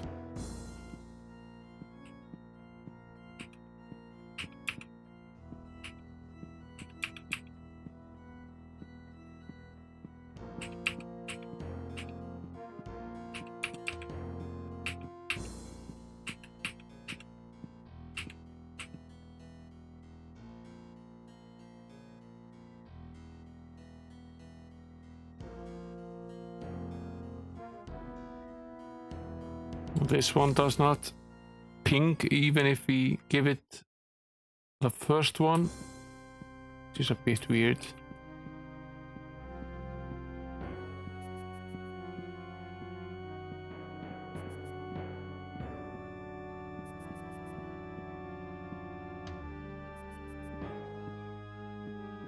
How about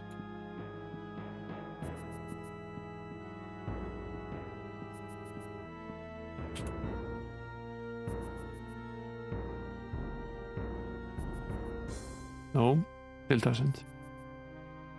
At least tried it twice.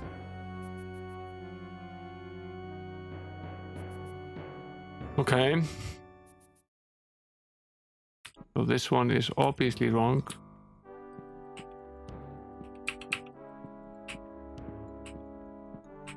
This one is one at the corner here is perhaps correct, but starting to think it needs to be in a certain order, which is terrible. Either that or there is something that I'm just not able to figure out here.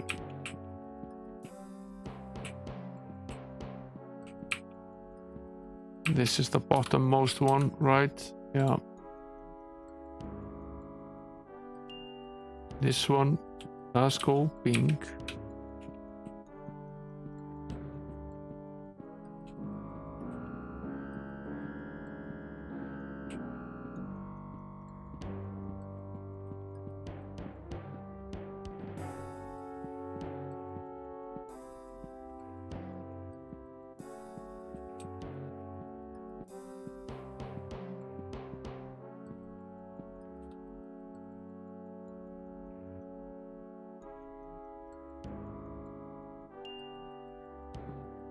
If we feed this one afterwards, it also goes pink.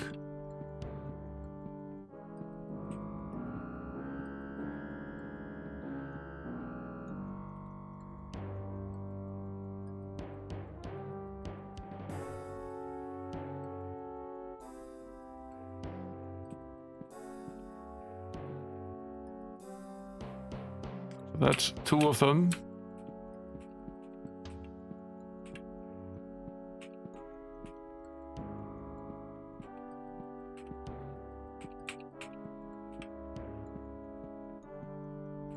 None of them over here. No.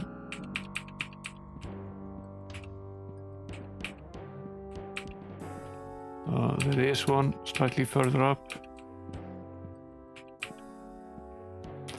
Starting to wonder if this is a east-west sort of thing.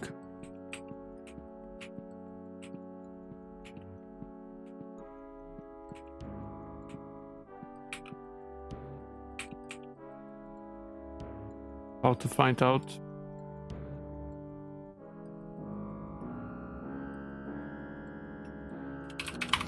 Done two of them at least.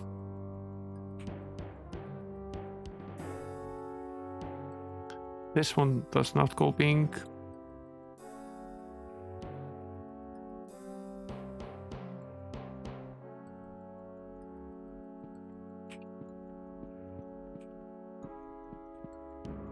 maybe...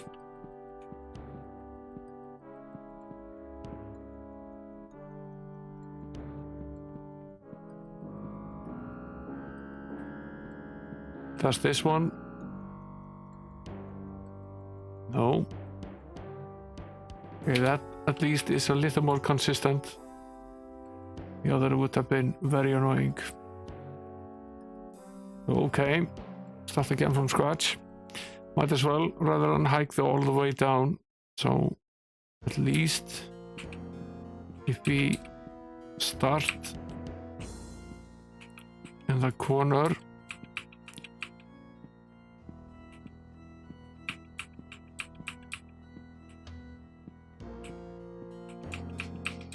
if we start in the southwest corner,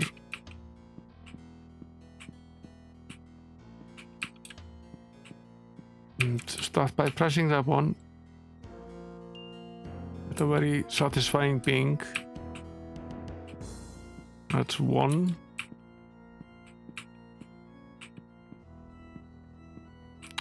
Then, if you take the one next to it,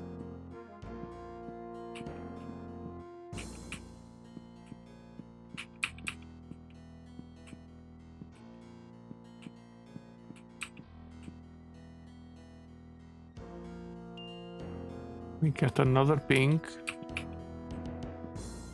Okay, let's then take the next one to the east of this as well. See if that gives us the third ping.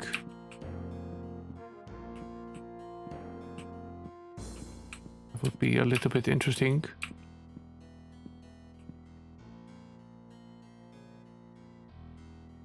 Does not.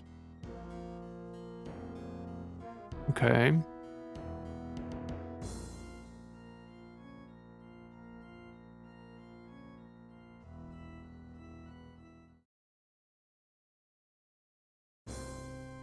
Now we are assuming there is a rule here. It doesn't necessarily need to be the case.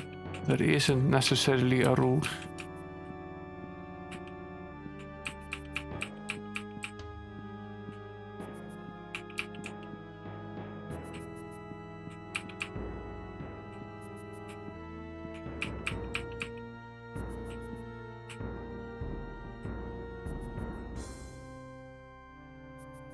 Any sort of difference in how they appear? Are we supposed to be able to tell them apart somehow using that?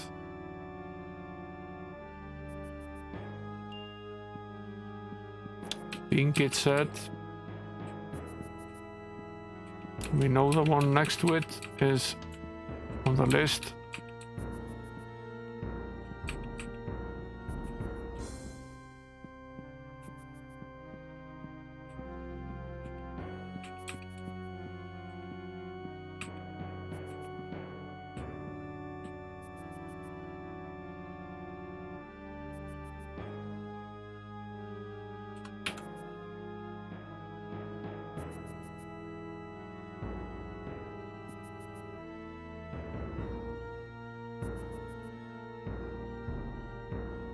I did definitely not say pink this time. Let's try it again.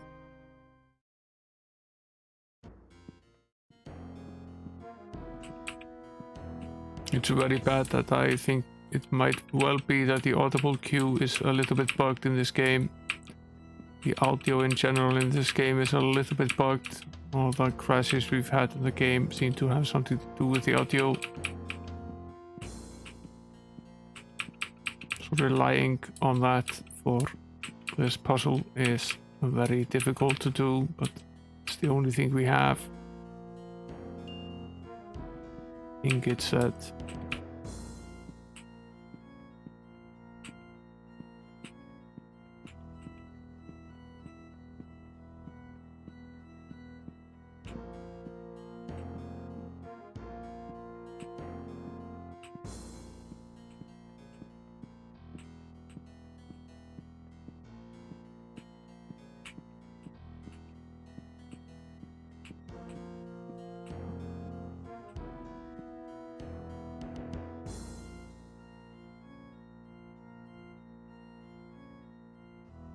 This one definitely does not go pink. I'm almost 100% certain that we did this in the same order earlier and got a pink. How could that possibly be?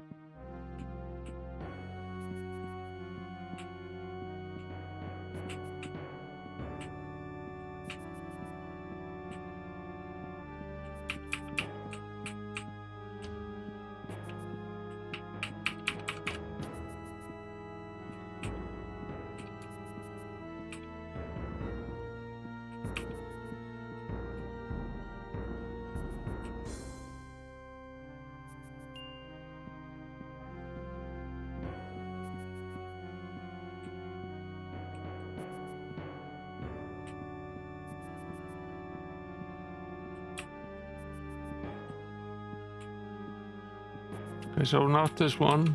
Skip this one. Take this one instead. Try this one.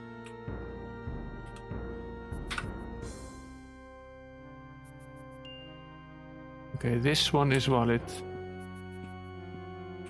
That's 2.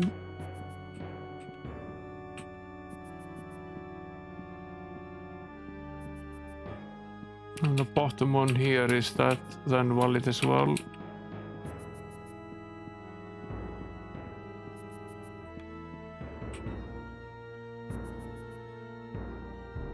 No.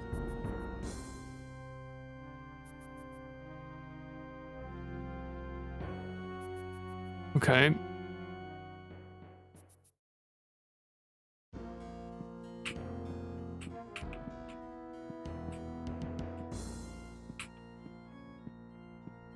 There is a chance there are 2 different combinations.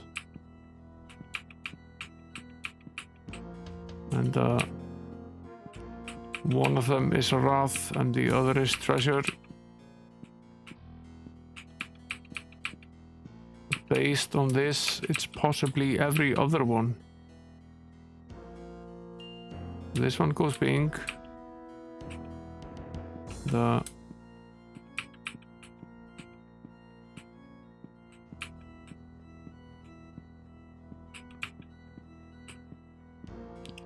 And we skip the one that's down here. Take this one instead.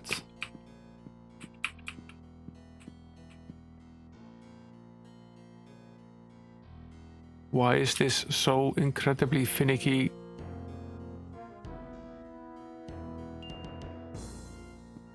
Okay, now it does go pink.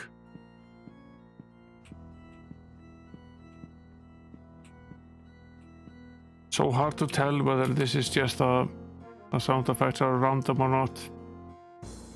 If it's every other one, which is weird, then we would skip this one.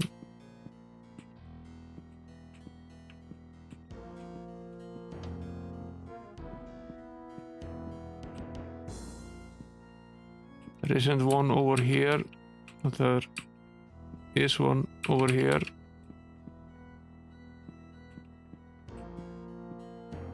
In fact, there are 2 over here.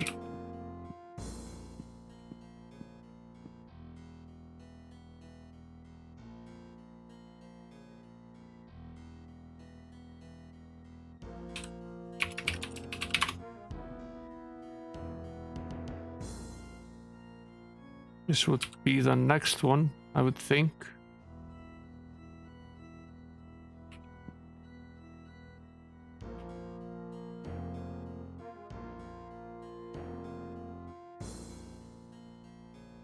There's no pink here.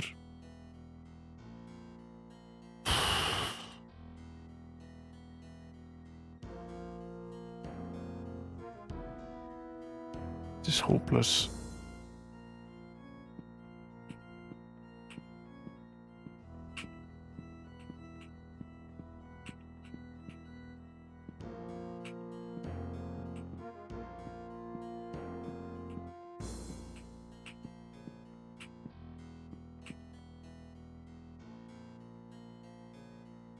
No pink over here either, but then neither of these.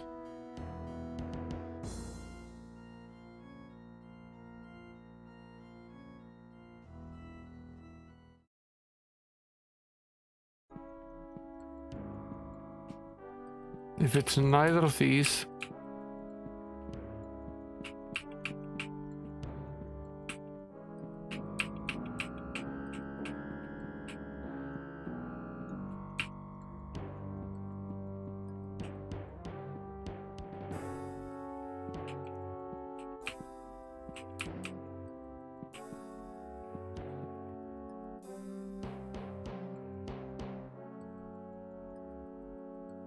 it's not this one either.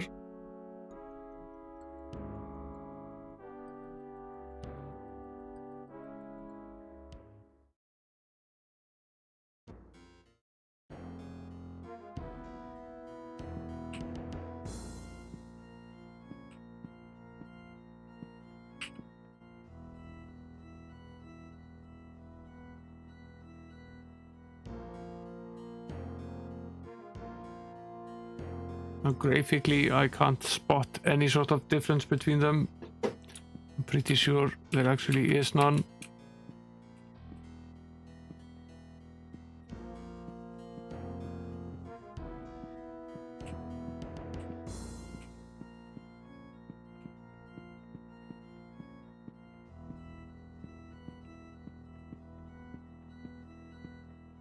We try the lower one down here. Let's try the higher one. And we've completed all 8 of them.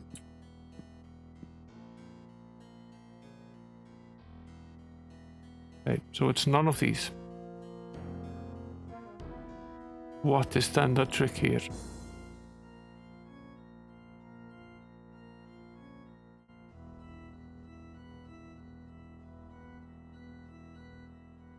Here we go again.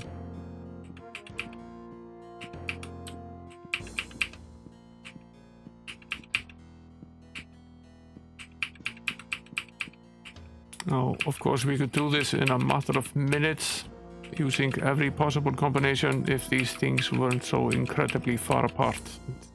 Didn't take forever to walk down all of these corridors.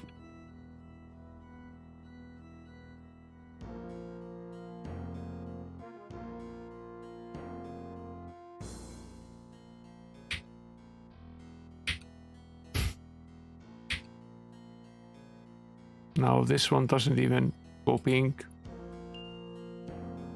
Only did.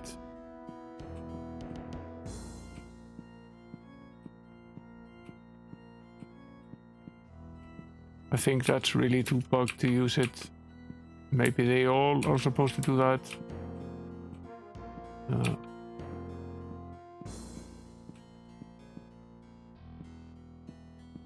Maybe you need to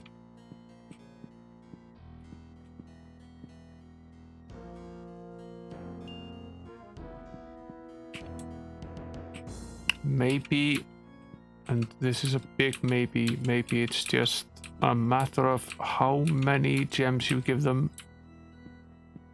Maybe you need to feed them until they go pink. Maybe that's the thing.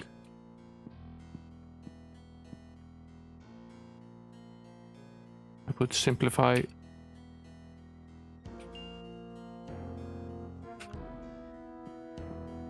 Things incredibly. Maybe it's not a combination of things that makes them go pink. Maybe it's the amount that we give them.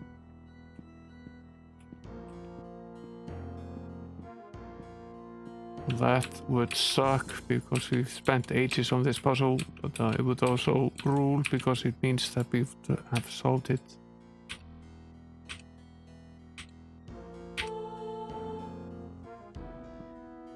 That sounded pretty good.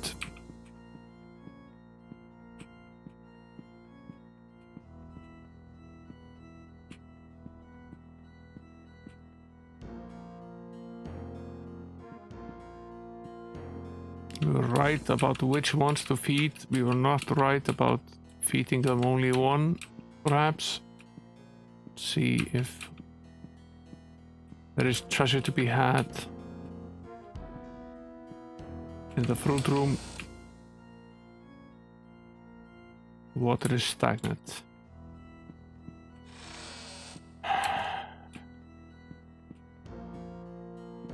Do not like you. is the game at all.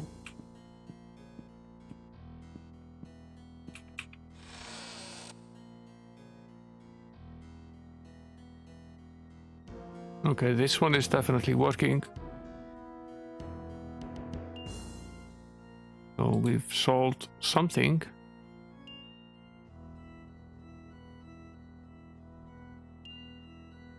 Get 50%, 50 plus resistance to poison. It's a permanent fixture. So this fruit room works correctly. This one does not, which means that there is more to set. It seems like we set half of them. Probably also means that one of the two rooms on the other side works correctly.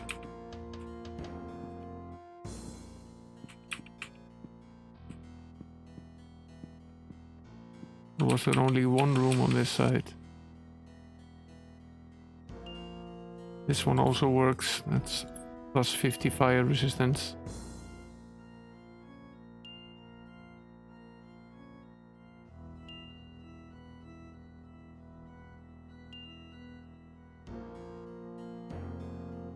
We'll take that. Almost worth all of this trouble. If you knew the solution to this puzzle and you've been looking like me trying to solve it, I'm sorry.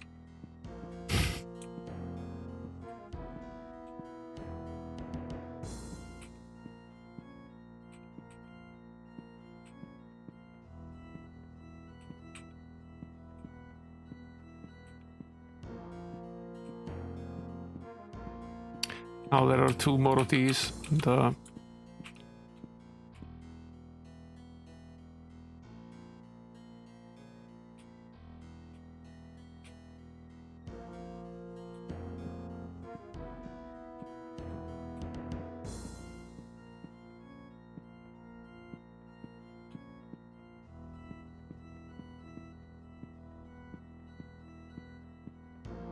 not sure we were supposed to feed this guy. It largely doesn't matter at this point.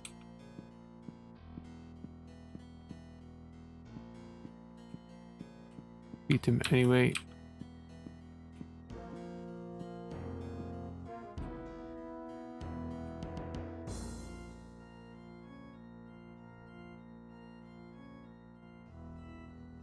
Now these just disappear if we give them 5 gems.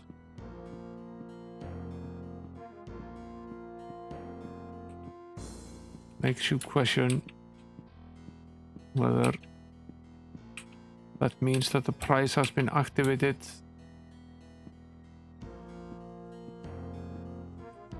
Might not be the case. Might need to do something more. Wasn't it this one?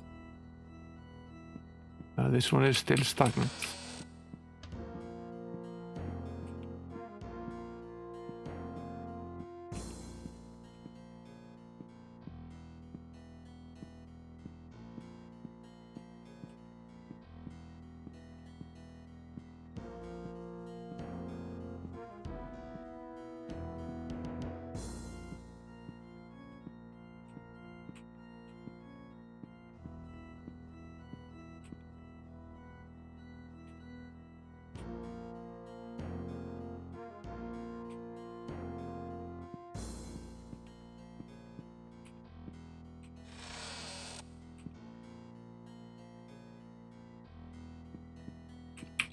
The other 4 might all be related to the treasure. Brings the question of what the final fruit room does. Maybe it's just cool to mess with us. It's possible. Might also be that it mattered in which direction or order we did this. Possible, I guess. The final skull is up here. Let's feed it the complimentary 5 gems or so, and it will just disappear.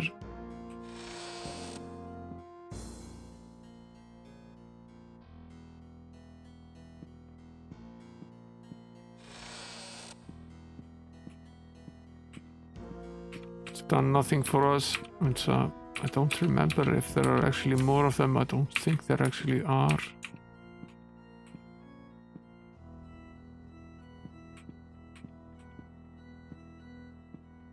We need to go back down here and feed them again now that we've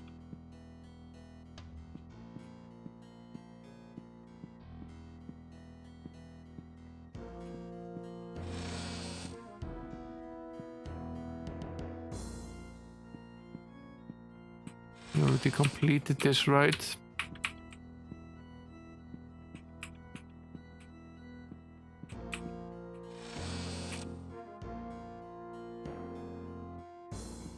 Okay, these two have not been activated yet. There's one on this side and one on the other side that is still not active. So what do we do? Do we go through this again?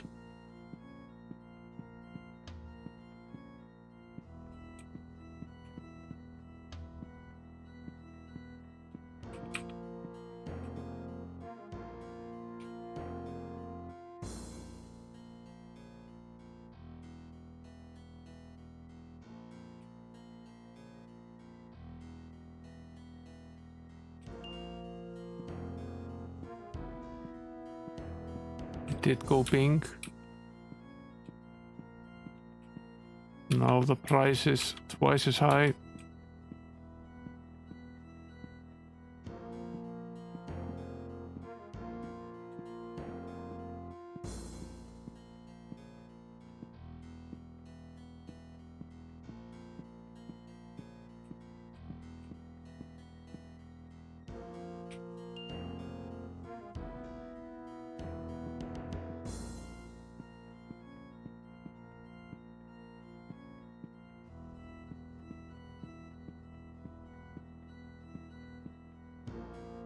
It might be a random number between 1 and 10 now instead of 1 and 5.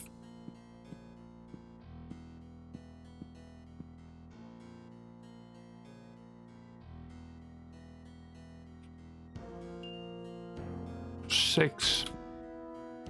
So far it's been 10, 1 and 6.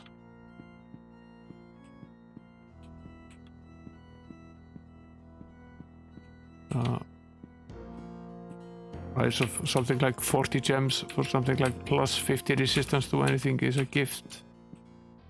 No, I'll take that any day.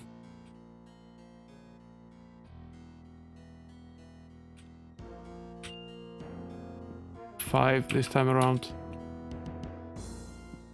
I assume that unlocks the other two rooms. If it does, we're done with this puzzle, but not done with a treasure puzzle.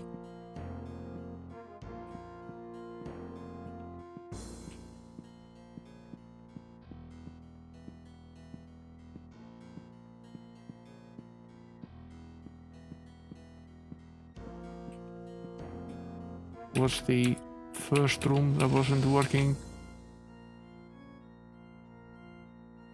Yeah, it now works. This is plus 50 resistance to cold.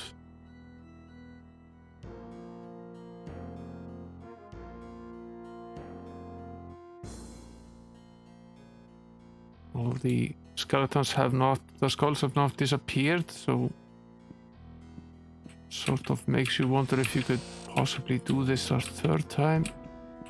I seriously doubt it. Because I assume that this is now electricity.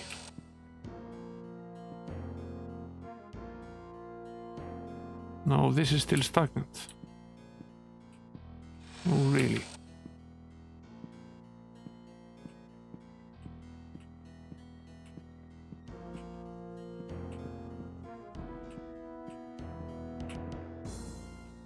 So we need to do this once for every one room. We're probably already locked into doing it once.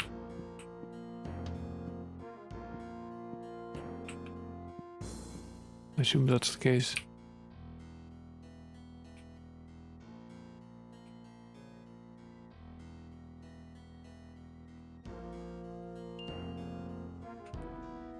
Another 10.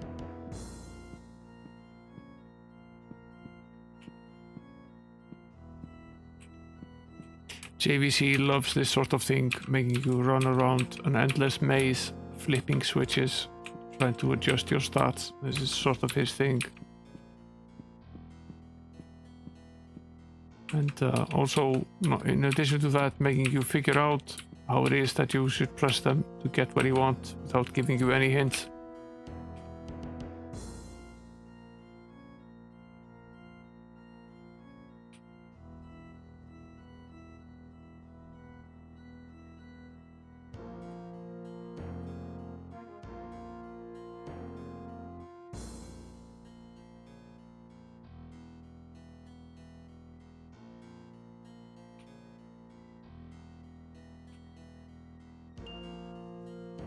It's now a random number between 0 and 20. The price goes up each time you activate this.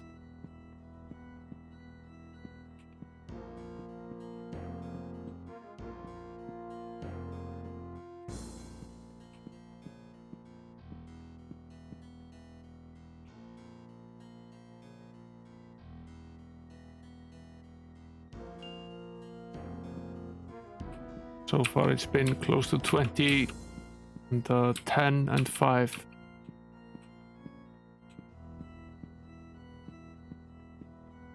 And leaves the last one.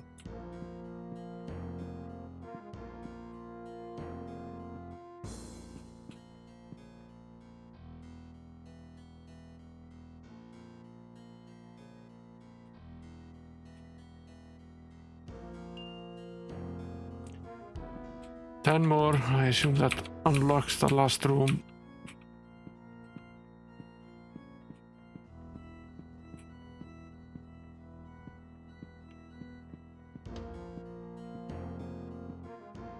Let's save, crying out loud, before the game crashes on us.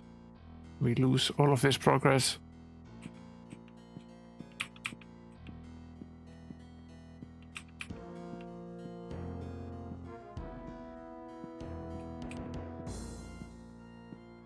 Leaves this room. This is the only one that's left, I believe. Electricity. So that's all of the rooms and all of the resistance recovered.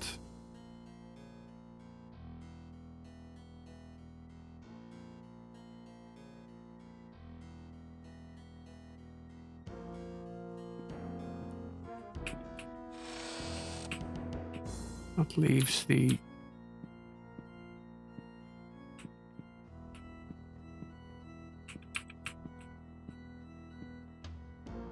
It's just an empty alcove, right? Yeah, it is.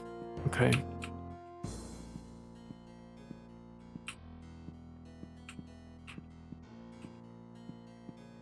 Now, for the treasure.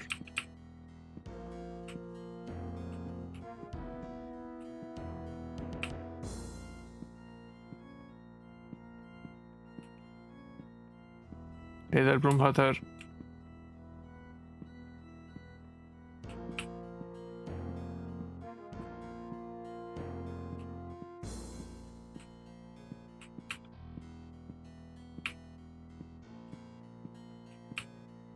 Now, once we fed these skeletons, they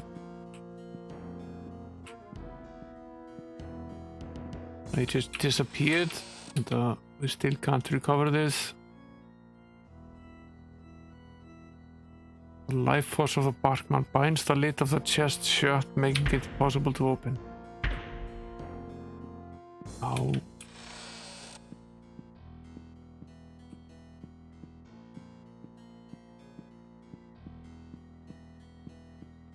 It's possible that it's only possible to do either. So if we feed the ones that are next to the chest,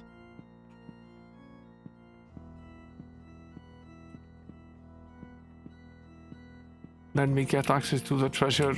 But if we feed the other ones, we get access to the resistance, which is actually way more valuable in a sense. Lasts a lot longer than some random treasure.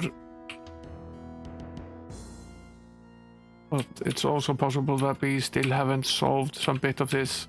Just haven't figured this puzzle out. And if so, since this is just treasure, I'm going to leave it. I'm not going to spend more time in this dungeon right now.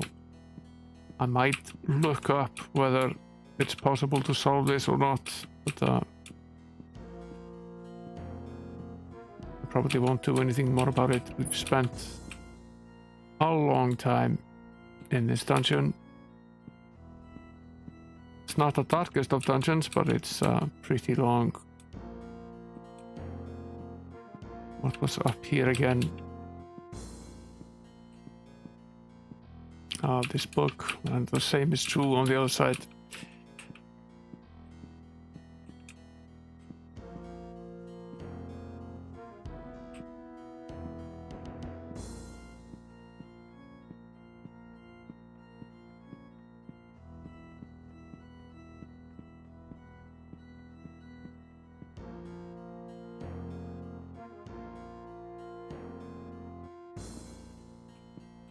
This dungeon is so weird in many ways.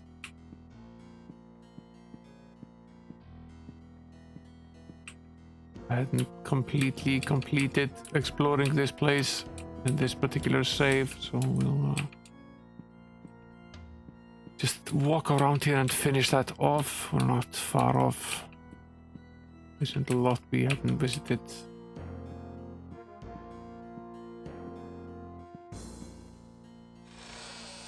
This is the treasure room again. Okay.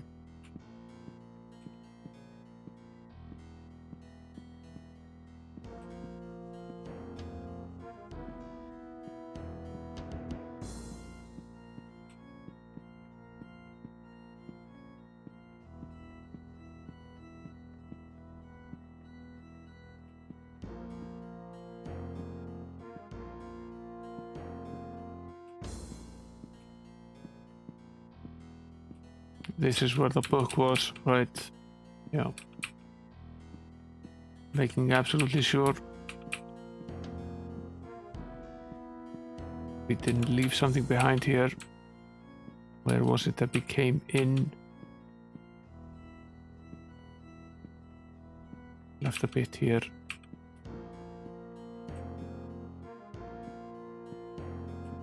Came in somewhere here.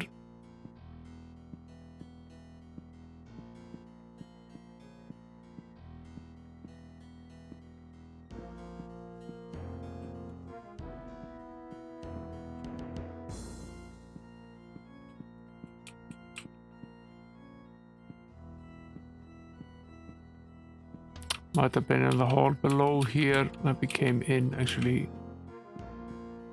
Here somewhere. Most probably here.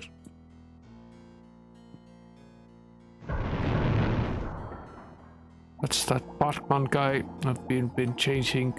Guess when we finalize the other thing, we unlock this.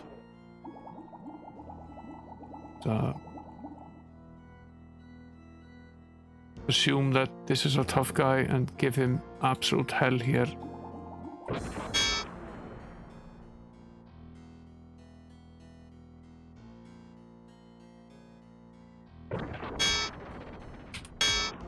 Set him on fire.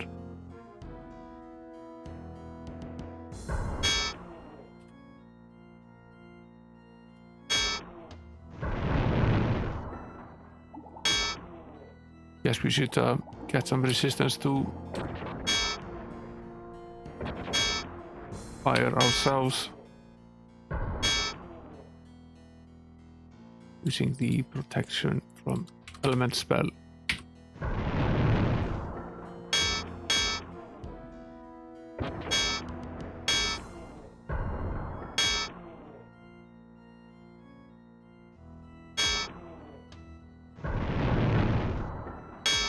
At least we have an answer as to how to get the treasure. This is the way.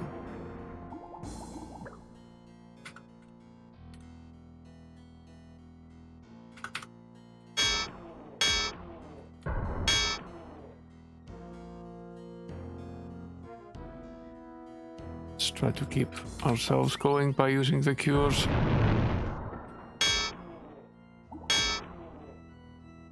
See how he's actually doing. He has 36,000 hit points.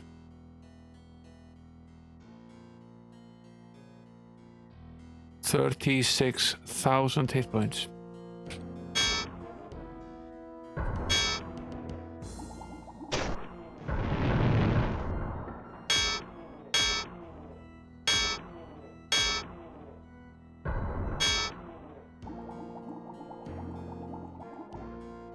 That's a bit.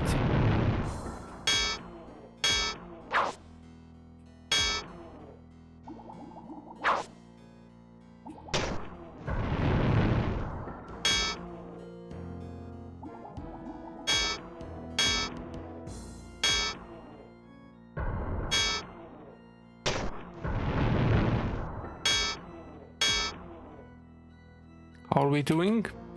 He has 33,000 hit points.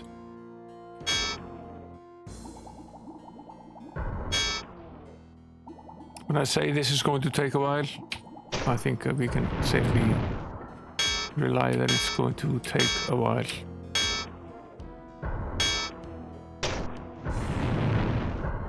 And the chances that we are going to survive are very, very slim. But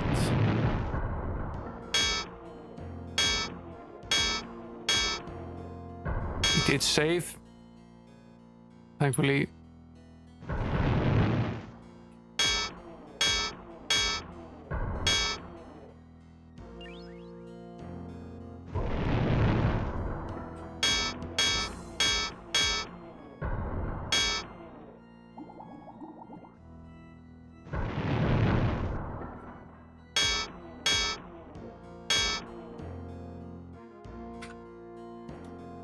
We're out of points.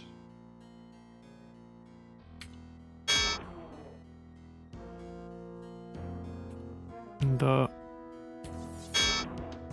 really, I think we don't stand a chance.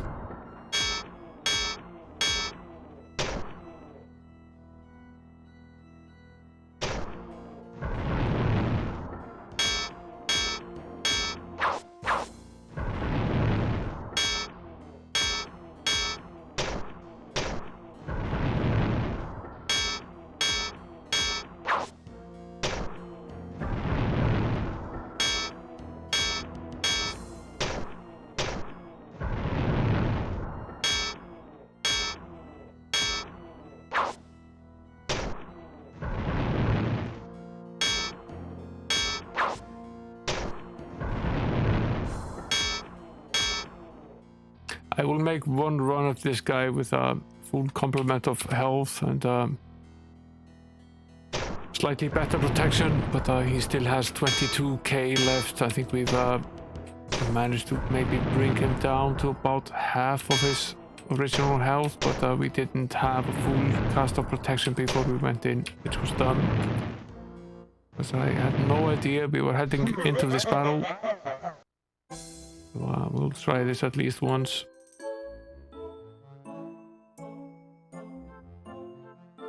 Although it's been a stream, we've been at it for nearly 5 hours now.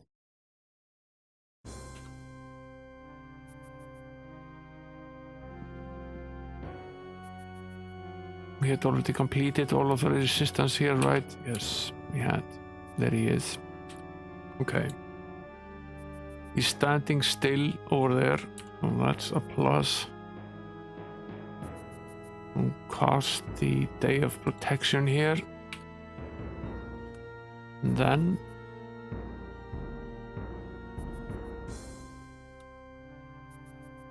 switch to the Incinerate spell.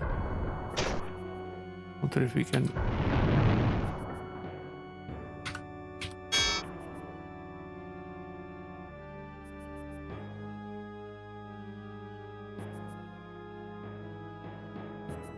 this might actually be a better spell. Takes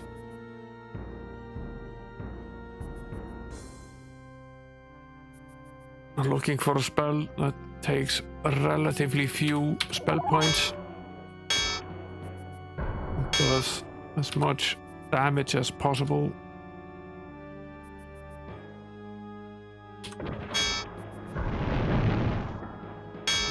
We're going to be at this for a while.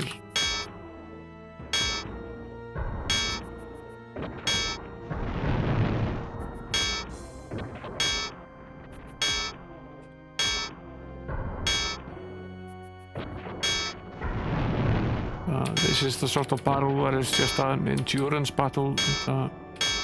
It doesn't have a very high armor class.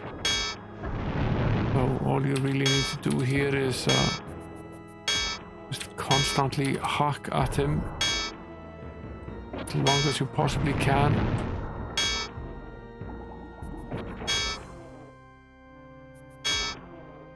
Even with the protection, we're already getting down on health.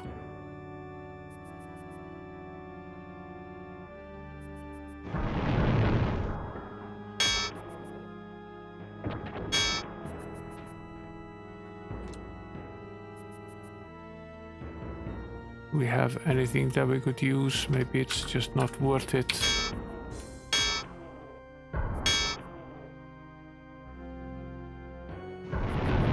To use some of our spell points to cure at this stage.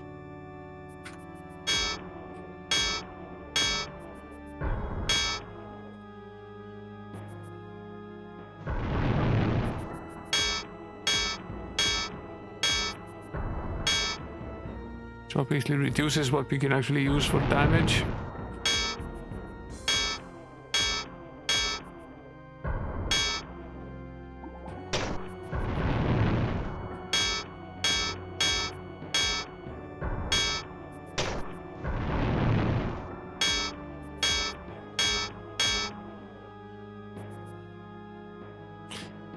We've been at this for a while now. Should we at least check where he's at in terms of hit points? I suppose he's at a similar level as he was when we gave up last time. Yeah, he's at 22k. Nowhere close to bringing him down. He was probably at 50 when he started or something close to that.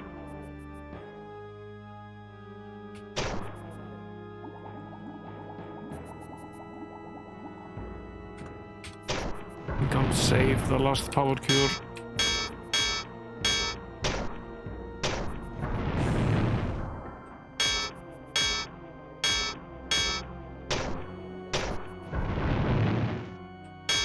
This is probably a battle that we'll have to come back to.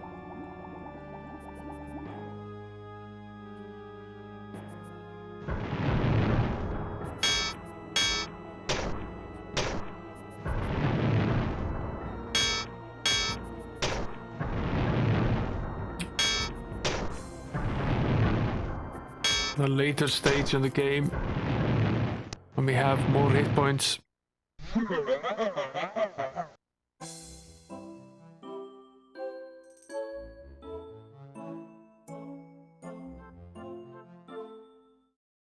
slightly worried that we will have to get around this guy to get out of here though, which is going to be a major pain in the ass. Let's see if we can cast the beacon spell in here. I know for a fact that we can't use the teleport. We can. Okay. So we have a way out of here at least. We have all of the resistance that we wanted. We're gonna have to go back there at some point. So wise thing to do probably is to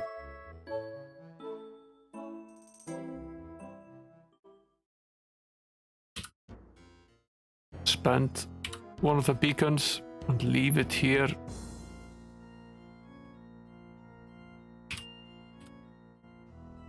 And use the other beacon spell to get back to town.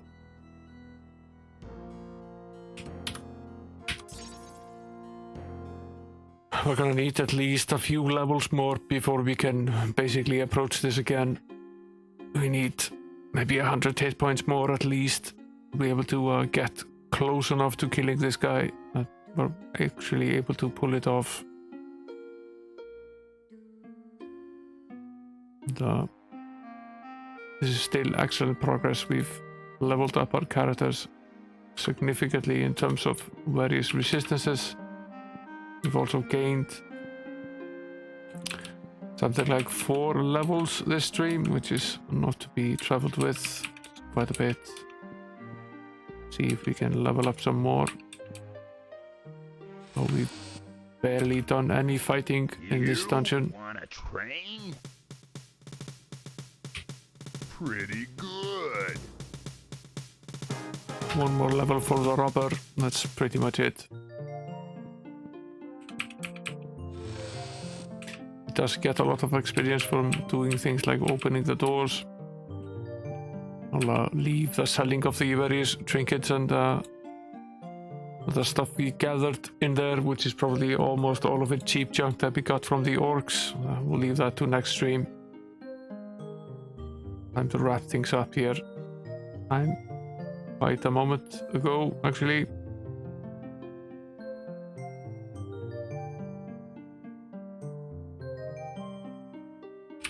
Let's see who's on here, who we might throw a raid to.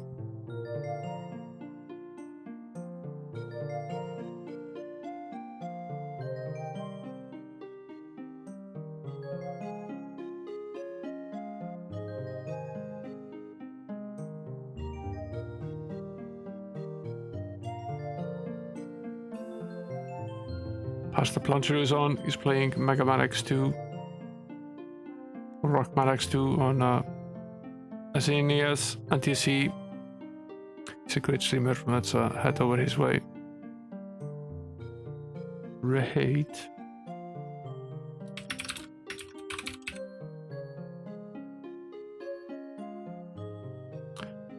I've set it up, guys. Thanks again for the massive raid, Duke Donuts, and thanks for gifting us up. Freezer, thanks for all the follows, J-Max, Astalin, Pearly Gates, Stinker Nets, Android, Case Neon.